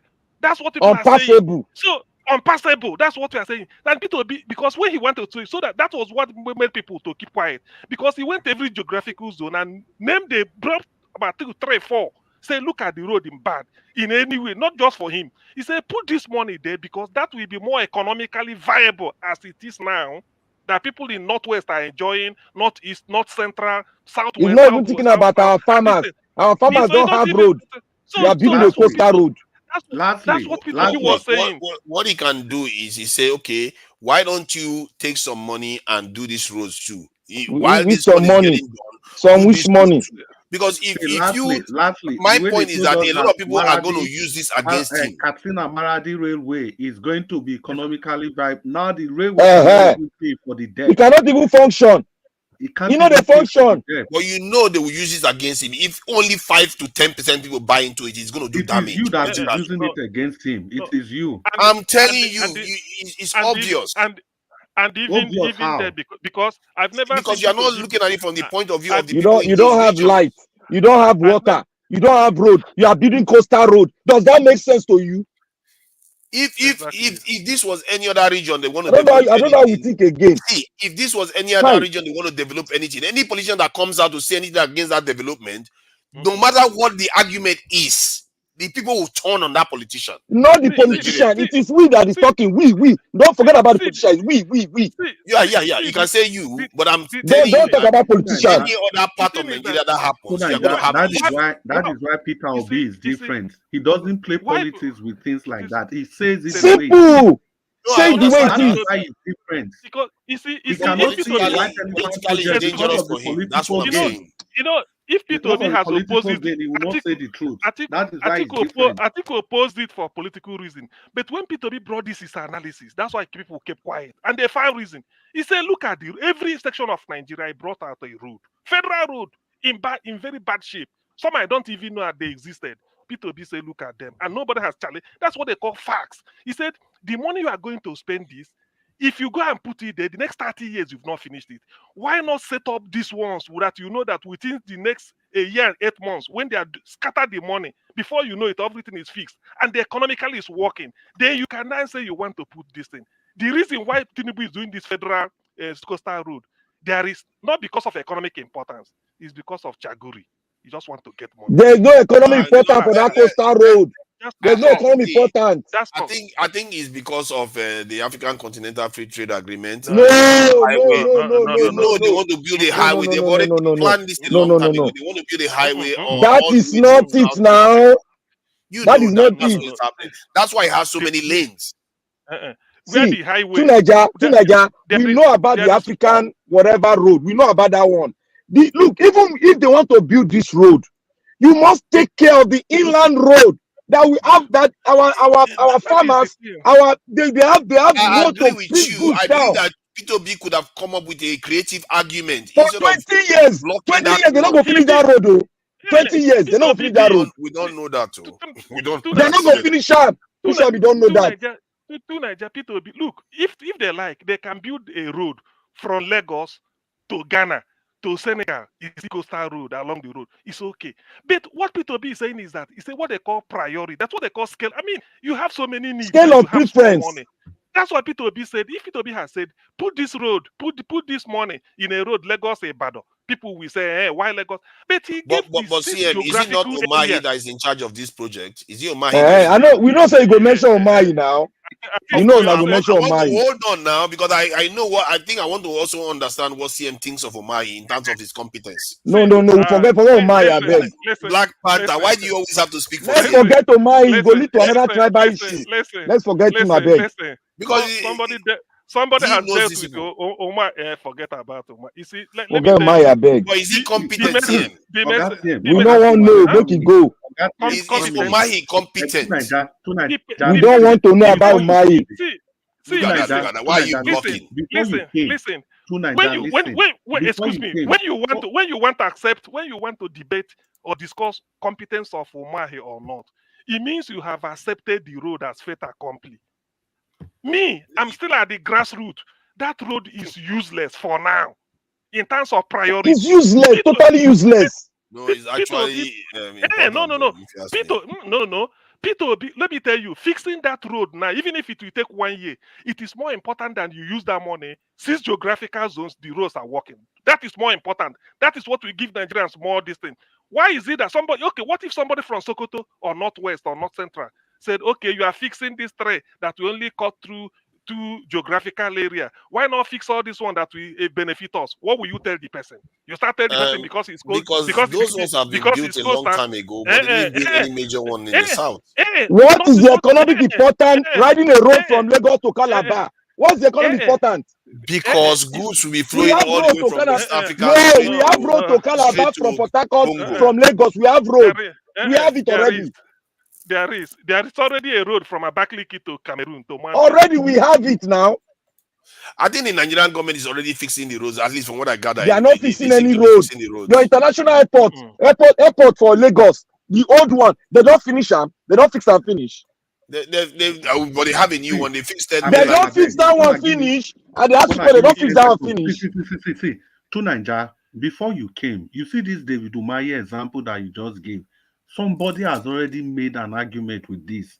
That the next thing is that they will say, not be Igbo man, is it not Igbo man that's in charge of the project? And that is exactly what you came here to do. No. I'm trying to find out what CM thinks about him. Then it means Igbophobia, you the yarn. Forget all this way they talk. Oh, stop with your Igbophobia. You see, now you can call it Igbophobia, but what do you think the South people are going to think? You just assume. That is what you are aiming at. That is exactly my point. That is exactly my point. Because if you keep acting as if it's only Igbo, forget Igbo man for this issue. Black Panther. You go bring Igbo man in. Black Panther, if you keep acting as if it's only Igbo people that feel marginalized, You are the one bringing if you Igbo do man this in now. with the South, you will hear some people who say, it's because it's us. They are Na lie, complaining. na lie, na lie, na lie, na lie. No. Peter, you know what I Every say? part of Nigeria does that. You know Na it. lie, no talk on this issue, I beg. No bring tribe inside this issue. You see, you should, if you ask people, Edo Delta Kwara, they will tell you, do the one from Warri to Abuja, through Bini, through Sapele, is broken. If you ask anybody, East-West Road from Oron in Cross River to Warri, passing Bayelsa, they will tell you to do it. Forget about coming from Lagos. If you ask anybody from Ogoja, he say, do the one going to Yola, it's spoiled. If you see I'm telling you, go and look for that. If you see why P2B analyzed this, and I said, I didn't know that this rule. He said they are in bad until today. Nobody has challenged it. He now said, if you put this money here and then put all these things, they are on and working. Now, it will make more economic sense than telling me that we are starting a new road, which they said in the next 5, 4, 10 years, you can't finish it. And most important thing is that they will finish it because it's Chaguri. Tinubu has interest because Chaguri cannot do all this one they do in the whole 6 geographic. It will be bidded. So this one, there's no tender, no bidding. You just carry and give them, then fix money. That is criminal. That is stealing. That's even if you want to build that road, why don't you do it the way they are doing Fort Mainland Bridge? They are bringing private sector to do it and collect money on the road. Why don't you do it that way? Why you bringing federal government money into it? I think most of it is supposed to be private, from what I gather. About that is it now. We shouldn't be concerned about the road. True Nigeria, first they told us it was private. That was why they didn't take it to the Federal Executive Council. After approval and payment, they now invest themselves. That is criminal. Then how is the son able to buy into the government this in own shares? Because Shaguri, my best friend with that now. Yeah, but you can't have it both ways. If the government that owns it or he owns a private company is able to sign in to own shares. And the shares didn't get them for free. He paid for the shares. That is SPV. That is another SPV. Don't you understand? This is the way to do it. I don't know. If I'm in Tinubu shoes, listen, if I'm in Tinubu shoes and I know Chris, I may say, Chris, supply a size book or give him one contract, 500 trillion. Then tell my son or whoever, say, go there and buy. I will discuss and say, buy share. That share, the more on board there is to protect Tinubu's interest. Because that's the shareholder now. That is just to it's that simple as what is there to protect? See, if the project fails, that money goes, isn't it? They don't want to make the project. Okay, hold on. Have you looked at it from that point of view? If the project fails, the shares are useless. The shares are useless now. How is it going to fail? So, but in other words, there's an incentive for the project to succeed now. Look, let me tell you one thing. I made mention of one thing. Learn one thing, man. CM, hold on, CM. Look, let me say one thing here. CM, hold on. Let me say one thing here. See, the title corruption is established. Now, why did he bring his son in there? It's to protect his interest. Now, the road has 3 or 4 stages. Phases. He wants to finish one phase. And that one phase, they budgeted money. And he has interest in that money. That is why he's fighting to get. This are starting in a couple of weeks. Now, where is Tinubu's son work? Where does Tinubu's son work and have money to buy contract of road? What I'm saying is that sometimes we don't look at the flip side. If he's invested in that company, now you know that the president himself has incentive for the project to succeed. Because let that one, let me deal with that one. The business is not necessary for Nigeria now. I beg. Make una give me 30 seconds. May answer to Nigeria. Before you answer him, let me define it. Corruption is an incentive. That's all. Corruption is an incentive. You don't talk about it. But how are they going to be corrupt if the business fails? Don't worry, if you enter there, they'll teach you. You cannot build the road. We know you don't come. I give you one. They teach you, make you enter government, they go teach you. I'm just asking this question now. Please, can I ask you this? Why are you feigning ignorance? So you want to tell me that the only way Tinubu and his son will benefit from that 15 trillion is only if the project succeed. Then what about all the abandoned projects littered all over the country? God bless you. It doesn't need to succeed. Yeah, but it's not. No. The project doesn't need to succeed before they benefit. At all. See, do you know when they sign into it and the project fails, they are tied into it. However, if it fails and it's still money from the outside, they are not necessarily tied into it. Who's going to question them? The money for electricity. The money for electricity. They don't do electricity. 100 billion. But you have to Two understand what just happened here. They put to themselves Niger, I ask you a question. Right from Obasanjo time, the money they have been putting in the electricity, did they have the electricity? Then where are the money? 100 billion. Where's the money? So maybe if Obasanjo had put shares inside the electricity, maybe he would want it to succeed. Answer to that one. They go teach you, make you enter government. They go teach you how to spend the money. Because if you look at Alpha Beta in Lagos, Tinubu has money in it. He succeeded, didn't he? So maybe Alpha Beta, what did he do? What did he do? He didn't finish any project. That whenever we want to build a project, we make the ministers, put their money there. Look, Alpha Beta, to Niger, Alpha Beta did not complete majority of his project in Lagos. Yes. They wanted to open the book. They wanted to open the book on Alpha Beta. That was why he was blocking. He blocked every loop and corners. They completed enough to take far more money. No, Lagos don't have good roads. They completed enough. But you see, I'm just saying that the argument P2B is making is a dangerous one politically for him. Obi did not make argument dangerously. My dear, did you not know that a road from Edo to Saple, they chop money? You know, to Saple, you cannot pass that road. You don't know in Epoma, you cannot pass that road. Yes, it's what true. What kind of dangerous this thing? People don't Nigeria did not need coastal road. Let me tell you. We did not need coastal road. There is nothing like coastal road express. How can you say that, Odua? We don't need it. We need development, not coastal road. You see, you understand? We need productions, not coastal road. We need production, not coastal road. We need production. You are just saying that because you don't. We need intelligence. We need practicals. Happy to hear that. Listen, we need practicals. We need teachings. Practical teaching, not constructions of the dual carrier. They don't finish. We need railway. We need standard railway, not locomotive railway. Okay, Odua, what part of Edo are you from? You are probably from Upland. If you are from the riverine areas, you will not be saying what you are saying right now. Which riverine? Anyone reach Edo State? How this road reach Edo State? Of course, where it pass for Edo State? It doesn't know the map of Nigeria. I don't know. Let me check it. Now that go check out. Edo State, they're inside now. So that's why you are okay. You see all these Edo people. You are there saying it doesn't matter to you because you know it's not going to come to your state. Bishop, do we not have? Okay, if you want to say, do we not have ocean? Do we not have a big river that is supposed to pass? It doesn't go to Edo. No wonder. You see, we don't need it. We don't need it, but we need express. Not that. They are going to lead P2B to the whole. We need Niger Watch. We need Niger Watch TV in Edo State. No, it's not in your state. So they are telling P2B, carry on. Even the Ondo people will be crossed about it, and Delta State people will be crossed about it. Bishop don't close church. Bishop don't close church. He's ringing bell now.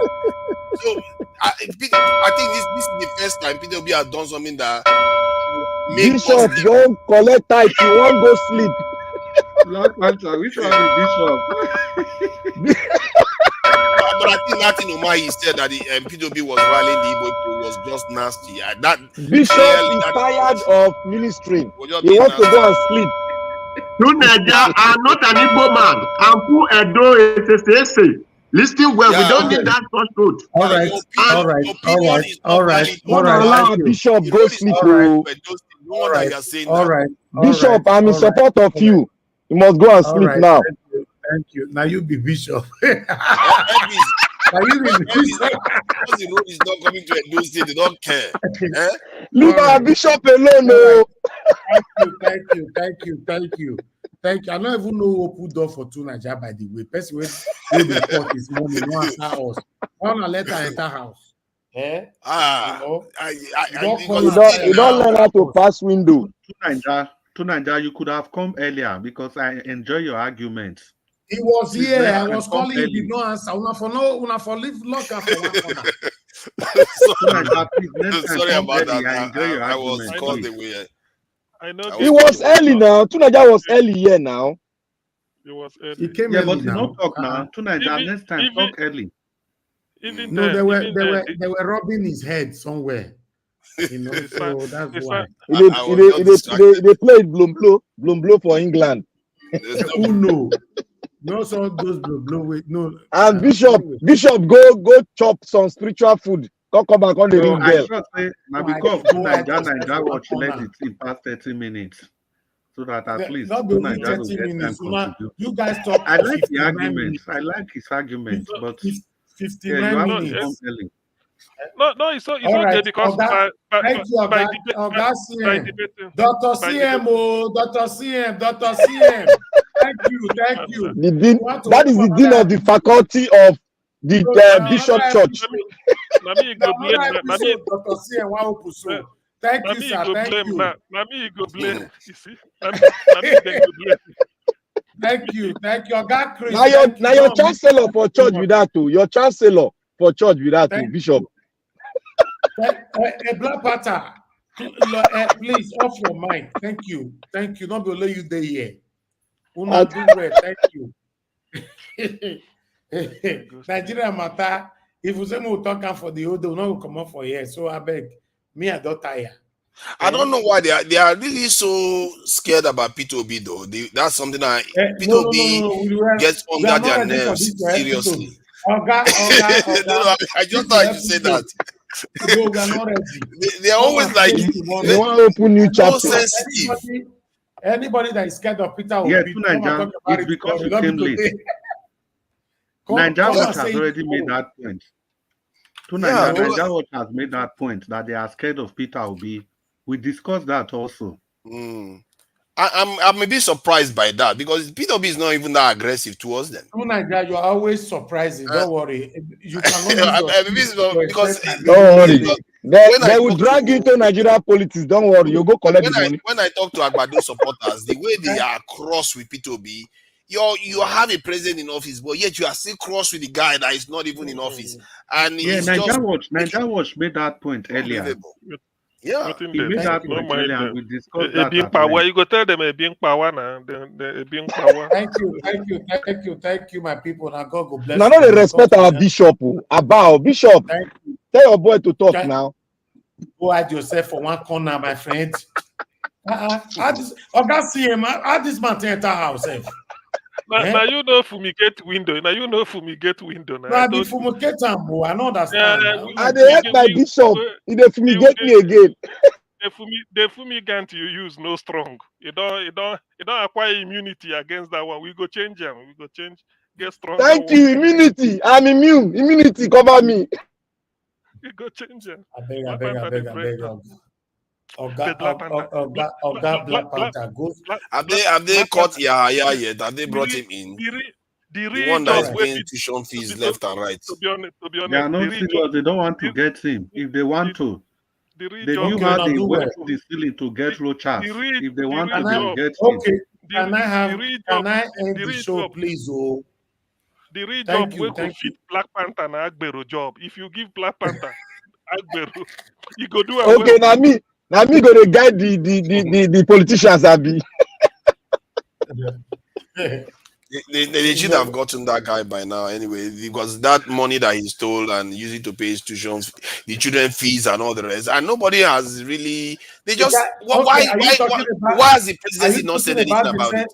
The same guy where they say don't use leg enter Yugoslavia. Now they talk about. Oh, is he? Where is the presidency in this? I thought the presidency does instruct EFCC. Why didn't they instruct EFCC? Take him. Just take him. They say bros now another African country. Now they reply on so Kogi. Oh my God. I don't understand. They say don't African. I really like the way this lady covered the story about him, because when I was furious the way she described it, and these people are just funneling and in dollars, in dollars on top of it, pumping dollars into the school. The poor school, they have students. The students have not even spent 1 year. They are giving them money for 5 years. Thieves. Make una help us. Bet Tinubu may put all of them for jail for us. If not, we could drag all of them at the same time. Now Tinubu supposed to be number one. We're going to enter jail now. Which one we? No. He's not number one for Nigeria. I don't want to put him for jail. So he get the power to put him for jail. But you and I not get power to put him for jail. Don't face. you know, go work. That Yaya Bello disappoint me. Yaya Bello disappoint me. So me Yaya na arewa boy now. No. Na small thief. Na small boy, big thief. Small. You don't talk to thief. You know they say how they train for gym. Where they train for gym. Small say one big agbado. Small body. These people, this is what I mean by all these people. They should be facing capital punishment, because all that money that he has stolen now, it belongs to the state. China. It belongs to the state. Money that they're supposed to use for healthcare, for road, people are dying for accident. He even destroyed the road. That useless man. Capital punishment for China before where? They should do. Hello. Just forget that one. Tinubu, if you are listening to this, we need capital punishment in Nigeria. I'll put you for backstage. Don't mind me. I came later. For you people, I'll give you 15 minutes. More than do final. This 15 minutes, if you reach, and I say, I ring my bell, and when I know I obey my bell, I'll put you for backstage. Mona, let Tunaja open the 15 minutes. Yes. No, yes. Before you open, may I respond to something with Tunaja talk? Tunaja, you see that road that Yaya Bello destroyed. You see that road. No, Oga Chris, which one be say? Oga Chris, which one be before you open again? He went and destroyed the road that he didn't even make. It was a coach that made that road that he destroyed it. Yeah, when he was when Natasha Akpoti was contesting, he had to go and destroy that road so that lady will lose. And that person also stole a lot of money, and nothing's going to happen to him. Nothing now. He has support of Arewa now. Share the time, Dr. CM, share the time. Everybody. The Nigerian government seriously needs some serious penalty for this type of behavior. You can't just be stealing money from people. You are killing people. They need a good government, not this one. That's what we need. The problem with Nigerians is that because we don't engage with the state, we take it lightly when these people steal money to an extent. Because how can people steal this type of money? You know, the money is supposed to go to the roads, go to the hospitals. These things are costing lives. And these people just do it and they walk. Nothing is going to happen to this guy now. And they will just rig their way through it. And Nigerians just keep quiet at the same time. I don't understand it. If you want this type of stuff to stop, so that when we spend money, the money gets to where we need, at least most of it anyway. You have to have severe punishment. And maybe, just maybe, this government might actually listen if they see that people are serious about this stuff. They have to start enforcing capital punishment. And if you are in public office, especially public office, we have to be sure that whatever money that the public office has, that they are using it for the purpose that it was meant. Which government? The one that said it's not going to be putting money in the road construction, or which another government? You'll be surprised, though. You'll be surprised that Tinubu, he knows his time is up. So he doesn't think that he's going to face death penalty. Wait. So he's going to think, okay, from what angle? He's very old now. He's not going to face death penalty. So you need a payment that. No, the point is that he might think that it's a good idea. He doesn't see himself as old. Yeah, but they like to be popular. He's becoming younger and younger every day. It's true, actually, but they like to be popular. You see, someone like Tinubu, if he feels that because to make him seem serious about corruption, that it might be a good idea for him to have stricter penalty for ministers that steal money, because they don't seem to be suffering anything. Better idea is nowhere to be found. This guy is going to disappear again. I am going to send. Do you know why? Mr. Naija Watch. No, I just want to give Naija Watch message. I just want to give I don't want to talk. Naija Watch. I am going to send you a video of one notable man. It's very low key, but he spoke in the media. I'll give you the video. Maybe you can play it. Okay. I think we have to take it seriously. Wait. We have 15 minutes. The reason why those punishments, why they cannot be applied is because these people that are supposed to apply those punishments, they are part of the whole thing. For example, every atrocities that Emefiele did, the people around Buhari, if not Buhari directly, his friends, his family members, they are all part of it. The same thing with Tinubu. So that's why, see, like Beta Edu you just mentioned, those people are SPVs to the people in power. Take Edo State, for example. We've been crying for the 30 billion Waterstone project. Do you think it's only Oshomole that pocketed that money? It's a lot of them. So it will be difficult for them to enact that kind of punishment. Look at the House of Assembly. Yeah, but think about it from this other point of view. I know it will be difficult for them. They will not want to do it. However, if they refuse, every single one of them that refuse, they are indicating that they are corrupt themselves. They will have to make a cogent argument against it. What are you saying? Indicating? Abi they are corrupt. They are not indicating. They are showing you now. Most of them are not necessarily openly admitting how corrupt they are. They will tell you that, for this reason we can't do it. For that reason we can't do it. Back to the question you asked before, that why is everybody after Peter Obi? It is because they know that kind of punishment, it is only Peter Obi that can implement that because he's corruption free. Can't you see the logic? No, I see the logic in there. And all those people that were saying Tinubu is going to just stroll in 2027. No, he's not going to stroll in. No, people are just politics is awful like that. There's no overnight he could just lose. He cannot. He can lose. Oh, he can lose. But let's juggle our. How is he going to lose it? Which certificate will Tinubu present? If you northerners, certificate, primary school certificate. No, they're not trying to say primary school certificate go bring president. Even if you don't get certificate, you just get nursery school admission. They will give you presidency in Nigeria. Just admission letter don't do. If you not go, just get the admission letter. We know what SPV is. You crash those SPVs. Once you know what they are, as a matter of fact, they are telling you what it is. If you want to become bus driver, you need to go and bring university certificate. Go and bring NYSC. I think we have not really used people's power, and we've not used this thing to really pressure these people to do the right thing.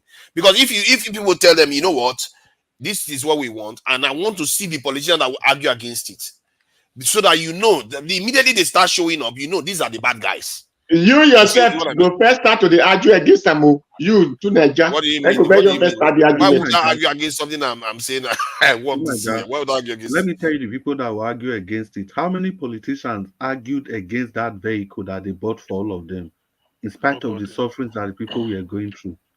How many of exactly them? But you notice how quiet most of them were. They didn't come out to argue for it. The constituency project, how many of them have spoken against such amount of money that they get? They are not going to talk. But they don't actually. The difference is that they don't come out to argue for it.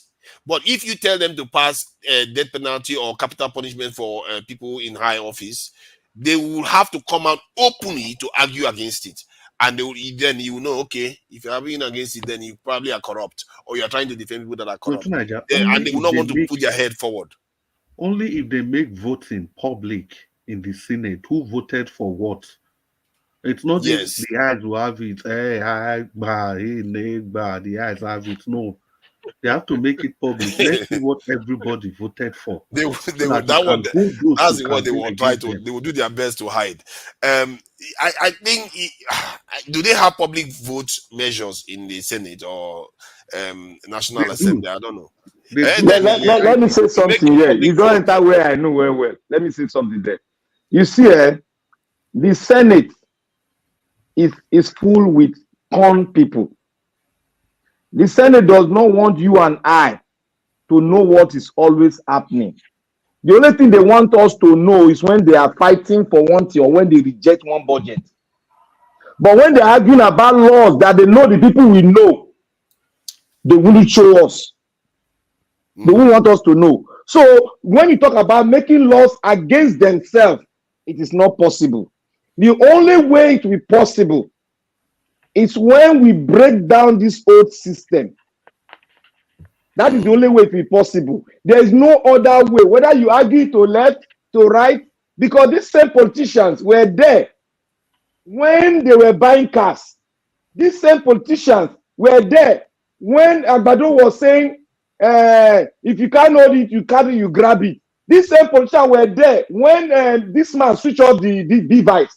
These same politicians were there when they were buying our people in the north. What have they done? These same politicians said, if we create a state police, our enemy will use it against us. These same politicians that are talking to make law, they are talking about themselves. They are not talking about the people. I think that state police was a different argument, but I would say it's true. All this is you said. However, it still doesn't mean if the people put pressure on them.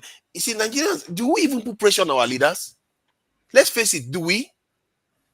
We don't.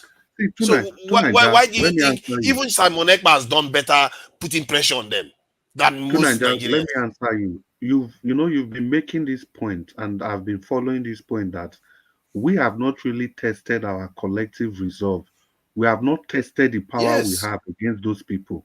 I know you've been making that point, but take the NSAS, for example.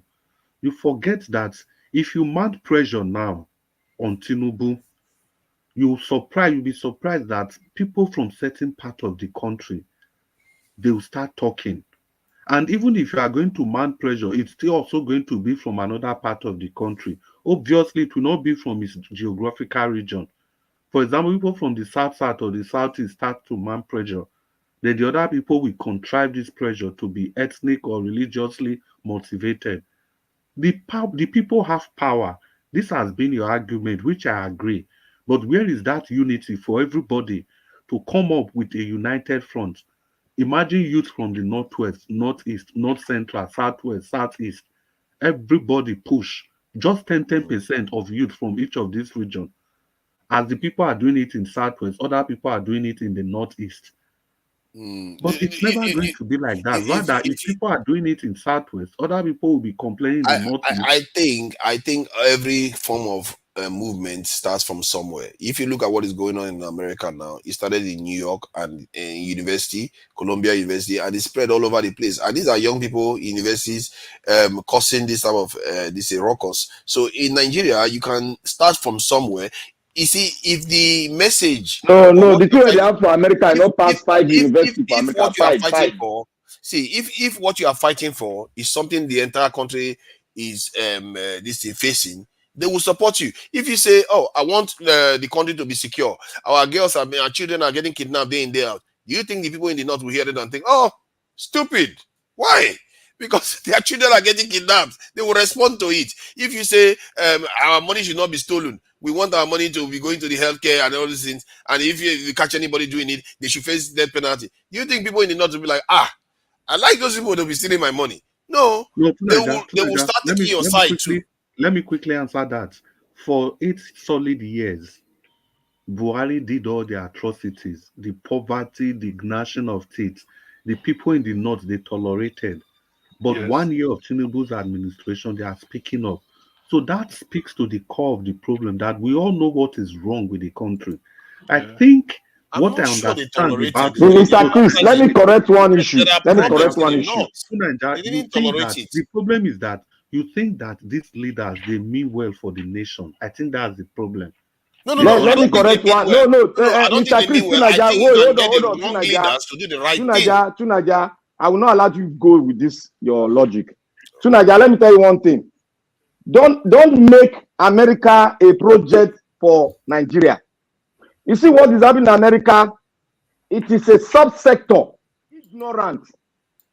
People that are orchestrated to do that nefarious activities in university, and they have given them a marching order.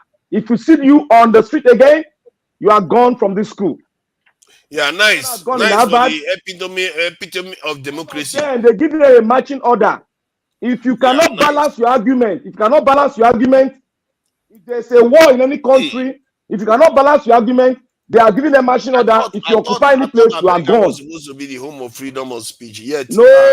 What unites it sounds America like is that China now you is the home cannot of take their freedom of constitutional speech. power. Do you know that in Hong That is Kong not they had America a for you. protest for over a year Tunaja, to what stop is going happening on in the about that? university? But let's What get is back to happening in the Nigeria. university in America? Let's come back to on. Nigeria. Wait. Let me correct you. What is Why are happening you correcting me in America? I want to correct you because I'm on ground here. Come back to Nigeria. Stop going to America. I am correcting you because you cannot Don't compare what is correct happening. that. Wait, let me No correct matter you. what you want to correct, it's still young people that are doing it. What is happening in America here? It is un-American. It is un-American. Yes, it's very much American. What are you talking about? It's not American because the they did not truncate on any American's all right. It's un-American. What are you talking about? To Nigeria. See, if you pretend that you don't know that these things are happening, these tribal things, now I want to hold you in your scrotum. I have listened to a program where people were accusing you that you are obedient because you were speaking up for Peter Obi. It is that bad. The same you that everybody criticizes here, but in another place they were accusing you of being a Peter Obi supporter. They even called you an Igbo man in the Yoruba forum. Yeah, it's over like that now. Everybody feels like you have that personal experience and you still want to pretend that you don't know that this thing exists. No, I know it exists, but it's not. UK, there's also tribalism. I will put you in backstage, Joe. You did not hear Catholic bell. What do you mean Catholic bell? That's the bishop now. Bishop is talking, so everybody be quiet. All right. Okay. Time don't reach again. Thank you, my people. Thank you. And God will bless you. Now I will continue again tomorrow. It's not 15 minutes now. Thank you, my bishop. Never serious like that. You want me? Don't try.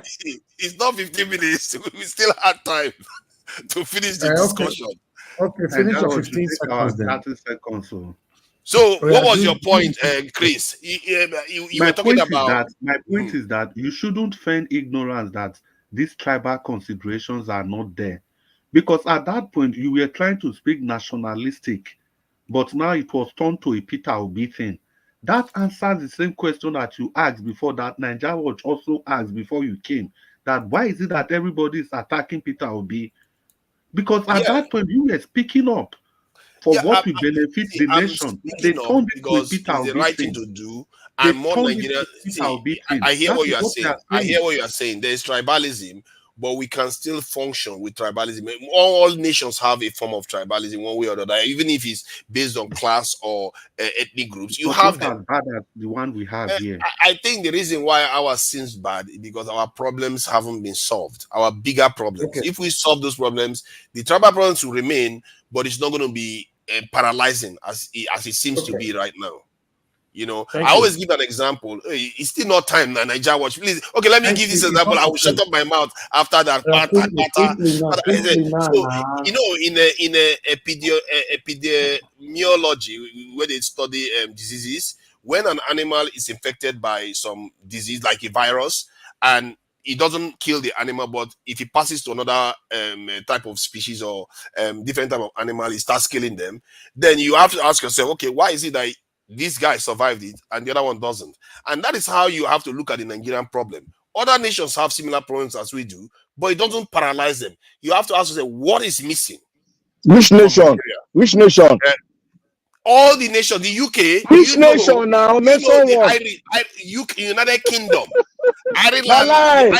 The Irish Republic has almost killed the Prime Minister here. They literally bombed the building. Nation get the same thing where we get this nation. Don't see when you talk about division, this country they almost killed they even killed a royal. They know they divided. See, I'm telling you, they are divided. See, they are so divided. They did a maximum Fulani movement in the UK here. They move people from England and put them in Ireland, and they are still there till today. What is more gangster than that? They did that in the UK. They tried to kill the Prime Minister. That's how divided they are. And yet, these people went and conquered the world. What does that tell you?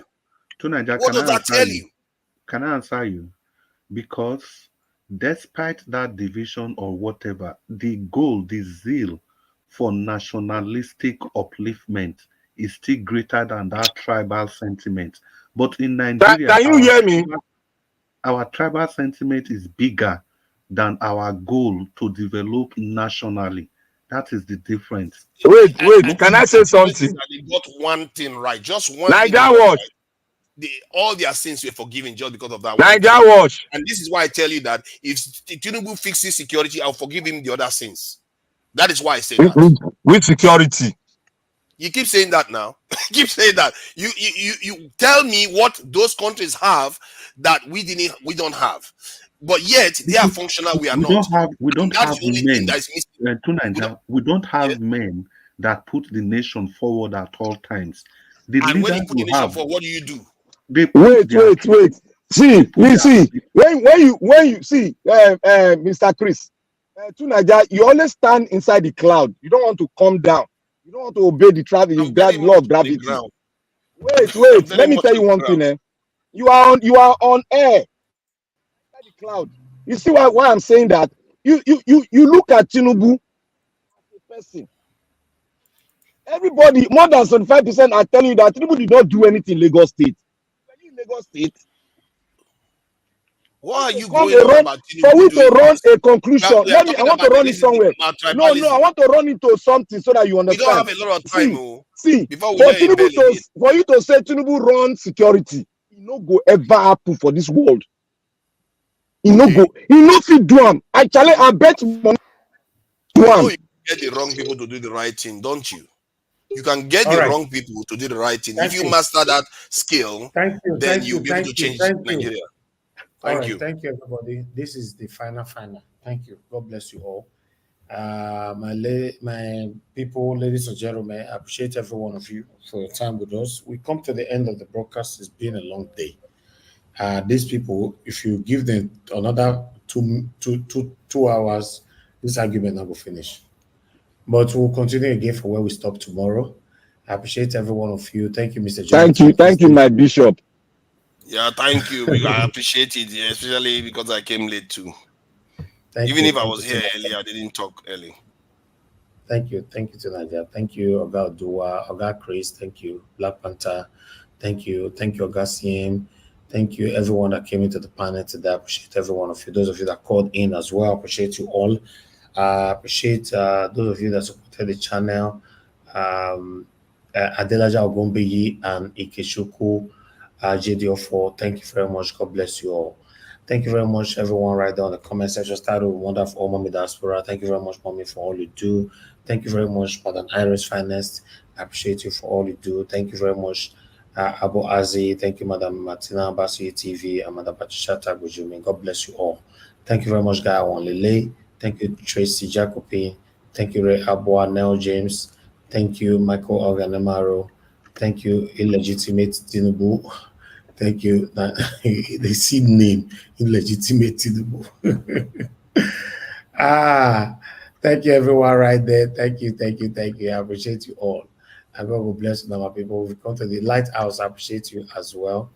We've come to the end of the broadcast. Please help us to press up the like button before you go, and help us to share as well. And now go join the curtain. I'll see you guys again tomorrow by God's grace, 6 p.m. so that we can continue from where we stop. Please help us to press on that like button. It's very, very important. Bye for now, people, and good night. I know they do competition with anybody. If I offend you, forgive me. Show me love. Go there, biza. Kama bara walo ninu ife kan akanbi. I know they do competition with anybody. If I offend you, forgive me. Show me love. I go show you love. Kama bara walo ninu ife kan. But I know they do competition with anybody.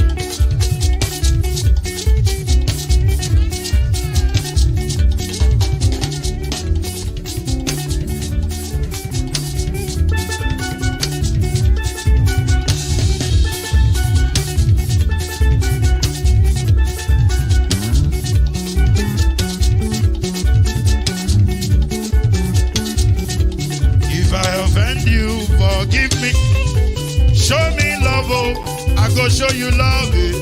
Come on, Barawa, no need no effect. I know they do competition with anybody. If I offend you, forgive me. Show me love, I go show you love. Come on, Barawa, no need no effect.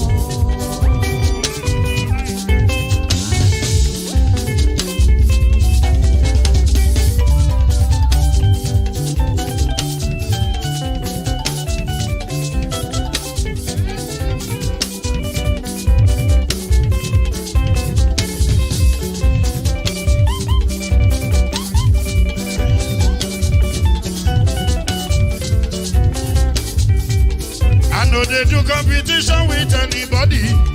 If I offend you, forgive me. Oh, tó bá ti sanwó fún Ṣẹ́gun nàbí o. Ẹ fẹ́ jókòó. Alákọ̀bí. Ṣẹ́gun nàbí. Alákọ̀bí. Sábà mẹ́la. Anybody. Anybody? Any bobo. Anybody? Mo ló ń fọlú, ó gbà mí bó ṣe rí mi láti kíníṣí.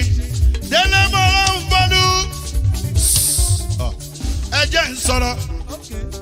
Délé o.